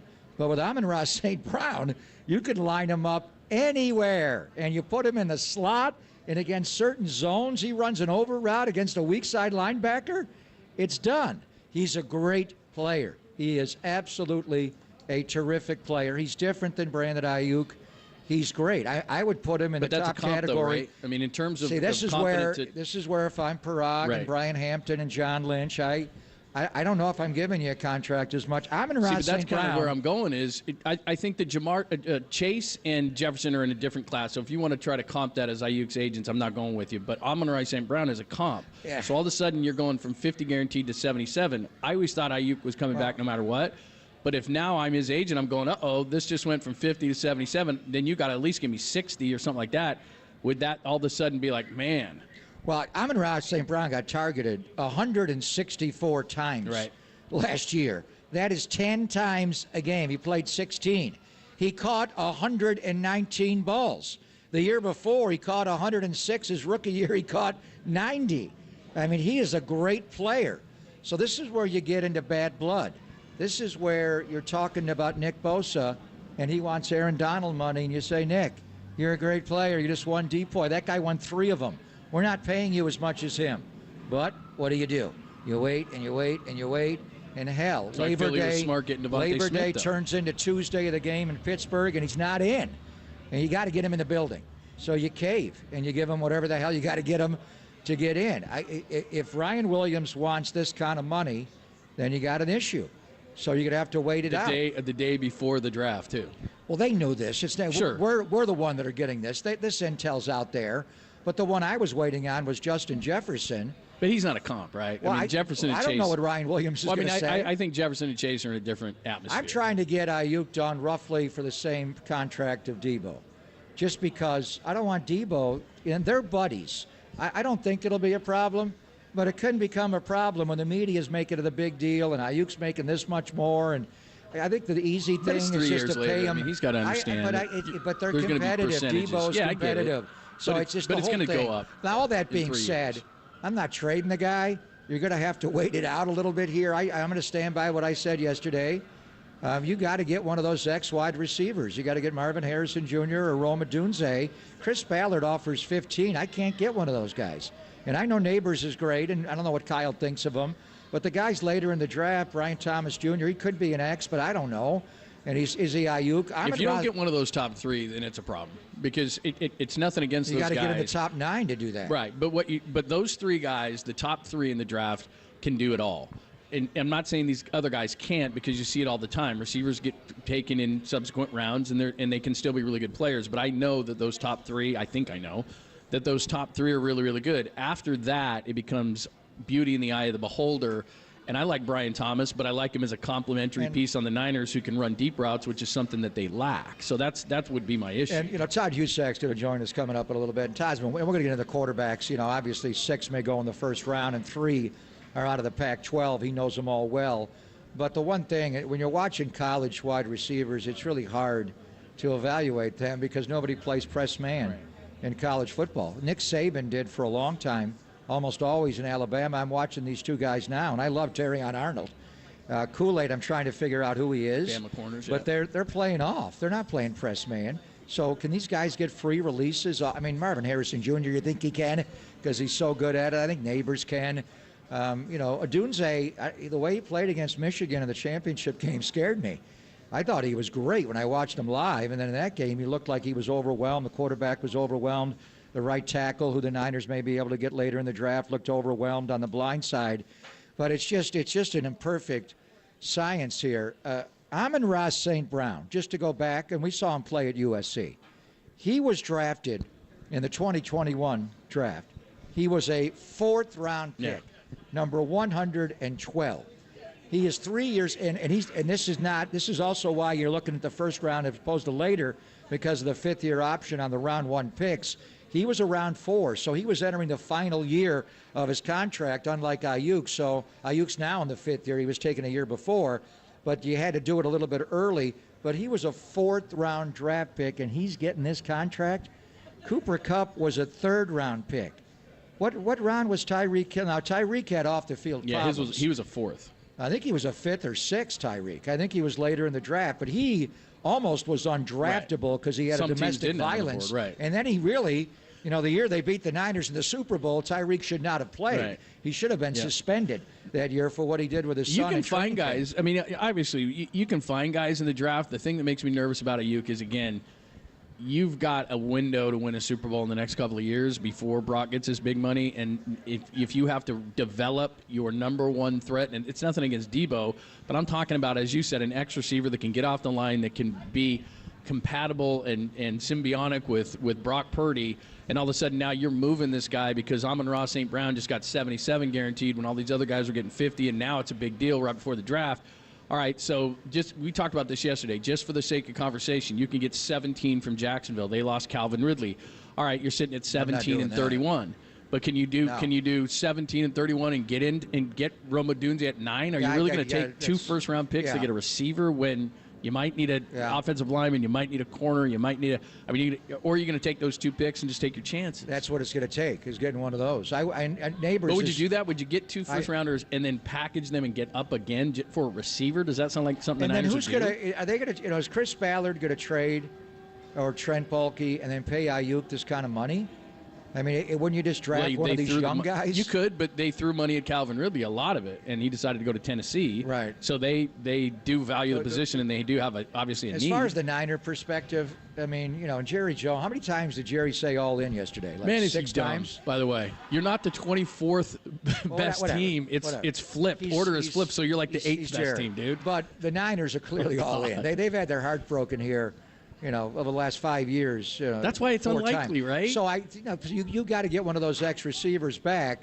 But the point I'm making about evaluating even these top end receivers, because Todd will talk about it, they don't play press man. They play a lot of quarters coverage and off coverage in college football.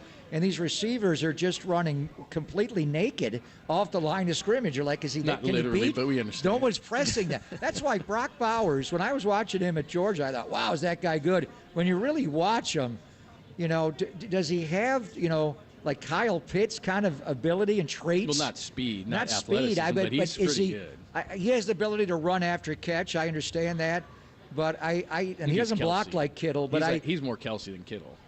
Yeah, as a route runner, to me, he's what he's great at when it's 3rd down and 3, the guy turns into a knight on the chessboard. He goes 2 steps forward, 1 step out or in, and he uncovers. But, I mean, when you put somebody over him like a Fred Warner and you man match him, can that guy consistently beat man cover? It's hard to evaluate some of these positions, wide receiver being one of the most difficult ones to evaluate, because college football defenses are not very good, and they don't play like they play in the NFL. They play soft and off. Yeah. All right, we'll continue the conversation. Amon-Ra St. Brown signs a big deal today with the Lions, which could change some things.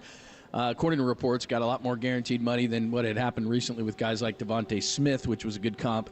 So will that make things more complicated? Would the 49ers then be more open to trading Brandon Aiyuk if he wants that kind of money? Give us your thoughts as the Golden State Lumber Building Materials text line is wide open. We got it right in front of us here at 58 Social, 415-808-KNBR, 415-808-5627. And do remember, we're going to be live from 49ers HQ tomorrow. 5 o'clock is when the draft starts.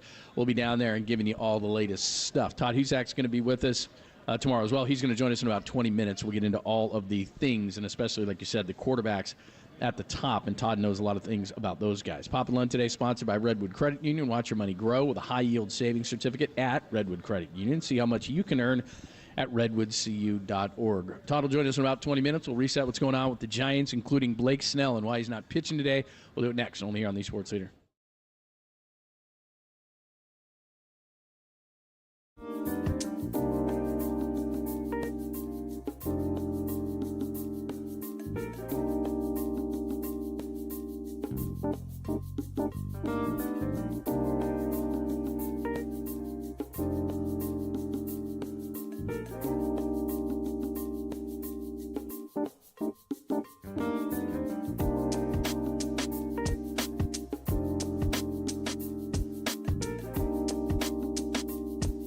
It is always great to talk to our good friend Steve Moskowitz from Moskowitz LLP. Now we are 9 days past D-Day, but it is not too late. If you can't pay your taxes, you didn't file, Steve Moskowitz can save you once again. Steve, what do people do here? Just talk to us. You know, I was just talking to one of your listeners the other day, and he was saying, oh, I didn't know you could do that. And to me, that reminds me like you're suffering with some medical problem, and you don't know there's any cure or relief. And then you go to a medical doctor, and he says, oh, well, that's simple. Just take this pill, and you'll be fine. And that's what I'm offering your listeners. Call us up, talk to me. If you don't like what I'm saying, you can hang up on me. But I don't think you will. Instead, I think you'll be interested. We're going to explain all your options, all the things we can do. The consultation's free. And then, if you'd like us to do it for you, we want to go to the government for you, do everything for you, so you can take these tax problems, put them in the rearview mirror, live a normal life, and the only thing you have to do is give us a call. It's real simple. It's a free consultation, and if you didn't file or if you can't pay your taxes, Steve Moskowitz can help you out, but you got to call now, 888-TAX-DEAL. That's 1-888-TAX-DEAL, or simply go to MoskowitzLLP.com.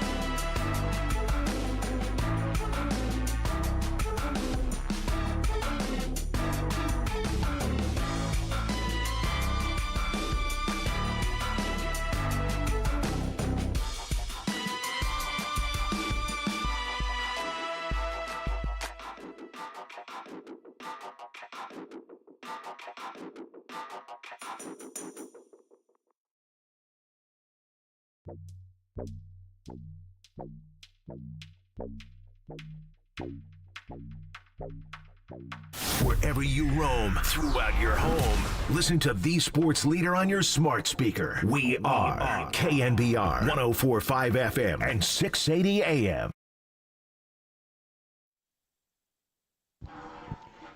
What's happening? Thanks for joining us, 58 Social. That's where we are. See there? That's what drinking will do to you.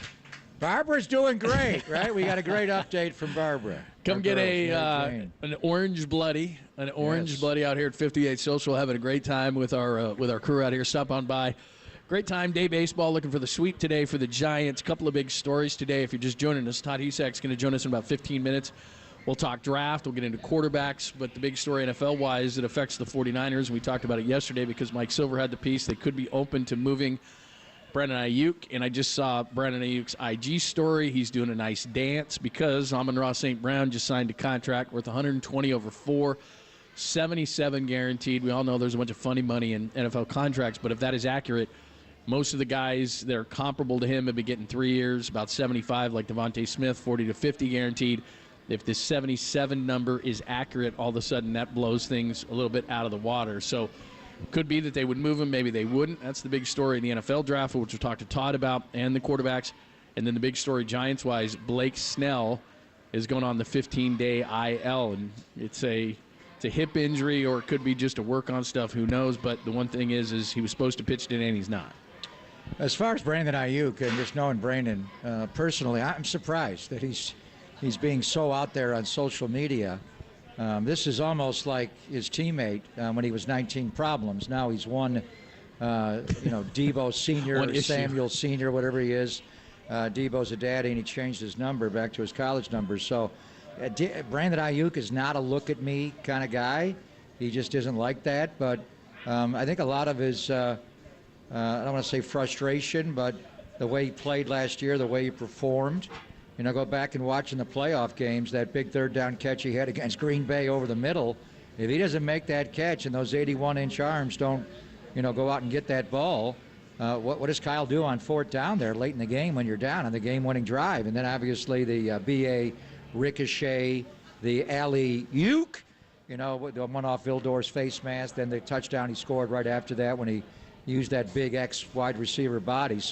But it's just knowing him, he's not like that. He's a quiet leader. He literally just jumped on IG. This would be like watching Brock Purdy, right. do this in a year. You just don't see. So he's a quiet guy usually, but he just jumped on IG and is doing a dance. I'm a little surprised. He could do what he wants. Ryan Williams, you would think at some point would tell him to back off, but that's the way athletes communicate today. It's fine. But to some degree, this drives his price up. This is where it gets into a hard negotiation because that is a big, big number. So as far as the Giants go, let me ask you this real quick before we go into the Giants. Does this contract to you make it more likely that he's moved? No. And I kind of thought the line would be tomorrow, when those 3 wide receivers come off the board. But you could trade him after the draft. Right now, you're just projecting who's going where. What if Odunze does slide to Chris Ballard at 15? What if that happens? So let's just wait. I mean, it's kind of like somebody always does. Well, I don't know. I don't think those 3 receivers will, but you never. The quarterbacks could go higher. We'll talk to Todd about, where's Bo Nix going to go tomorrow? Where's Michael Penix Jr. going to go tomorrow? I don't know. But then even after the draft, say Ryan Poles does draft Odunze, Rome Odunze from Washington, You're talking about and then Chicago at 9. Yeah, then you just you just trade for him next week if you wanted now he would be able. They all know the number. I don't know why I would do that if I'm in that position because, and Ayuk's a great player and he's a proven X wide receiver that'll block, but the kind of money you got to pay is quite different. That's what than it is. What you get a huge financial break for the first 5 years just see of his where it deal. goes. I mean, the salary cap did go up significantly. They knew this was coming, but I don't know if they're surprised by the St. Brown contract. I don't think they are, but that's a big number, and then we have bigger numbers coming. Justin Jefferson, Jamar Chase are going to be bigger numbers. And by the way, I talked to Mike Silver. I talked to him before he wrote the piece a couple of days ago after the show. Then we talked yesterday. And after everything he wrote, his last line to me was, I don't think they trade Aiyuk. And the bottom line is that they would trade him if they get high enough in the draft to take one of those 3. I think it's more 2. And I know Neighbors is great. A lot of people think Neighbors is the best overall player in the draft. I love the guy. But he's not a clear X wide receiver. How would he and Debo coexist here? I think he could become one. But the other 2 guys at 6'3" are clear X's where you got to roll coverage their way. Now, they're rookies. So, Odunze, the one thing that would scare me is the Michigan tape. That he did not look good in that game. He looked overwhelmed. Harrison Jr. has little Randy Moss in him where he's obviously great.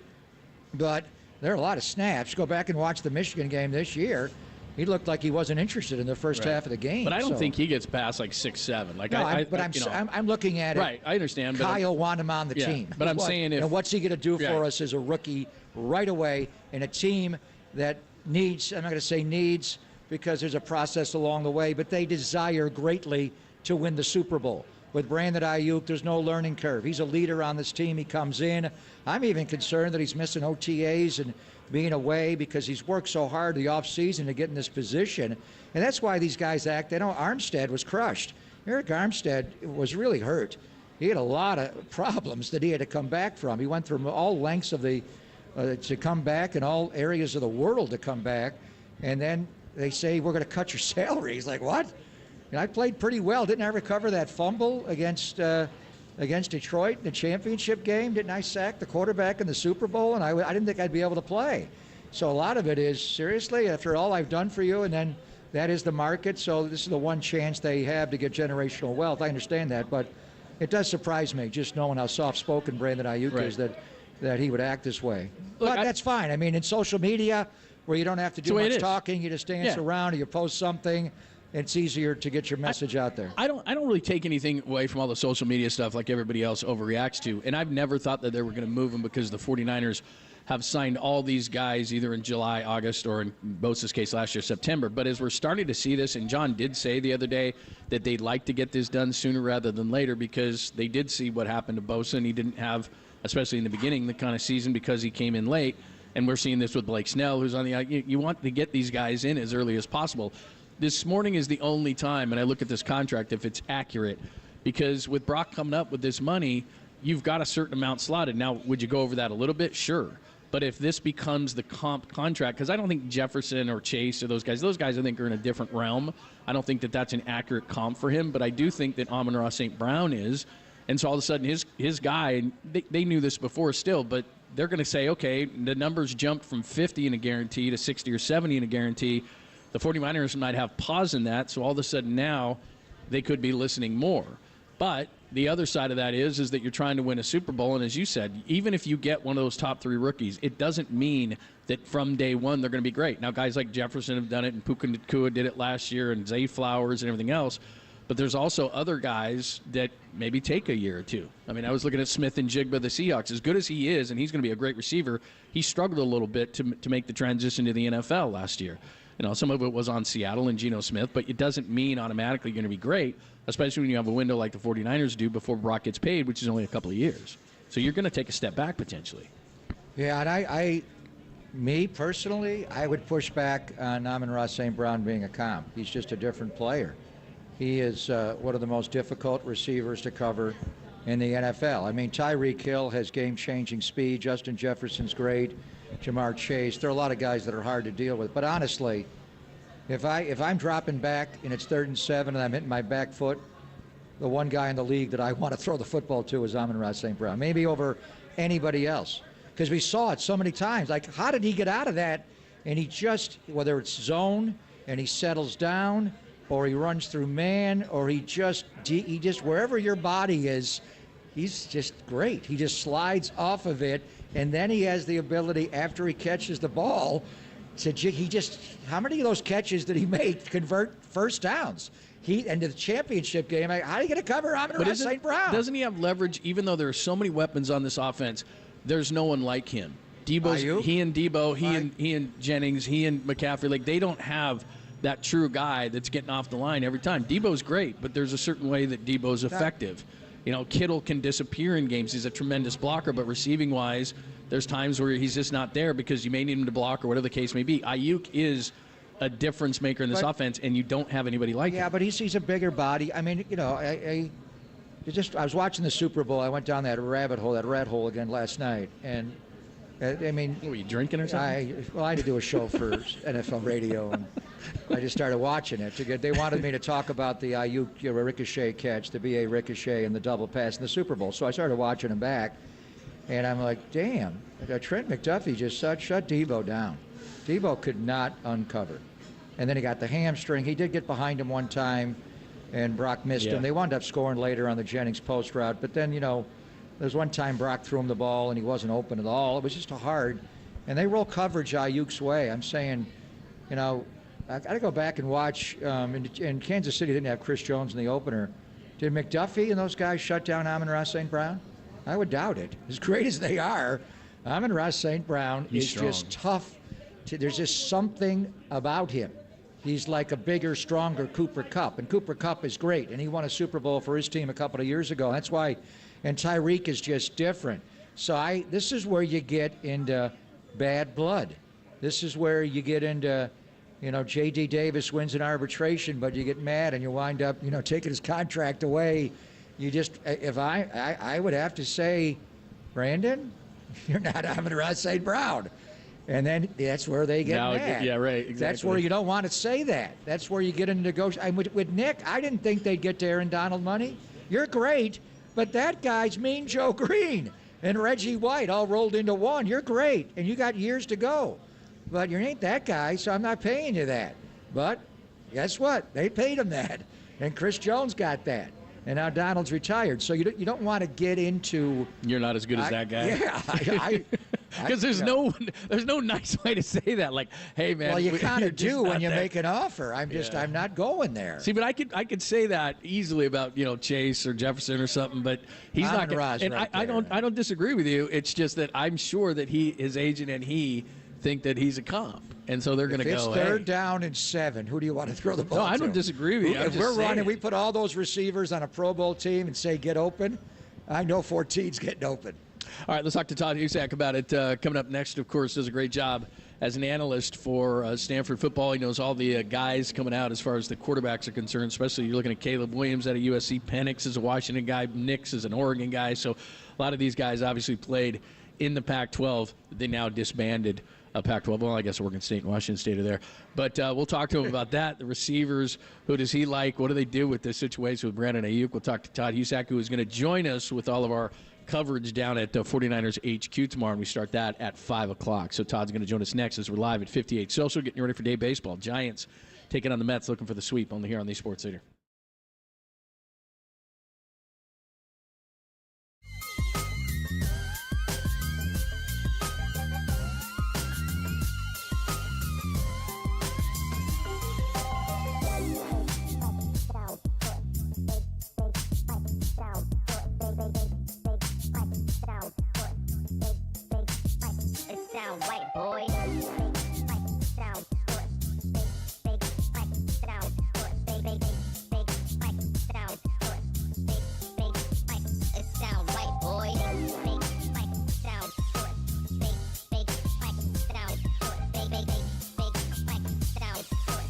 Hey, it's Greg Papa here, getting ready for the NFL Draft tomorrow. And on day 2 of the NFL Draft, the Laser Eye Center of Silicon Valley has something great going on. They've done this before, but it's another one of their free live CLR webinars.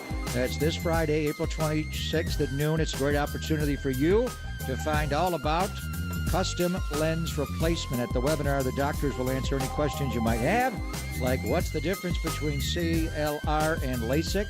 Am I a good candidate? I could ask John Lund that because John had a procedure a couple of years ago. What's the cost? Is there financing involved? How long will a procedure take? And why can't you get a cataract after CLR? Nobody told me that, but that is that's great.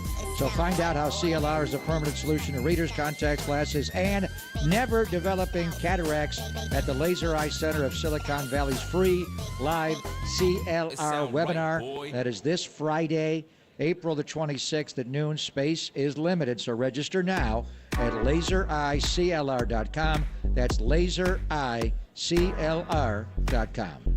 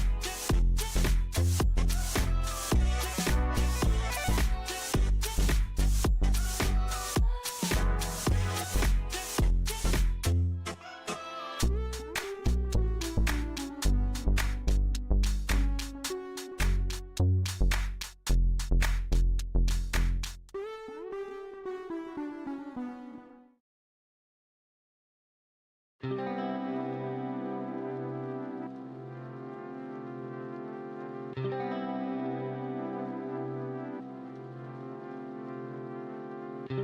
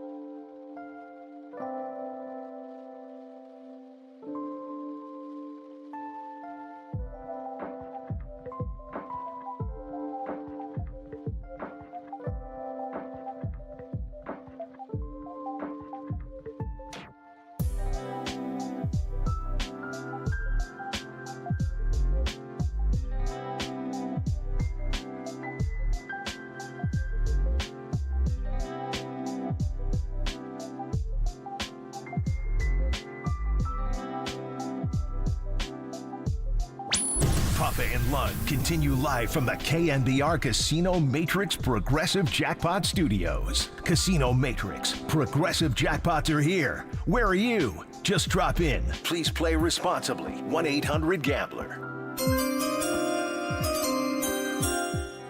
That's right, the greatest sound in all of sports. Wow. That arouses a lot of people. Not me, but a lot of people. We all know who the Brady Six are, but do you know who was the quarterback after Brady? Pick 202 to Washington, then the very un-PC Redskins. Brady at 199, Todd Husak at 202. Oh, he's the Brady analyst. one. Yeah, and he's going to join us tomorrow as we break down all the NFL drafts, specifically the quarterbacks too, because Caleb Williams, Pac-12 guy, long live the Pac-12 guy.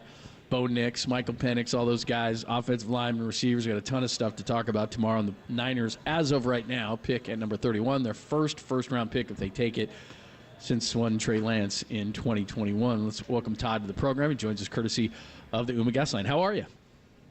Doing awesome. Excited about the draft. And you're right, I was part of the most successful quarterback draft round in NFL history. More Super Bowls than any other. That's right. So Brady's part of the Husak 7. He is. Can you name Brady being the 7th one, the other 6 that were taken in front of you, Ted? Like Brady can? I could probably name a few, the infamous Giovanni Carmazzi, I think, was the third one. Oh, you had to go there. You know that. Pennington was the only first-round QB that year. Chad Pennington? Right. Yeah. Noodle arm? Noodle arm? He did have a noodle arm. I played with him on the Jets for a couple years. Chris Redmond, Spurgeon Wynn. Spurgeon Wynn's the one that nobody ever gets. That's a good call right there for you. Mark Bolger was pretty successful. Went to the Rams. Good player. He was a good player. By the way, seventh-round pick, Tim Rattay. Good call. Wow. That's very nice. So Todd and I have been texting back and forth. He's getting bleary-eyed. He just wants tomorrow to arrive. And I know you're studying everything, but you're studying the quarterbacks.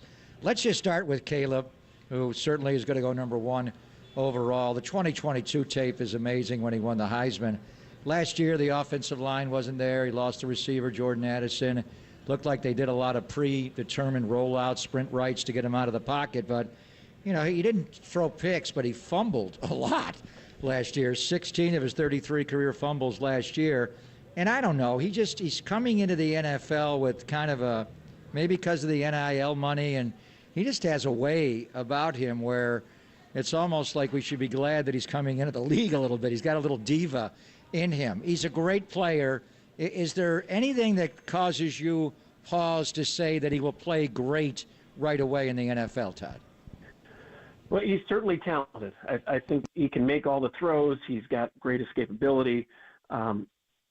What you need in the NFL to be consistently successful is the ability to anticipate, throw on time, throw accurately on the upfield shoulder, the back shoulder. He can do that at times. He didn't do a lot of that at SC. So much of what he did was improvised. Again, part of that was not the best offensive line.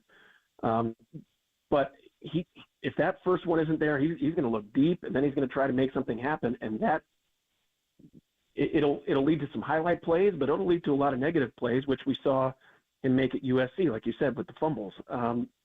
So I think that's one question. Can he play within the design and timing of an offense that most NFL teams are going to run, and I think the Bears are going to run? We shall see. I think the other thing, he didn't handle adversity very well his senior year at SC, in a couple instances where maybe didn't make the best decisions, and he doesn't have an agent. Some of that stuff you can get away with when you're making $5, $6, $7 million at SC. Teammates, fans, when things don't go well, and they most likely will not in Chicago, at least not right away, how does he handle that? Is he the guy out in front leading? How do his teammates think about him? I think those are some questions that are maybe bigger than can he play. There's no doubt he is a supremely talented player and quarterback. How does he handle everything else that goes with being the man in the locker room and all the scrutiny? Because he's going to have a few bad games. Can he bounce back? Can he be the guy out in front? I think those are things to watch early for him in his career. Todd Usack joining us, and he's going to join us tomorrow live from 49ers HQ as Pop and I are down and getting ready for the NFL draft that starts at 5 o'clock tomorrow night. And then at 2, there's Jaden Daniels, and he's LSU, but he used to be ASU, so you watched him at Arizona State as well. In fact, he's been there so long, or been in college football so long, he threw touchdown passes to Brandon Aiyuk. And I was looking at a highlight last night. Over Diamador Lenore. Yeah, exactly. God, send me that clip. When Justin Herbert was a quarterback at Oregon, I mean, they played in that game. But one thing concerned me, Todd. Last night they were talking to him, and he said, "I want to be the best running quarterback in the league, including Vic and Lamar Jackson and everything." And I went, "Man, you're too skinny, number one, for that." I think of RG3 as far as his build is concerned. I don't want him to be a runner. I want a guy that wins from the pocket. So I know he's changed from ASU to LSU, but he certainly had some really good receivers. Malik Neighbors, who's going to go in the top probably 5 or 6. Obviously, they have they've had a bunch of good wide receivers there as well. So what are your thoughts on Jaden Daniels? Do you think he goes 2 to Washington? I think he does. It always amazes me how badly Washington can screw things up. I mean, they had him come in. He didn't know they were going to have the other 3 or 4 quarterbacks there as well. I mean, that relationship has already started off on the wrong foot, even with all the new management coaches. But you watch his tape again. The more tape I watch of really all the quarterbacks, you can talk yourself into, this is the guy. He's the man. And then you watch more, and you can talk yourself out of, like, here's why he's going to fail. And I think you're right. I think him expecting to be one of the best running quarterbacks in the NFL, he needs to lose that idea in a hurry. Actually, my comp I wrote down, I think he is a little bit like RG3. He can throw from the pocket. He can throw deep down the field. He can throw over the middle. He can make all the throws. He also misses quite a bit. He gets off his first read a little too quickly, doesn't necessarily go through his progression. So there's I think he can get back. He certainly got better throughout his college career. And Brian Kelly down at LSU, I think, developed him very well in that offense. And you said it. He's thrown to a couple first-round receivers out there, which helps. But you could see why he will be successful. If he's able to go in, they got Cliff Kingsbury in Washington to help run that offense and maybe use his legs a little bit. I don't think you want him running more than 5 times a game. And if he does, slide or get out of bounds. They need to save him if he's going to make it through a long NFL season and have a long NFL career. Because you said it, he's not built to take a bunch of shots, maybe like Cam Newton was. But he does have the ability to make all the throws, sideline to sideline, can throw from the pocket, can escape. But he still needs to improve some of those things. It's tough to evaluate, too. Everybody's in the shotgun. He's got a great O-line. He's throwing from a pretty good pocket most of the time. How does he handle the speed of an NFL defense? And can he anticipate? Can he throw accurately? Because he, much like Drake May, you watch a game and he looks good, and then he'll miss 2 throws badly, like throw it 3 yards over the wide receiver's head and outside. So nobody's going to be perfect in college, but he's got to eliminate those, move the chains consistently, and become a more accurate passer from the pocket. All right, so assuming Caleb goes 1 and Adam Peters and Bob Myers in Washington take Jaden Daniels number 2, the intrigue is going to be at what Elliott Wolf and the New England Patriots do at 3. Do they stick and pick? Do they trade back? But just the next 2 quarterbacks that are going to come off the board in some order. You mentioned Drake May. When the tape is good, Todd, he overwhelms. He does look like Josh Allen. And then at times he looks like the young Josh Allen who couldn't hit a check down. And then you got the ultra-steady winner, J.J. McCarthy. And I know you know Harbaugh well from Stanford, and he says a lot of outlandish things. But when he says He's the best quarterback in this draft class at playing the quarterback position. I totally get it. I mean, pure fundamentals of everything involved in playing quarterback. J.J. McCarthy is really strong. So how do you evaluate the next two after Williams and Daniels when you look at Drake May and J.J. McCarthy, Todd? Well, I think it's a fascinating pick because obviously the Patriots need a quarterback. There's no way they think either one of those guys is a top 3 talent in this draft, right?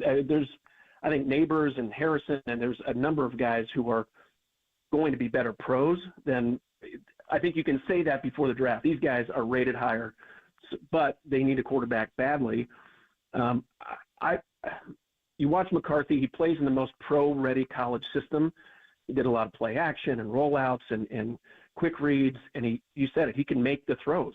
I think there's some mechanic issues with his throw. He drops his elbow a little bit. He throws a lot of line drives. He doesn't show a lot of touch on the underneath passes, crossing routes. The accuracy there may be a question, and that's really what separates good quarterbacks from great at the NFL level. The ability to put it in the right position where you can get yards after the catch. He needs to improve that. He takes a long stride. He's got to improve that. He's got to be up on his toes a little bit more. It's fascinating. Obviously, he had great success this past season, won the national championship. If he didn't have one of the top 5 defenses in college football, and maybe they go 8-5, is he thought of as highly? Right? I think those are things. He's a winner. Well, his defense was pretty good too. And so, how do teams view him? I think May is the better pro prospect because of his upside. But you could see him turning into Mitch Trubisky pretty easily too, right? He hasn't played a ton. He needs to work on his mechanics. He misses a lot of throws that should be easy pitch and catch balls at North Carolina. But as I've watched his tape and his cut-ups of this last season, he's certainly improved. His early games were not as impressive. By the end of the season, he was making all the throws. He can push the ball down the field. He can throw over the middle deep. He's throwing 30-yard crossing routes on the money. So, again, if you show each player's top 10 plays, like, all right, that guy is a man. And you show each player's bottom 10 plays, like, oh, I don't know if he's a starter. And so to take a guy number 3, who I think there's some pretty big questions about his ability to play at a high level. We saw it a few years ago in 2021 here with the Niners. It's a little bit of a risk, and it might not work out. And as we saw in that entire 2021 draft, 4 out of the 5 guys taken in the first round aren't even with the team anymore. So it's a short leash for these quarterbacks. They either pan out in 2 years or they're gone. No doubt about it. Todd Husak's joining us. We're talking about the quarterbacks, the NFL draft tomorrow at 5 o'clock. And again, Papa, I, and Todd will be down at 49ers HQ. We'll have like a glass against the wall trying to listen to see what the 49ers will do. They'll actually just tell us what they're going to do, and then we'll report it to you. So make sure you tune in at 5 o'clock, and we'll tell you everything. The other 2 guys, Penix, to me, he's really intriguing because we saw all season long what he can do. He's got a rocket for an arm, but he has the injury issues that he had at Indiana. He penned a great a letter to the NFL teams. I mean, the guy is a really high character guy. The thing that maybe concerns me is his motion where he brings the ball so low down to the ground. And then I know that during his pro day, he ran in the 4.5s. He doesn't really always show that athleticism in the pocket. It seems to me that he needs a certain situation where he's very well protected, and then he's going to be very successful. So what do you see when you see Michael Penix and then you project him to the pro game? Yeah, I think I talked about J.J. McCarthy not throwing the most catchable ball, the easiest ball for receivers to handle.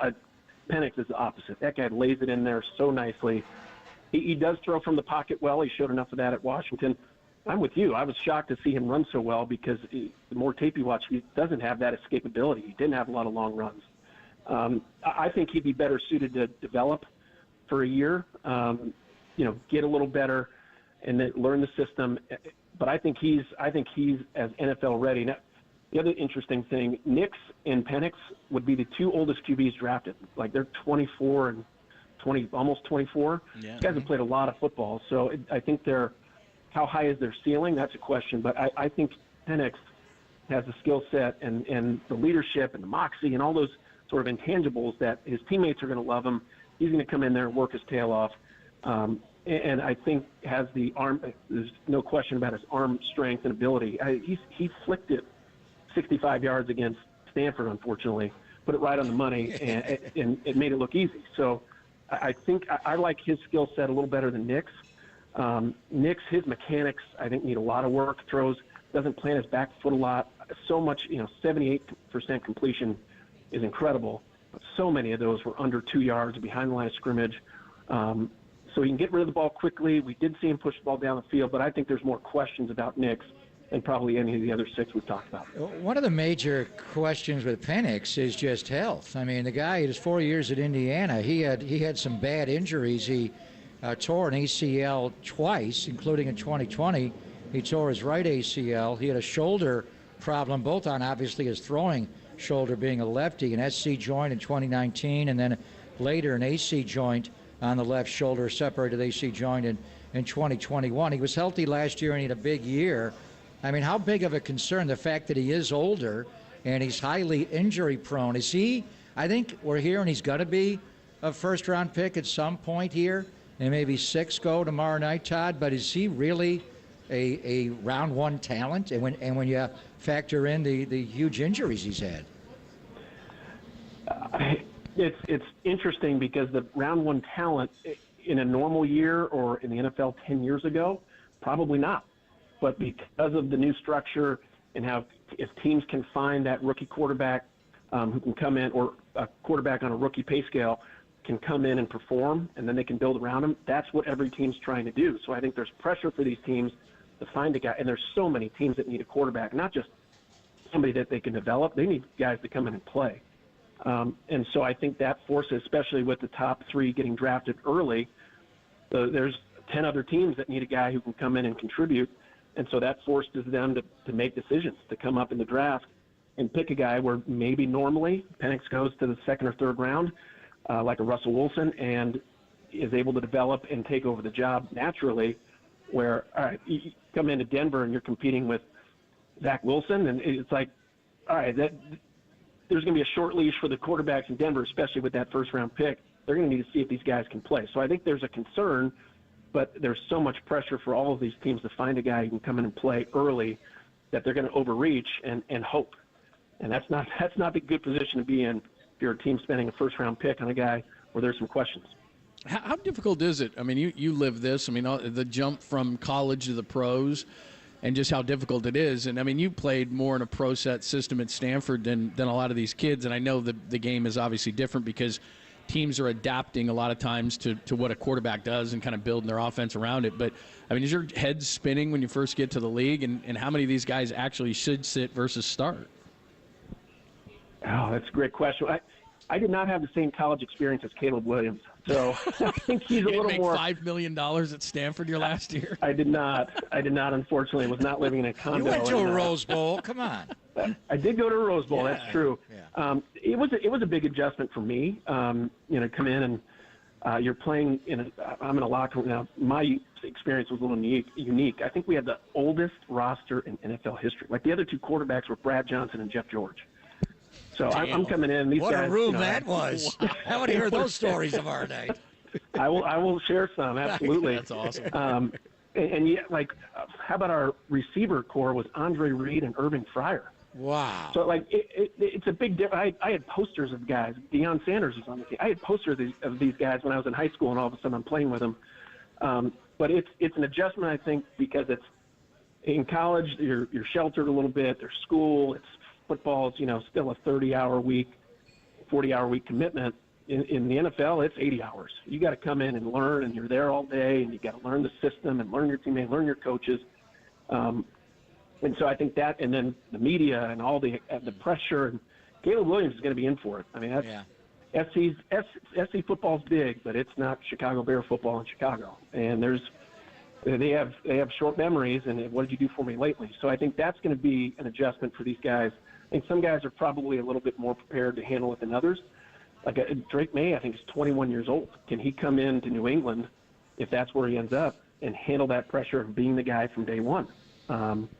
We shall see. Because some guys thrive under it, some guys do not. And so that's where it's more of a lifestyle adjustment. Like, all right, this is my career. I've got to commit everything I can doing this, and I got to deal with the good and the bad, and be ready for it, and come in every day with the right attitude, or it could go south quickly, as we've seen with Zach Wilson. It's a perfect example. Number 2 overall pick just a few years ago. Yeah, he came in, was not ready for it. I think from a maturity standpoint, didn't play well early, did some things that kicked his teammates off, and his career was over before it got started, really, with the Jets. Yeah, the only guy that I could ever think of that to me was just a lock, the greatest lock in life that he would be a great pro, is the great Andrew Luck. I mean, that guy, watching him play in college, it's like he's the best quarterback in the NFL, which leads to, anyway, Andrew Luck. You know, we're down there near Stanford. We're nearby. We got many open chairs in the conference room. Would love to get his insight. Anyway, he drops by tomorrow night, Todd? I'll shoot him a note. Calls in. You know what's funny? I'll shoot him a note. I don't know how much he follows the NFL. He's got a lot of other interests. I saw him. I'll see him at the Stanford tailgates, and he's lost a bunch of weight. One of my favorite stories about him recently, he helped out the Palo Alto High School JV team. And I had some friends who were parents of kids. They dropped their kid off. All of a sudden, Andrew Luck's like helping the quarterbacks in the offense. How about that? That would be a nice surprise. Dropping your kid off to learn the game of football. And you got Andrew Luck helping out. I'll shoot him a note and see if he can join. But I agree with you. He was a lot. I think Trevor Lawrence was probably the closest thing since him.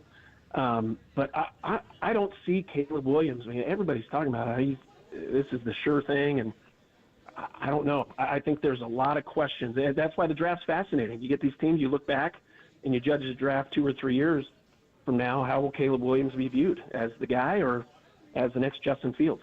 That's a great call. By the way, I was at the Oregon-Stanford game last year and ran into Andrew Luck. I couldn't even recognize him. Like you said, I mean, what did he play at, about 230? I mean, he's got to be. He was 250. Yeah, maybe 250. I mean, seriously, he wasn't, what's he, 185? I mean, maybe not that skinny, but, I mean, he's skinny. I was like, dude, wow. He was. Yeah, he's enjoying post-football life. Yeah. He's got his family here. He's very active with Stanford, which is awesome. Yeah. He looked good. Had a big event last week, and he spoke, and he's just such a – I might be number 2 fan behind Papa, but I'm right up there. I'm 1B. Todd, if he called in, you and I could just lay out for an hour. He'd be like Chris Farley on Saturday. Probably wouldn't be a good idea if Luck shows up. He'd be like Chris Farley on Saturday Night Live, you know. John Lynch loves that him, one time? so if he does show up, he goes into the war room. He'll come by and say hi to us for a little bit, but I'll get him in the war room. You too. It'd be We need embarrassing. Andrew Luck. I want Andrew Luck. You guys would be drooling. Love that guy. See? Hey, Todd, we look forward to it, man. It's going to be a lot of fun. Thank you so much for your time. We'll see you tomorrow. We'll have fun, Todd. Take care, guys. Thank you, Thanks, brother. That's Todd Husak. He, not part of the Brady 6, but certainly you get the idea. He The was, Husak 7. Yeah, he was 202 in that whole thing. So just make sure. I want to hear more about Jeff George. Oh, can you imagine that? Can you imagine that QB room? My God. Jack the Ripper's here. My goodness. Jack man. Clark. Wow. How about that? Guy's got a sport coat with Jack Clark 22 on the back of his coat. That is amazing. By the way, Pennington, Carmazzi, Redmond, Martin, Bolger, Wynn, T. Brady. Martin? Which Martin is it? Husak. Yeah, T. Martin. T. Martin. He's been an OC in college and the pros. So there you go. Giovanni Carmazzi. That'd be a nice restaurant. But it's not as good as Tony Gemignani. That's true. Good point. I'm getting hungry. All right, we'll get you. We'll get you. Everybody's got those egg sandwiches out here, man. They look Should good. we go that way? How about the chicken churro waffles? That sounds really good. But, I'm trying to lose a few pounds and going to Mexico in a couple of weeks. I think I'll stick with the Bloody Mary liquid diet. Thank you very much. There's an olive in there and a piece of lemon. That's my breakfast. We need number today. 2. Yeah, let's get going. All right. We'll get you caught up on what's going on with the Giants and day baseball. It's going to be an opener day. Wasn't Blake Snell supposed to pitch? He was. We'll tell you why he's not. He was kind of an opener. Wow.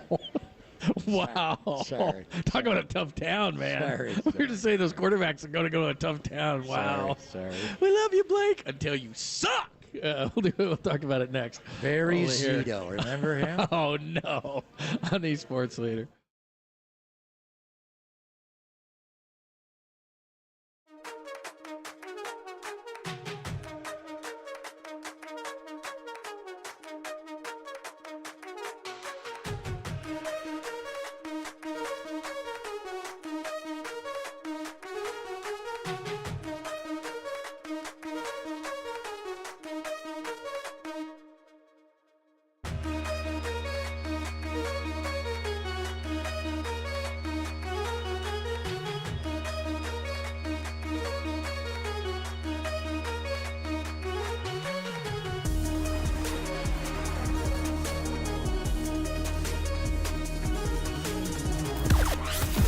from the O'Donnell Financial Group Sports Desk. Learn more at ODFIGroup.com. O'Donnell Financial Group, because planning is a process, not a product. The great, and I do mean Greg Cosell from NFL Films, who joined Tolbert and Coach yesterday to break down the tape of potential 49ers draft targets. Check out that podcast and more on the KNBR app, YouTube, and KNBR socials.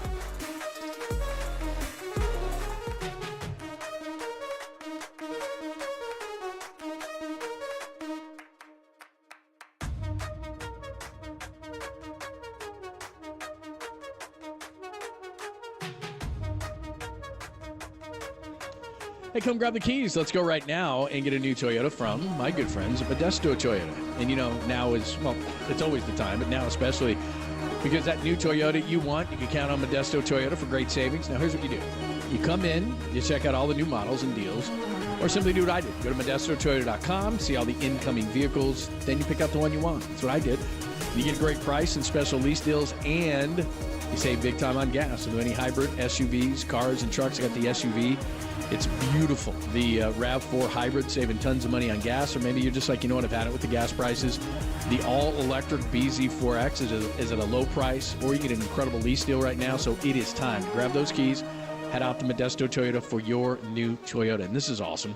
Since 1965, Modesto Toyota's had thousands of happy customers. They're family-owned since 65 because of the great service and great prices. So let's get out to Modesto Toyota, and we'll win big time. No dealer markup. Did I mention that? I almost forgot. No dealer markup. So the time has obviously never been better. And it's where I get all my Toyotas. Does that mean something to you? It should. Come find out for yourself at Modesto Toyota and ModestoToyota.com.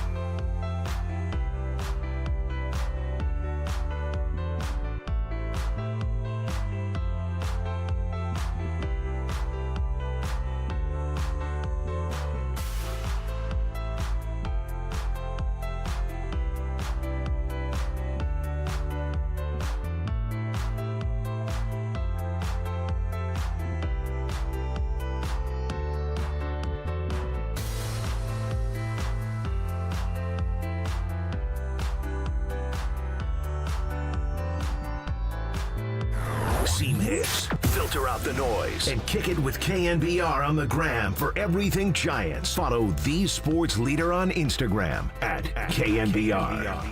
And the cock and the walk, baby. So we're at 58 Social. I just saw a guy walk by, and on the back it says more cowbell, and his number was 0. I don't know, but can we get that guy Was out it here? Dickinson? Bruce Dickinson, baby. I don't know, John. I think I'd walk him. Yeah. First thing. Where is more cowbell? We need to see that guy. It's not Snot Rocket 40, but it's still more cowbell 0 is pretty good. Is that what he had? Yeah, but we had the Snot Rocket 40. I liked that guy for a while. Have you ever? You have a number of jerseys in your office that say Papa. I do. Yeah, which is fine. I don't have Snot Rocket. No, Snot Rocket's I pretty saw good. a guy that had a sport coat, and on the back was Jack Clark, the whole name, and 22. On a sport coat? Jack Clark the Rip. You know, gave him that nickname was Vita Blue. Right. Vita called him Jack the Ripper. So what is that? That's almost like a mullet version of a jacket, like business in the front, party in the rear. Yeah, I don't know kind if of a I'd thing? wear that. You know, with a sport coat. And it looked like a nice Bill Blass. I don't know, double-breasted. I don't know. So double-breasted. So Blake Snell's not pitching today. Oh boy. Ryan Walker is starting. They're going to go opener. He did a good job. Remember we had him on the patio last year? Yeah. And we just talked to Sergio Romo the other day, and Sergio made his TV debut last night. It was great. But he was the original opener years ago for Kevin Cash in Tampa. So just when you thought you were rid of the opener. I jinxed this because yesterday I was talking about sixth-inning starts and everything for the Giants and how good they were doing, and then all of a sudden Blake Snell goes on with an adductor injury, or maybe it's a mystery to get his butt in gear, whatever the case may be. But it's going to be. Oh, by the way, it sounds like the primary. I thought we were over these words and terms, but the primary may be Mitch White today, is what we might. What do they call that? The featured guy, the bulk guy. Bulk guy primary. No, what do they call it. what they call? Didn't they have like a movie reference last year? It was bulk guy, and then he went featured performer. Wasn't it something like that? That's it. It's like Walker's Today's featured performer. Walker's going to Mitch be in the White. opening scene. Yeah. But then Mitch White, the former Bellarmine Bell, Santa Clara Bronco, LA Dodger, primary. Toronto Blue Jay. Yeah.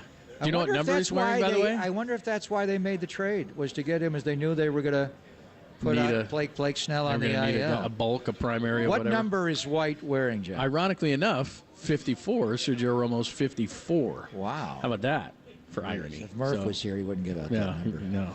And then your lineup against the big Sean, the maniacal Sean Mania, brace it. I'm not happy. Austin I'm gonna tell you Slater. right That's now. why he's in the lineup. That's why he's on the Well, you roster. want your 083 guy hitting as He's much the as he leadoff. possibly can. He's got to get hot against lefties. They saw one on Friday night with Jordan Montgomery. They saw Quintana the other day. Nicer. So Slater will lead off. Flores will play at first.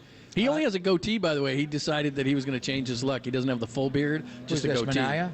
No, that's Slater. He's going to try and he change his shaved luck. it? Why is it what? Well, he's got a goatee, but because then it's easier because Mustache May comes, and then he's just going to take the bottom part off, and those have a stash. So he's slowly, getting ready. If he doesn't hit here in late April, he's going to spend his mustache May Preach, in brother. Sacramento. Preach, brother. Or maybe somewhere else. Let me check out Elliot Ramos. Give him time. Hit another give him one time. yesterday. Give him time. Same. So Slater, Flores at first. Conforto, the former Met. Sean Manaea does not see too many left-handed batters. Everybody's loading up righties against him. Conforto, though, is hitting so well against left-handed pitching this year, so he's in. Solaire's got to get going. Matt Chapman, who knows Manaea really well, both from the Rays days and intra-squad matchups, but also head-to-head. Here's the interesting one, day game after a night game. Patrick Bailey did catch last night. Patrick Bailey is catching again today. Now, they have an off day tomorrow. Well, what's Tom Murphy and they're hitting, off. like I understand. 0-30? And which also leads to Joey Bart is coming to town. Now, Joey, he hit a couple of bombs. He caught back-to-back days over the weekend. Henry Davis, the former number one pick, their overall number one catcher. But then Joey got hit the other day in batting practice, got hit in the head on a ball during BP, so I don't know where he's at.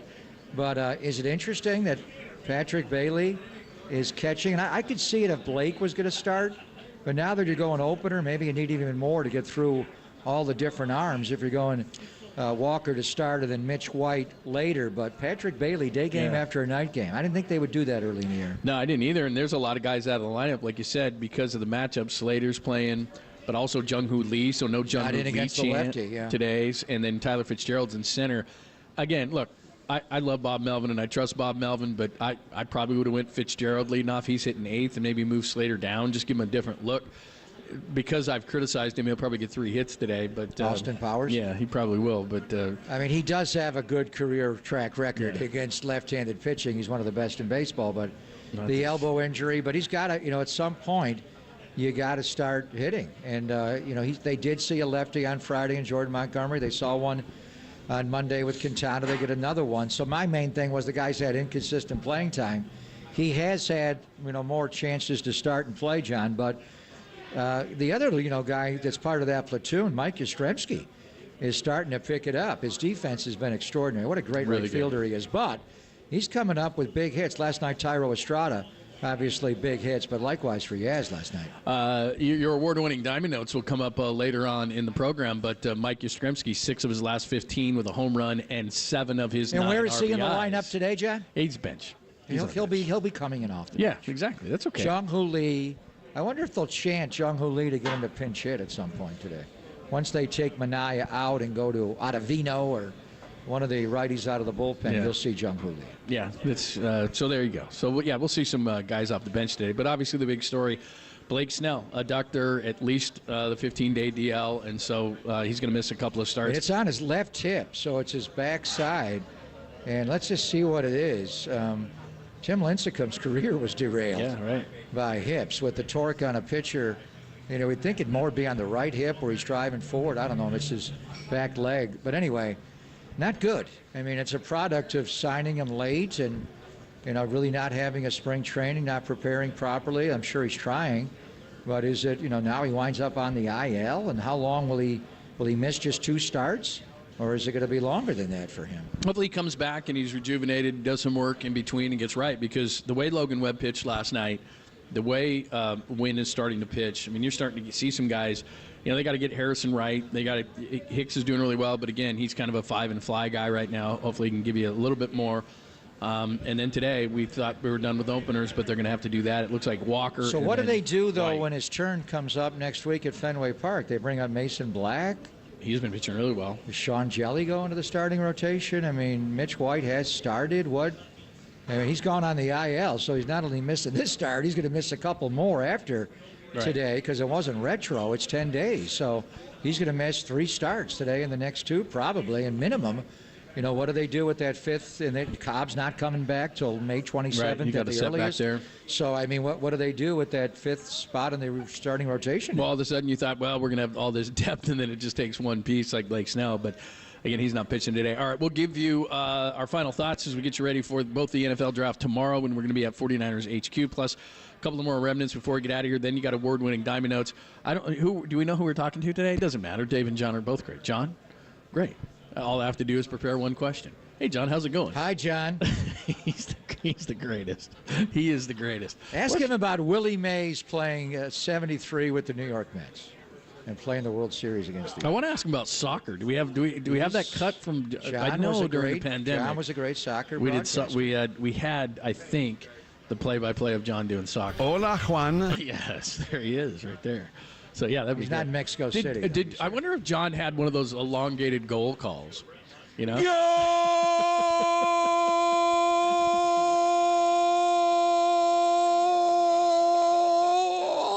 Oh, man.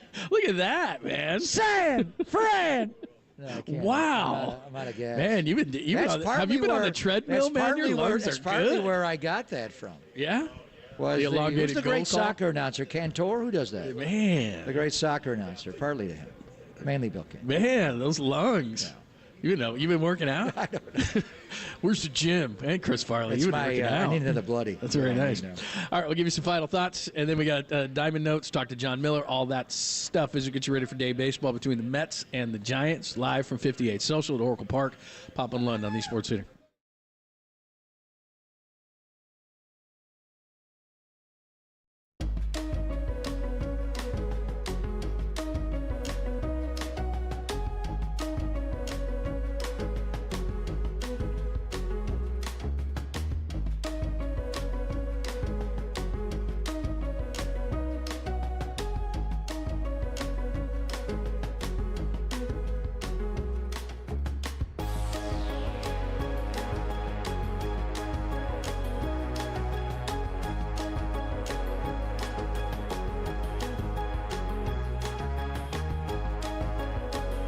laser. Glad Danny played the laser thing, but Laser Eye Center of Silicon Valley, that's of course what we're talking about. And people here at 58 Social can see. I have no glasses on. You want to vouch for that? And I can see this copy that is in front of me. Normally, a couple of years ago, I'd be like, I have no idea what this says. But I do know this. The Laser Eye Center of Silicon Valley, the free live, I tell you, CLR webinar, which is April 26th at noon. So it is coming up today as the 24th. That would be Friday. Look at that math. Friday, it's coming up at the Laser Eye Center of Silicon Valley, and they're going to tell you all sorts of things. Pop and I tell you about CLR, custom lens replacement, and how well it worked for both of us that we can see so well now. But what you want to do is you want to actually talk to doctors. I know that you may think I am a doctor, but shockingly enough, I am not a doctor. But you know who's a doctor? The doctors at Laser Eye Center of Silicon Valley. So what you're going to find out is the difference between CLR and LASIK. I've had both, by the way. Are you a good candidate? What's the cost? Is there financing? I do know the answer to this one. How long does a procedure take? Glad you asked. Minutes. It's awesome. It just takes minutes. They do it, and then you're like, that's it? They're like, yeah, we're kicking you out. You've got to go. And I'm like, no, I want to stay longer. They're like, no, we can't have you do that. You can't get cataracts as well. CLR is the permanent solution to readers, contacts, glasses, all those things. But you know what? It's better that they tell you about it, and you can get the answers to all your questions, and then you're going to be able to see like Papa and I. So just go to lasereyeclr.com. That's lasereyeclr.com, and it's coming up this Friday, the 26th. So you want to be part of this webinar, and you want to get answers to all your questions. Again, lasereyeclr.com. That's lasereyeclr.com.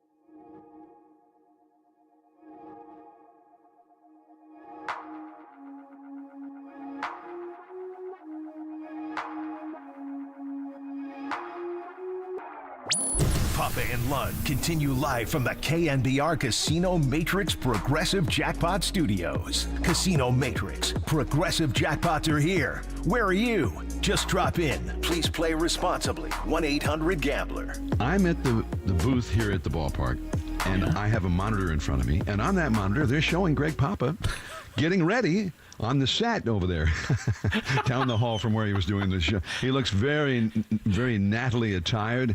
And I'm not good on colors because I'm a little bit colorblind, but let me just say earth tones. He's going earth tones today. Oh, and very well color coordinated. And he's going through his notes and over there, combing his hair, and it looks like he's got the makeup on. And now he's calling up some notes on his iPad. So. Now, That's one of my favorite things ever. It looked like me, but it was Contos. Oh, is that what it was? Worried about his hair. Got Boy. the makeup going. I do wear a lot of pastels. I gotta orange tell and you. black this time of the year. Well, he's Jim. colorblind. How would he know? John is. He said earth tones is what you had on? Yeah. I did see George already. I was having a coffee across the street, and George's I hair look looks up, amazing. and I mean, it honestly, it's real. I know that, but it just looks pristine. I mean, man. He'll be on the air in 23 minutes. It's embarrassing. How was Sergio last night? I saw him a little bit last I thought he night. was Good. solid. I thought he was solid. He at first, because we had him on the show yesterday, and if you didn't know, he's at NBC Sports Bay Area, Sergio Romo now, even though they gave his 54 away to Mitch White, who you'll probably see today. He's starting today. But yeah, he was great. Told some great stories. He was Natalie attired as well. Did not wear a tie, though. But no, looked, he was cool like looked really Serge. good. Had the hair slicked back, nice pair of, Yeah. very smart-looking glasses. I got to try that move. Nice glasses. Maybe people think you're smarter or something. But yeah, he was good. Have the rims match your outfit? Yes, that's always solid. So if the Giants move. win today, John, they will be 500 again at 13-13 on the year. The LA Dodgers are only 3 games over 5. Remember they started 7-2? Yeah. They are just 14-11. The Padres are 500 at 13-13. I'm watching the Arizona Diamondbacks. They're playing a day game. Corbin Carroll's in the box right now, and they're leading 1-0. They are 12-13, tied with the Giants. So we're fixating on this Blake Snell.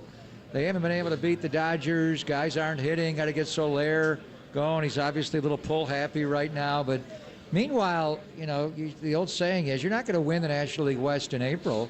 You could lose it. If you just get, Right. Colorado's 6-18, Bye. and nobody thought they'd be able to do anything this year. But there's certain teams that are Miami. What they're doing, they were a playoff team last year. They're 6-19, but the Giants are kind of treading water. And overall, when you look at the individuals, Jung-Hoo Lee's been good. Who else is over or even been average to above average? Nick Ahmed's been really good. Chapman's been great defensively, so offensively. Soler's not gotten going. Patrick I Bailey's think been even good. he started slow. Now but he's his picking defense it is up, coming and out. he's He's just hitting. catching day game after a night game today, which is interesting. But Murphy did catch on Monday, and he Logan got an Webb's off day been tomorrow, incredible. and then an off day on Monday.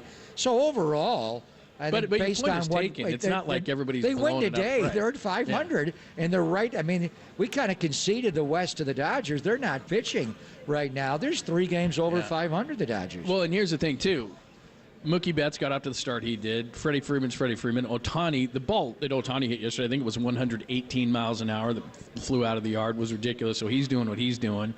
So, they're getting guys doing it, but they're struggling with the bottom of the order. Like you said, their pitching has not been very good. Tight Pants is on his way back, so they'll probably get Buehler back, and they'll be pretty decent. The bullpen They got a has bunch been of guys great. that may come back. Right. So, I mean, but that's where the Giants have to start winning some games because you need to take advantage of the fact that they're not running away from the pack right now. And then you and I have talked about this is a really important stretch to sweep the Mets today. That's going to be a team you may have to contend with in the wild card.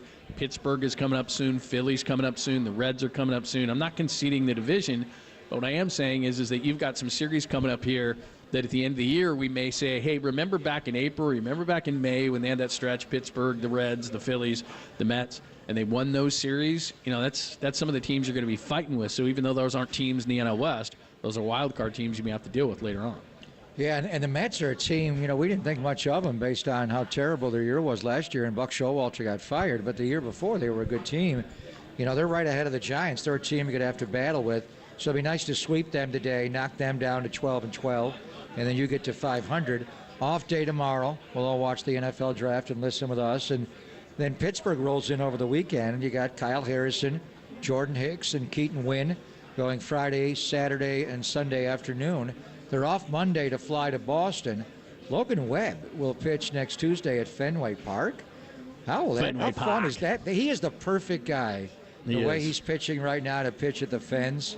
where every fly ball you think is off the monster or going off pesky pole or going in the garage door, the triangle. You'll just get ground ball after ground ball after ground ball.